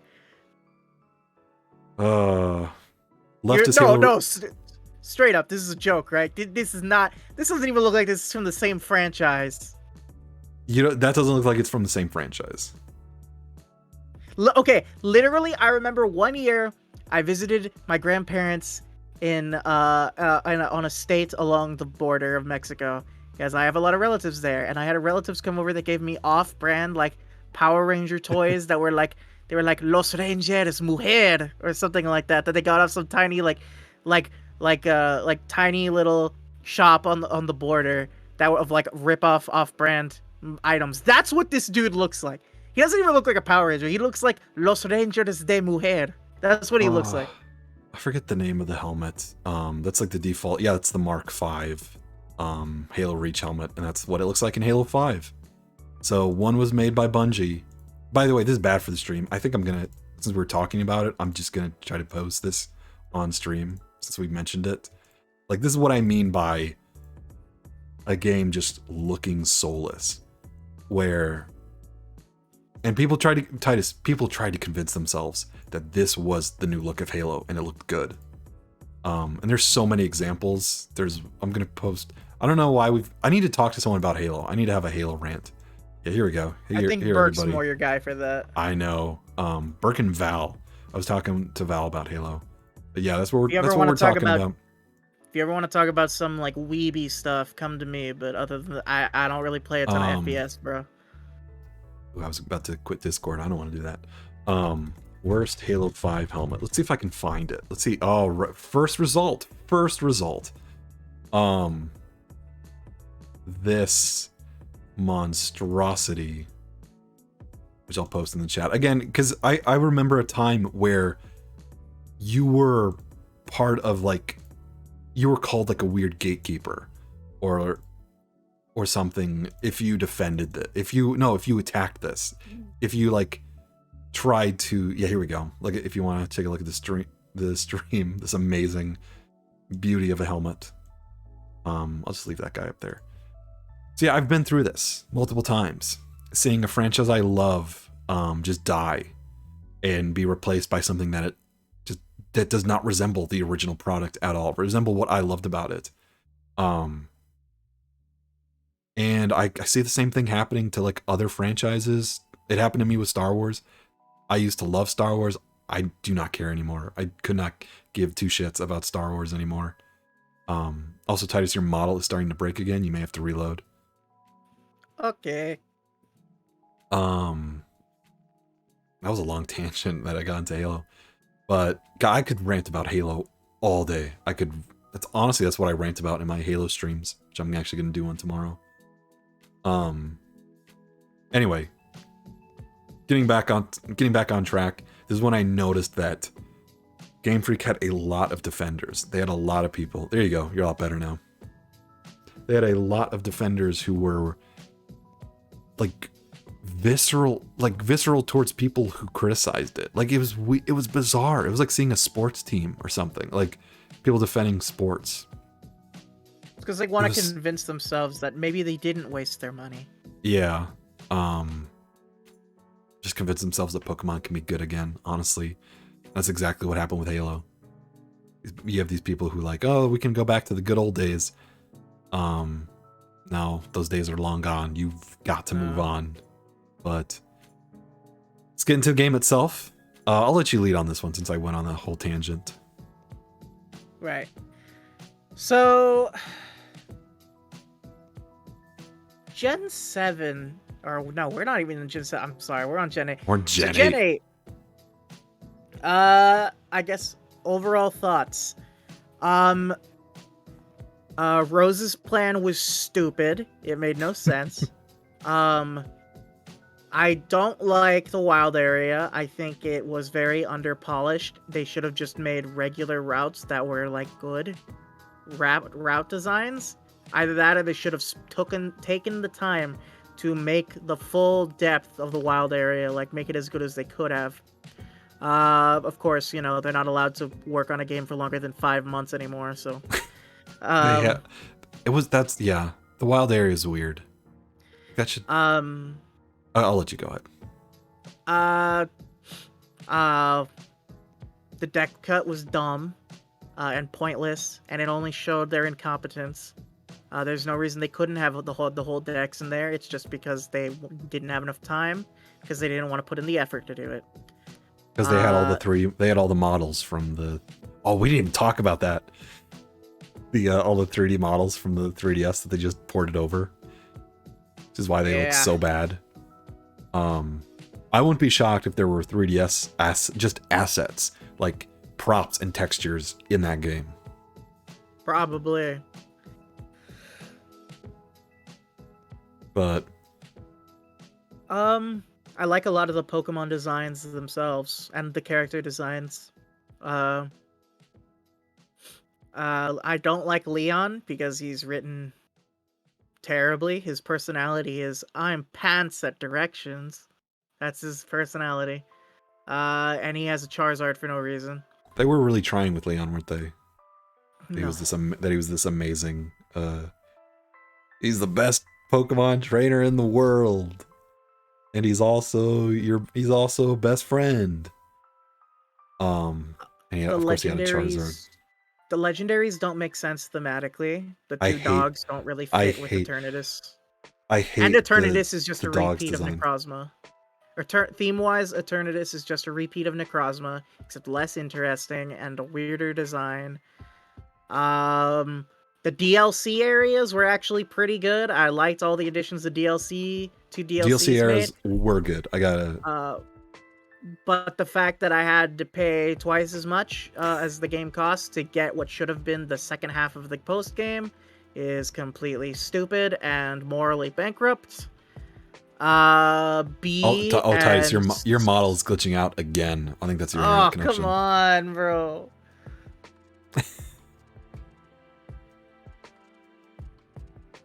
Oh yeah, the kilobytes per second are really low right now. I'm pretty sure there are a bunch of people in the museum right now using my Wi-Fi, so oof. I think that's why. There's not much I can do about that, unfortunately. All right. The struggles of squatting on so truly anyway. I am a victim. Look, I'm just gonna say I know I usually pin myself as being very Saiso. I will say though, like if there's one thing that Pokemon still got, they can make really good character designs. It's a lot of the. I mean, good old Titus. I mean, look, I'm not into dudes, but like objectively speaking, pretty much every character worthy, character in the thing like of any relevance, man or woman, or they're all hot. Every single one of them, pretty much every single one of them. They're all hot. They're attractive. They're attractive to somebody. Like, I mean, I'll give them that. Titus is late to the Pokemon party. I say so myself. I was never late. I just don't talk about it that much. I have a brand to keep. I have an image to keep up. An image of 82 kilobytes per second, apparently. Of a wholesome Dino Boy. Look, flirting with the Stegosauruses. Well, Shay, they're married, all right. I don't flirt. I don't flirt with her. I don't flirt with them. That's not right. Your homie don't play that. I love how there is a niche of Dino girl VTubers out there. It's great. I love it. It's great. It's like that's Titus's world right there. Finally. Look, just because I don't talk about how hot Gardenia from Gen 4 is doesn't mean that she's not hot. I just don't want to say it because then everyone will just constantly make that what my personality is about, and I'm not really into that. I'm not really into that whole like tangent. Like I mean, obviously people can do what they want. I don't care, but I'm not really into the whole like making my personality about like being like lewd, and then that's all anyone ever wants to talk about on my streams. I mean, wow, some people rock that, and that's fine. That's a mean dig at Cass. No. That's not what I'm talking about. Look, I'm not saying there's anything wrong with that. It's just not for me. Like, I don't want to talk about like I think such and such girl is hot. I just want to talk about my nerdy interests. That's Titus, I do respect you don't go into the territory of what girl is the hottest. Anyway, on to other news. Which Pokemon in this game is the hottest? Now, I think it's Cinderace. I think it's a pretty good lead. Shut the hell up. Shut the hell up. You're dead to me. You're dead to me. By the way, I talk about, we mentioned 4chan, the cesspit that place is.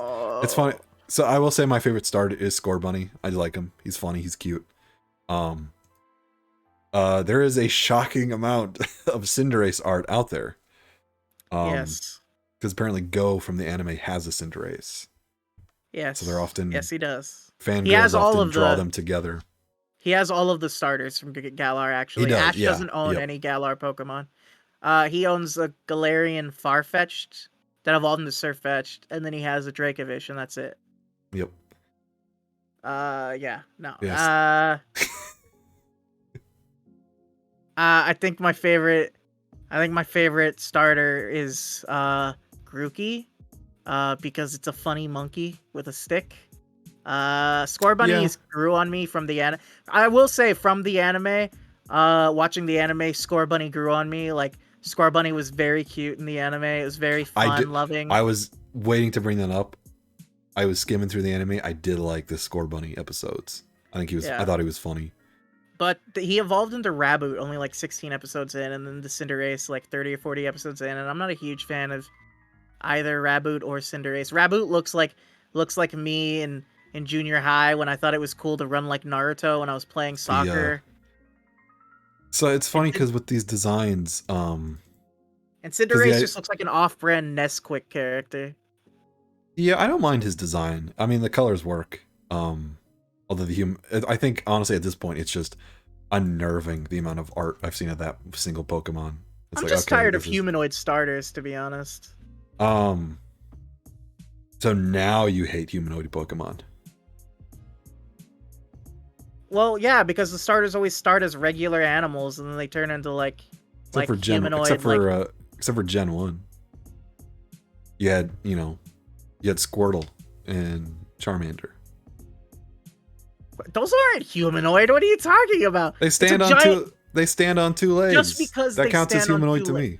Just because they stand on two legs does not make them humanoid. Would you call me humanoid with my looking with my teeth? You're literally a humanoid. You have two arms and two legs. You're wearing human clothes. Okay, look. All I'm saying is there is a difference between Blastoise, which is just a big turtle, versus Inteleon, which is a person in a lizard fursuit. That there is a huge difference between the two. I'm not even saying I hate Inteleon. I'm just saying it went from like a frog to what looks like a person in a fursuit versus the original like few gens where it was like animal turns into a bigger animal. Nick, does Titus is scaly? No. No, I am not. You seem pretty passionate about hating the furries, Titus. I mean, mostly I'm doing it is the war between the furries and the scalies like the Bloods and the Crips? Is that like God, do you have your own like gang territories? No, homie, don't play that. I was too busy playing Pokemon to ever get involved in any of that kind of stuff. I was too busy lusting after Pokemon to lust after real animals. Andy, are you trying to like tell us all something? Like you keep bringing that stuff up. Like, are you it's cool if you are, dude. Like, I do bring it up a lot. Like, I'm not gonna judge you. You're still honestly just because honestly at this point it's just so funny. Because I love how like just uncomfortable it is. Oh God, you're breaking again. Must be your scaly internet. I don't know. I just think it's funny. I love how weird and degenerate the internet is, even if it's too degenerate for me. Look, I'll give 4chan one thing. At least they're honest about their opinions. They are. Anyway, Mr. Blurbapixels. But yeah, I'd say Scorbunny's my favorite starter just because he's funny. I like him. Oh, also, that's what I was going to say, is that apparently the designs for those starters is that their evolutions where they started out as like kind of like just children, and then their second evolutions would be more like teenagers, which is why they're kind of like, I mean, literally like Scorbunny. I forget what's the water one? Drizzile. His second evolution. Yeah, that's Drizzile. Drizzile, like that's literally like an emo kid. Oh yeah, for sure. And then same with a Grookey. I forget what Grookey evolves into. Rillaboom is the final one. It's Thwacky. Thwacky is the name. Yeah. But so apparently that was the idea. Is then eventually it's in like a more mature adult form. But kind of a weird thing. I don't know. I miss the days where like I don't know. I guess just I'm noticing I'm not liking the fully evolved forms as much as I like the original forms. I don't know. Because they all look like people in fursuits. Hey, you were on my case when I said I don't like humanoid Pokemon. You're like, they can work. When they start out humanoid, sure, but not when they turn from a rabbit into a big person in a rabbit suit. Yeah. I mean, I've said that. Although, how would you do a giant Scorbunny though? Like, what would be a third evolution? Because like, progressively, yeah. Cass is saying she loves Incineroar. Cass, I hate Incineroar. Cass, are you trying to tell us something about your tastes? My mic just peaked. I hope that didn't get caught on stream. I don't know. I like little kitty. I like the little kitty. I don't like when he turns into this weird furry. Anyway, let's actually talk about the game. Let's get into the game itself. For me at least. N64 tree. Oh god, I just remembered. It's a game. You can walk around. You can battle Pokemon. I caught a shiny Tyrogue in my playthrough. That was pretty cool. I gave up on my playthrough because I got so bored. I played through it because I wanted to see what the... It's a shockingly like barren game. Yeah, it really is. I finished it because I wanted to. Well, first of all, I needed to finish my living decks with all the new Pokemon. Cass, you would like Cinderace, wouldn't you? And also, I wanted to see the lore added, but yeah, the game itself was not. It's not great. Definitely in the lower end of Pokemon games. Like I would put it just above Gen 6. Really, and like that far low? Yeah, that low. Yeah, I think I'd need to. No, I think I'd agree with you. Like it does some stuff. I like it doing some stuff, but it does it has ideas that can work, like the wilderness and even the being able to this is the closest Pokemon has ever felt to like a proper open world RPG, but it's so like half-assed and so underwhelming that like it almost makes you it makes me realize like Game Freak cannot make a game like this. They do not have the capability to make this. They needed help from outsiders to make Gens 1 and 2, and they try to make a game on the Switch in less than a year? Are you insane, Nintendo? And that was kind of the big thing, was all of a sudden you had this company who made just handheld games being forced to make something that was like a proper AAA console game, because this Nintendo combined their console and handheld markets into one.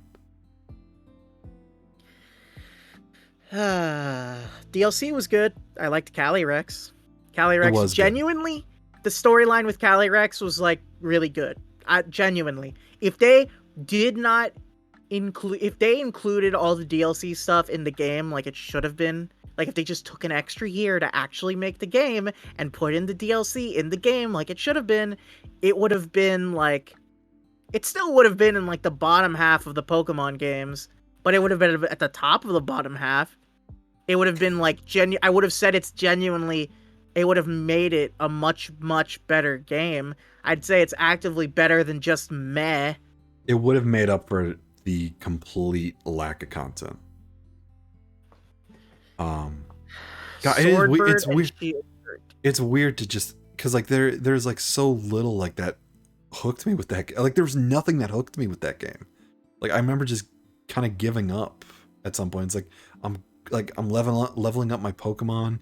Like there's nothing to do. I think it really says something that Pokemon was made with the goal, with two goals in mind: to connect people, to connect different people together. Well, that's why the trading aspect is so huge, and also to make you believe in the bond between yourself and these tiny pixelated beings on the screen who are, while you know they're not real, you believe they are. You form a connection to them. They are more than tools. They are actually your friends, your loved one. They matter. And it really says something that when that's supposed to be the intended goal of Pokemon as a franchise, when asked, well, what are we supposed to do when our Pokemon get too overleveled with your jank experience share? Just get new ones. Yeah, I'll just throw away the Pokemon that I had raised with love and care this whole time to get new ones because you're too lazy to put an off switch. Yeah, also that was something I noticed. For me, it's the ultimate like contradiction to what Pokemon as a game meant to people, at least meant to me, which, and I said this earlier, they're like these small pocket-sized RPGs that have a massive world that has a lot of content to offer. They're very simplistic, but like in a good way. And, a lot of replay value, a lot of challenge, like especially for a kid's game. But now, Pokemon's the complete opposite. It's you have this giant AAA game with a tiny, uninteresting world with very little content that you can play through. You can breeze through these. These are like the Switch Pokemon games, and we're going to talk about the Gen 4 remakes in just a sec. These are like the fastest I've ever like beaten a Pokemon game in my life. There's would you even say there's replay value? Like, it's just, Unless you're going for like a specialized run, like a yeah. Nuzlocke or something, or you're a shiny hunter, or you're going for extra mons you need for your living decks. No. And they're easy, like to the point where they're no longer fun, and I don't get where the enjoyment comes from. I don't know how Pokemon got this bad, where every good part about it inverted, and now we have this just mess, this abomination of a game, which I think just with, you know, Sword and Shield, like they're not that bad of a game. It's not like, I don't think there's a Pokemon game that's awful. Maybe X and Y. I don't even know if I'd go that far. Like, it's a playable game, but like this is the game where I noticed it. I noticed like, oh, it's kind of what Game Freak wants Pokemon to be. They don't want it to be these little like tons of content packed into a tiny RPG, or into like a tiny, you know, very simple little RPG. They want this giant big game that it just, oh, you know, here's a perfect analogy. It's like Pokemon, you know, Gen 3, like Gen 1, 2, 3, especially those, they were like little Game Boy games. They were like puddles where all of a sudden, like, you would step in them and you'd be sucked into another world. Like this tiny little thing that somehow managed to, you know, transport you somewhere else. The newer Pokemon games are like giant oceans where you think you can get lost in them. You take one step and it's as deep as a puddle. Like, that is my metaphor for all these Pokemon games. Aptly put. Anyway, I'm done talking about Sword and Shield. Do you want to get into the Gen 4 remakes? Sure. Fuck the Gen 4 remakes. They fucking suck. They're really bad, aren't they? I said this before. A disgrace. The graphics, I think they were made by a different company, right? Yeah. Graphics are bad. Like, I don't know how that's possible. Like, just port over the original games. Just, you could have just given us a port of Platinum. Literally Yeah. changed nothing. Just put it on the Switch, and it would have been 10 times better than what you gave us in this shitty remake. Here's the Dude, good things you do you did wanna- in the remake. they poured over Platinum, and then they also The poured underground. Over, oh god, Titus is in his rant. Yeah. Here's the good things you added to the remake. The underground.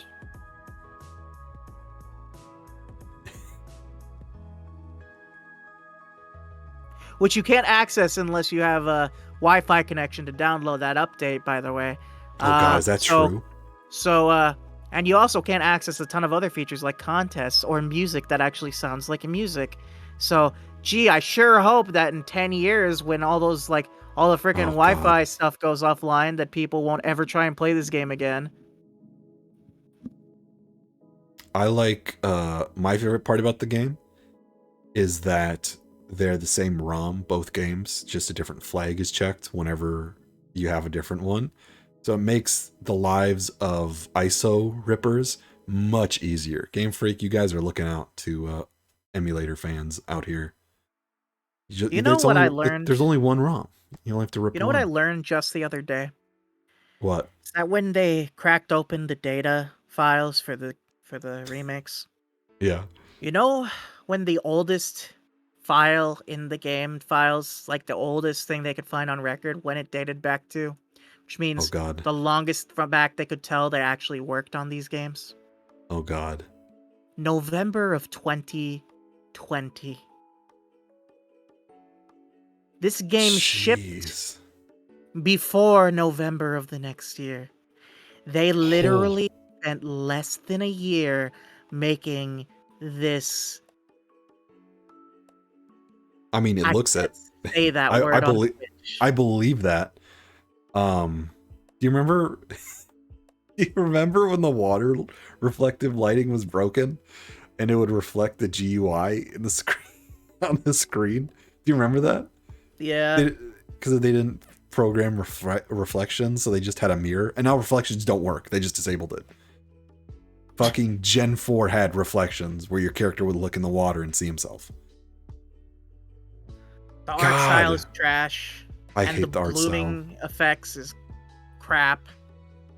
It has less content than Platinum. You took out the Battle Frontier, although at this point I shouldn't be surprised. You're allergic to effort and fun. They're allergic to people replaying one game because that prevents you from buying the new one. You made the experience share that still can't be turned off for no good reason even more powerful. Yeah, I was noticing that. I was leveling up like insanely in that game. Why did they add? Why is that just a thing? Is that just to speed up the game to make it easier? I don't know.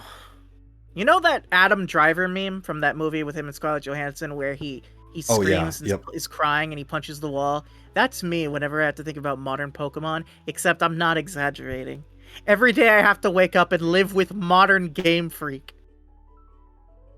Oh, I had and myself internally I cry a little bit. Not externally, because by this point I've been broken too far to shed a tear.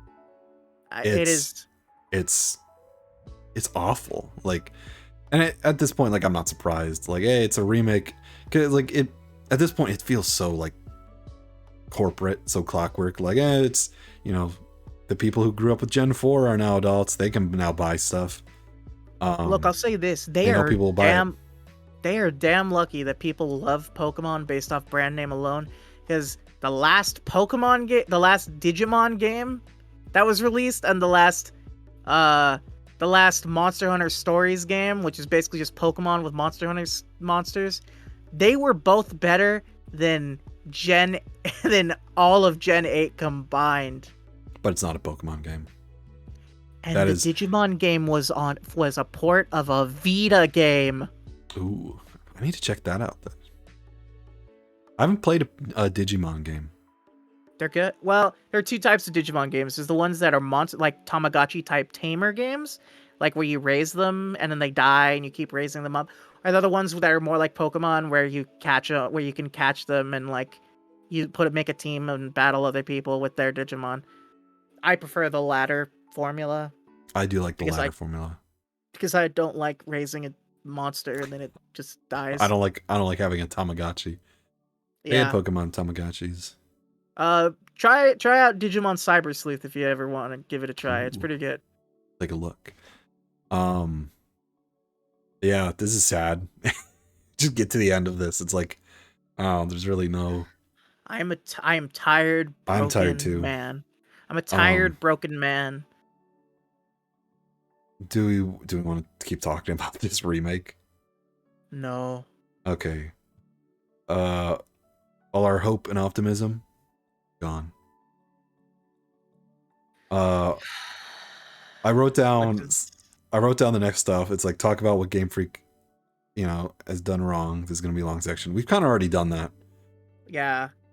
What changes we wish Game Freak would make. We kind of talked about that too. Just go back to your old game design. Make changes. Make more. Give the players more stuff to do. Stop you are literal. You have hundreds of billions of dollars. You can easily hire. Literally, Bandai Namco made a better game in New Pokemon Snap than any Pokemon game that's been released in the last half decade.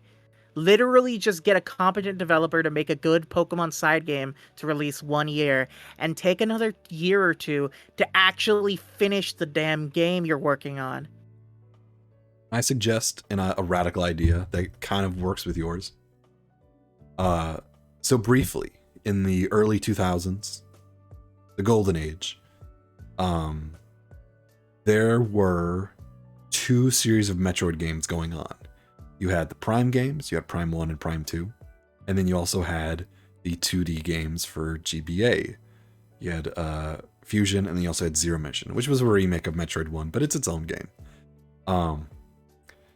I think you need to do something like that, where, okay, who's the creator of Metroid again? What's his name? I always forget. Something Sakamoto, I don't right? remember. Sakamoto something. Sakamoto. I'm gonna make sure that's his name before I go on this long tangent.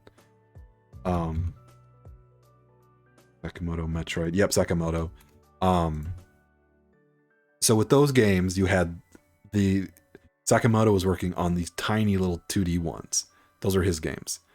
And then you had a completely different development team making these amazing first-person shooters with amazing state-of-the-art graphics, a ton of content, revolutionary games that were both praised critically and had a lot of commercial success. And they were considered the spinoffs. I think you need to do something like that with Pokemon. I think bring in a different dev, bring in other studios, give them a side project that is a giant, good old Pokemon world that lets players finally experience what it was like, what they wanted to feel like ever since we watched the anime. We want to feel like we're exploring a giant world and like be able to do all the stuff, you know, Ash did in the anime. We want to do that. Meanwhile, you can let Game Freak give them their little pixel art graphics back, give them their sprites back, let them make their tiny little Pokemon, you know, top-down JRPG games. Give them those. So then every time, you know, they focus on what they're able to do. And you have a completely more competent developer focusing on what they can do. And you have plenty of money for it. I mean, you're doing that already, except Game Freak is kind of responsible for both right now. Just give the tiny project to Game Freak and let somebody better handle the real game. That's what I'm saying. That's what Nintendo should do. Yeah. There are a million different ways they could fix the issue. But you know what the saddest part of all this is? The real red pill Oh God. is that they're never going to change anything. As They're long not. as the people at the very top of the decision making process for making the games decide that they have to rush out a new game once every fiscal year, nothing will ever change. It's, I mean, yeah, the real thing to blame are the weird, just not shills, but like the weirdos who just gobble this game up. You need to give them at least 2 to 3 years, and you need to give them more people on the team who actually know how to make a game in like terms of like the graphical and like, you know, bug stuff, you know, that part. Your art team, your artist team, your story guys, whatever, you're all still doing fine. You've been doing a great job this whole time. You keep it up. I love you guys. You guys do great work. But those of y'all who are working on like the graphics, what are you doing? Like Yeah, to I make don't the know. game actually run? What are y'all doing? It's just, I think it's just, I don't think it's incompetence. I think it is just, they know, it's just laziness. They know the bare minimum, and they're writing it. Like that's all they need to do. Because let's be honest, they can literally put out broken games and people will buy them up. And they'll get mad at you if you try to criticize it. Pokemon has fallen a long way from the days of Gen 1, from the days of the DS when it peaked. Can we talk about where we predict Pokemon will go in the next 2 to 3 years? I have 2 predictions. Depending on 2 things. First, how expensive Legends of Arceus is and how tumultuous of a development it was. If it wasn't that expensive, and if it wasn't that bad of a development, and if it sells well, it's probably going to sell well, let's be real. I think they're going to make another one of those. And then they're going to keep doing the same thing. They're going to have like a shitty little chibi side Pokemon game alongside it.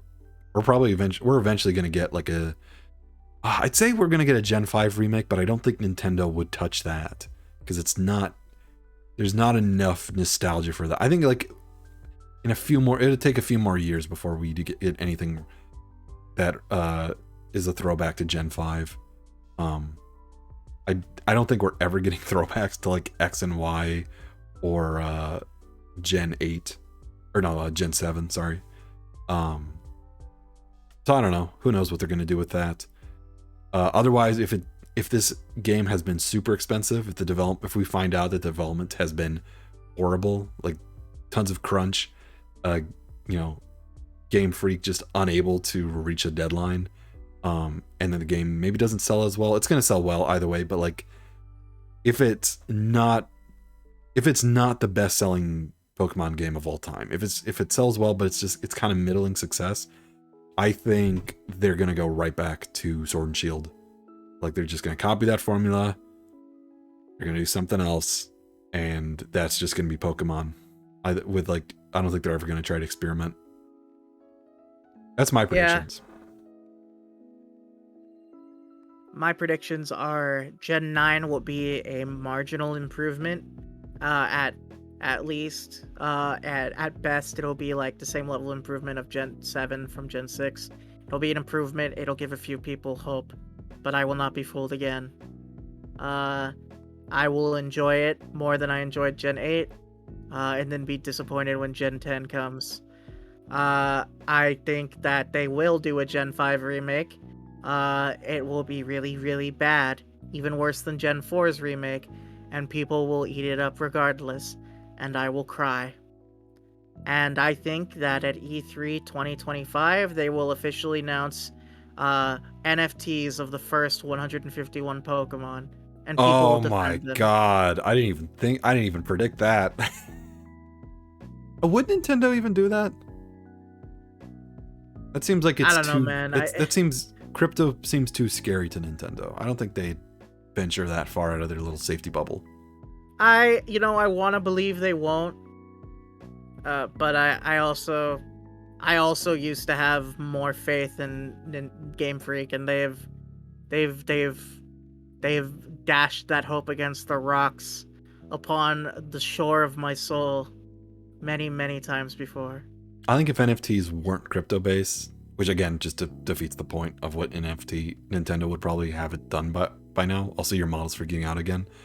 I think it's just the fact that it just is crypto that would scare Nintendo off. I think next time we just need to do that thing some VTubers do where you get the PNG that moves up and down when I talk on your end. That might be the best. Wait. Next time we can. Oh, because you've seen my streams. This does not happen on my streams. No, it's just your internet connection.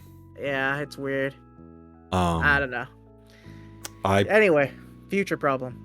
Yeah, I don't know. I don't know what Nintendo as a franchise is gonna go, because like it can't last forever. It's huge. Maybe it will last forever. Who knows? I mean, Mickey Mouse. It'll last as long as Nintendo and Game Freak are around. It'll last as long as the yen or the US dollar. If things go badly, not that long. Just like how Mickey Mouse will last as long as Disney, or Mickey Mouse Star Wars will last. Like as Mickey long Mouse as is just like it's a logo though, basically. It's not. So is Pikachu.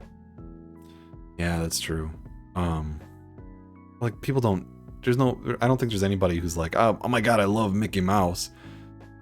I don't know. I think I've met some people who are into Disney, dude. But Disney, that's like a brand. It's like the people who are into Nintendo. But like, I just wonder. I do wonder like where Pokemon will be in like 20 years. They'll be on Gen 17, and I'll be disappointed that the VR looks like models from the PS5 instead of Sword Art Online. Dude, anyway, I was playing Halo Reach, aka the Xbox 360 game that came out in 2010. And there's a level like set in a desert, and I was like playing through, and I saw a tree. I saw this like dead, sort of petrified wood tree. And I remember looking at it, and I looked at the background around it, all like the environment and the rocks and the little grass patterns. And I'm like, I literally had that moment where I realized, holy shit, this game from 2010 on an Xbox looks leagues better than a modern $60 Nintendo game on modern hardware quote unquote modern hardware. Yeah. Just a little unbelievable, but somehow believable. Do you have any final concluding thoughts on everything we've discussed today?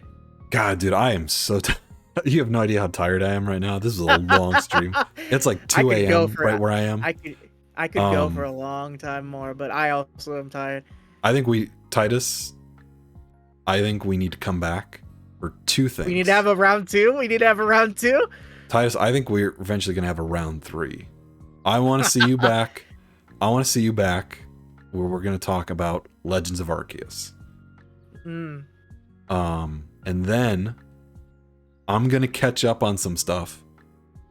I'm going to try to brute force some stuff. I want to do a roundtable discussion with you about the anime. Just the anime.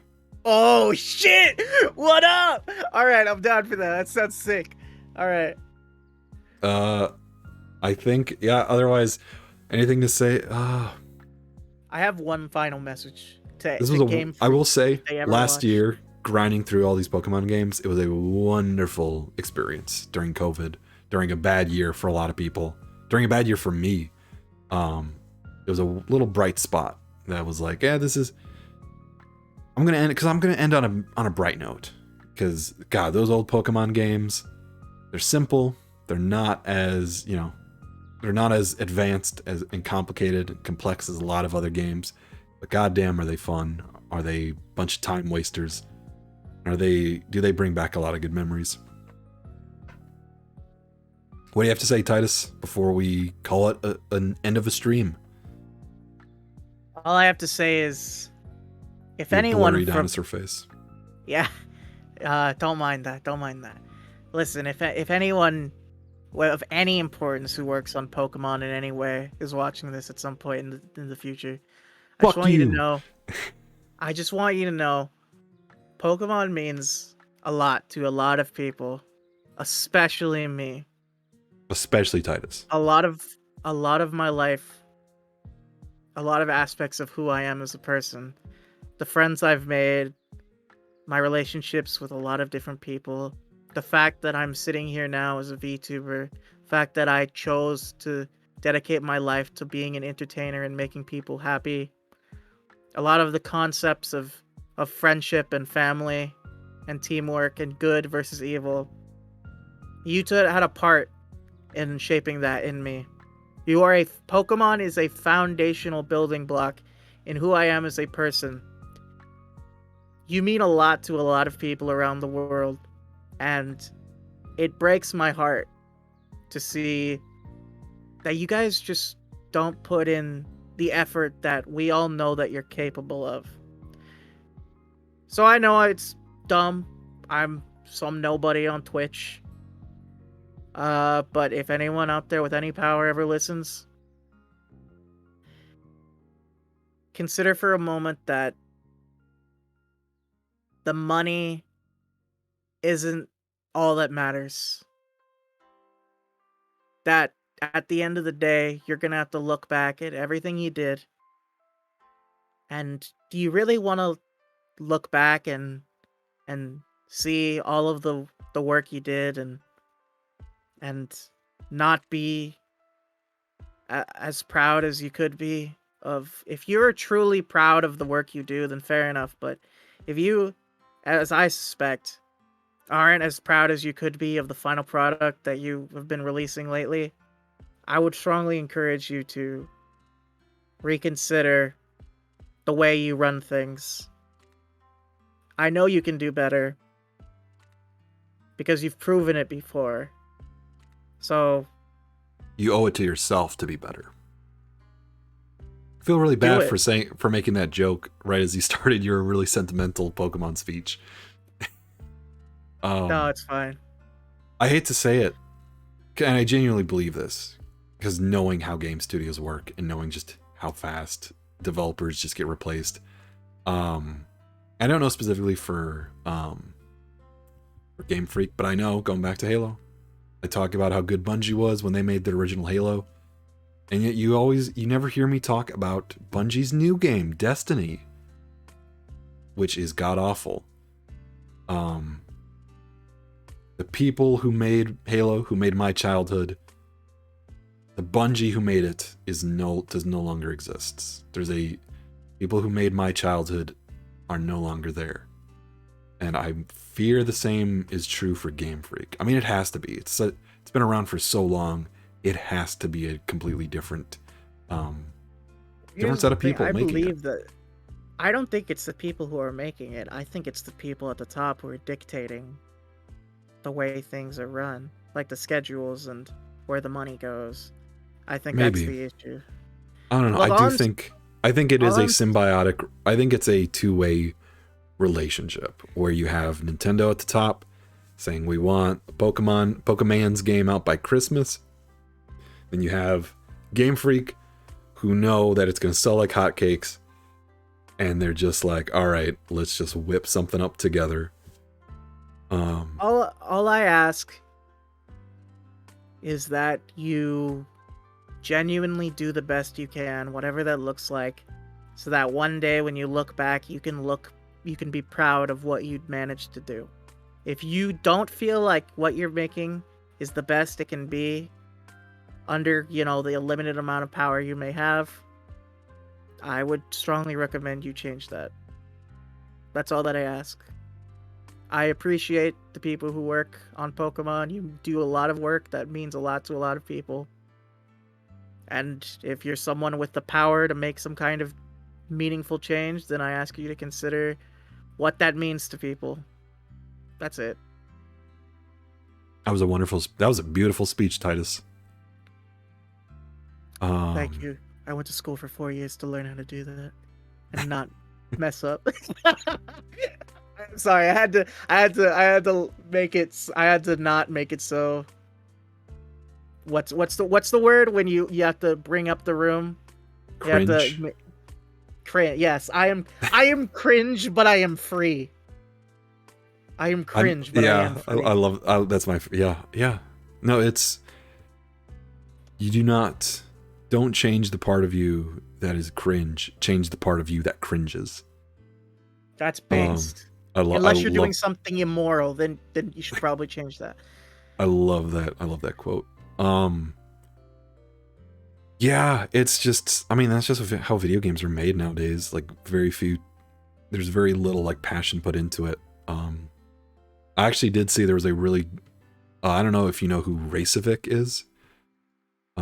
No. He's a popular YouTuber. He does like a lot of video game reviews. Actually, I'd recommend him. It's just a lot of stuff he gets wrong. He has a particular Halo 4 review that I heavily disagree with because he's way too forgiving on it. But like he's talked about Metro, and again, I think he's hard on the games that I like. Like he's hard on the first Metro game.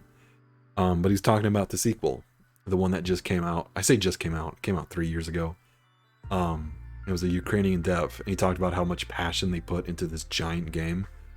And he specifically talked about how, like, because it's a semi-open world, and they like would design an area, and just all of these different developers and programmers would just add on to it, like stuff that they thought would be cool. Like, a guy had this creepy old church, and that he's like, oh, because it's a horror game, this would work here, right? And people would just add on to it. And I just don't think. And first off, that makes me appreciate Metro Exodus even more. I think I'm gonna go back and replay it, maybe on stream. I don't know, but that passion just does not exist anymore. Like it's so rare, just because games they're a business. Like you can't have that creativity anymore. Yeah, and that's why a lot of the best games we're seeing coming out nowadays are indies. Yeah, I was gonna say like. The games that genuinely like I was excited for, most of them have been just indie games, but I guess that goes without saying. I mean, obviously, big companies, because I mean, Super Mario Odyssey was fantastic, one of the best games that came out the last 5 years. Breath of the Wild. I guess I'm not big with platformers. I enjoyed Breath of the Wild, but there is definitely a culture shift. Yeah. And it's interesting because I don't think it's paying off. These like massive development teams that are trying to basically make these corporatized boring, pieces of slop. It's I think it I it think kind it's not where I don't think it's working anymore. I remember going back all the way back to Last of Us 2. They were giving away free copies of Last of Us 2 with the PS4s because they were worried that the game was selling so badly that they wanted to boost their game sales. at least they won all those awards. People aren't talking about how bad of a state Sony's in right now. I'm kind of shocked that it's like being covered up because they lost all their PS5s to scalpers. Which, if anyone who's worked in console game dev knows that the consoles do not make money. They're all lost investments. They're all lost. You would lose money when you sell a console. You make your money back with selling games. And guess what? Those scalpers are not buying games. Which is why Sony is not in the best shape right now. Maybe we should do a round table with Burke or someone else of discussing Microsoft, Nintendo, Sony, PC, that's just like a general podcast. I don't even know what we talk about specifically. Anyway, this stream is going on for way too long. It's almost 5 hours long. I know. I need to go get my second serving of caldo de res. Ooh, it's literally 2 a.m. for me. My whole night been talking about Pokemon. You guys, we joke when I say like me and Titus can spend hours talking about Pokemon. That's not a joke. That's just reality. That's what happened tonight. I could have easily kept going. I mean, I'm tired, so I don't want to, but... Cass, if you ever need someone to talk about video game MILFs, I gotcha. Alright, if we ever talk about that new, what is it, Resident Evil? I don't play Resident Evil. That game with the big woman that everyone likes. The big lady. Yeah, I don't know. I'm not really into that. It was like 9 feet tall. I don't know. I'm not really about that personally. I mean, I respect the hustle of those who are, but that's not really my... Cass, do you know Yako Kiko? Mimi's latest streamer that she's been not latest streamer, but a streamer she's been prating. Just because she goes by Dami Mommy. I think you'd want to check her out, Cass. Just go watch Sana from Hololive English Gen 2. She's literally the size of a universe. What was I even saying? What were we saying? I don't remember. I was saying something and then Cass interrupted me. Oh, yeah, with Pokemon. Like, if I wasn't out of water, if it wasn't 2 a.m., like I could literally just come back. We could keep talking about this for hours. I mean, we've had pretty consistent views. Like, I mean, I don't know how, like, where your views usually average out, but we've had a pretty decent... I know. This is some of the best viewership I've had for a while. People like Pokemon. People love hearing people rant about Pokemon. But yeah, I think I'm going to call it a stream. Titus, do you got anything left to say? That was a pretty sentimental speech you gave back there.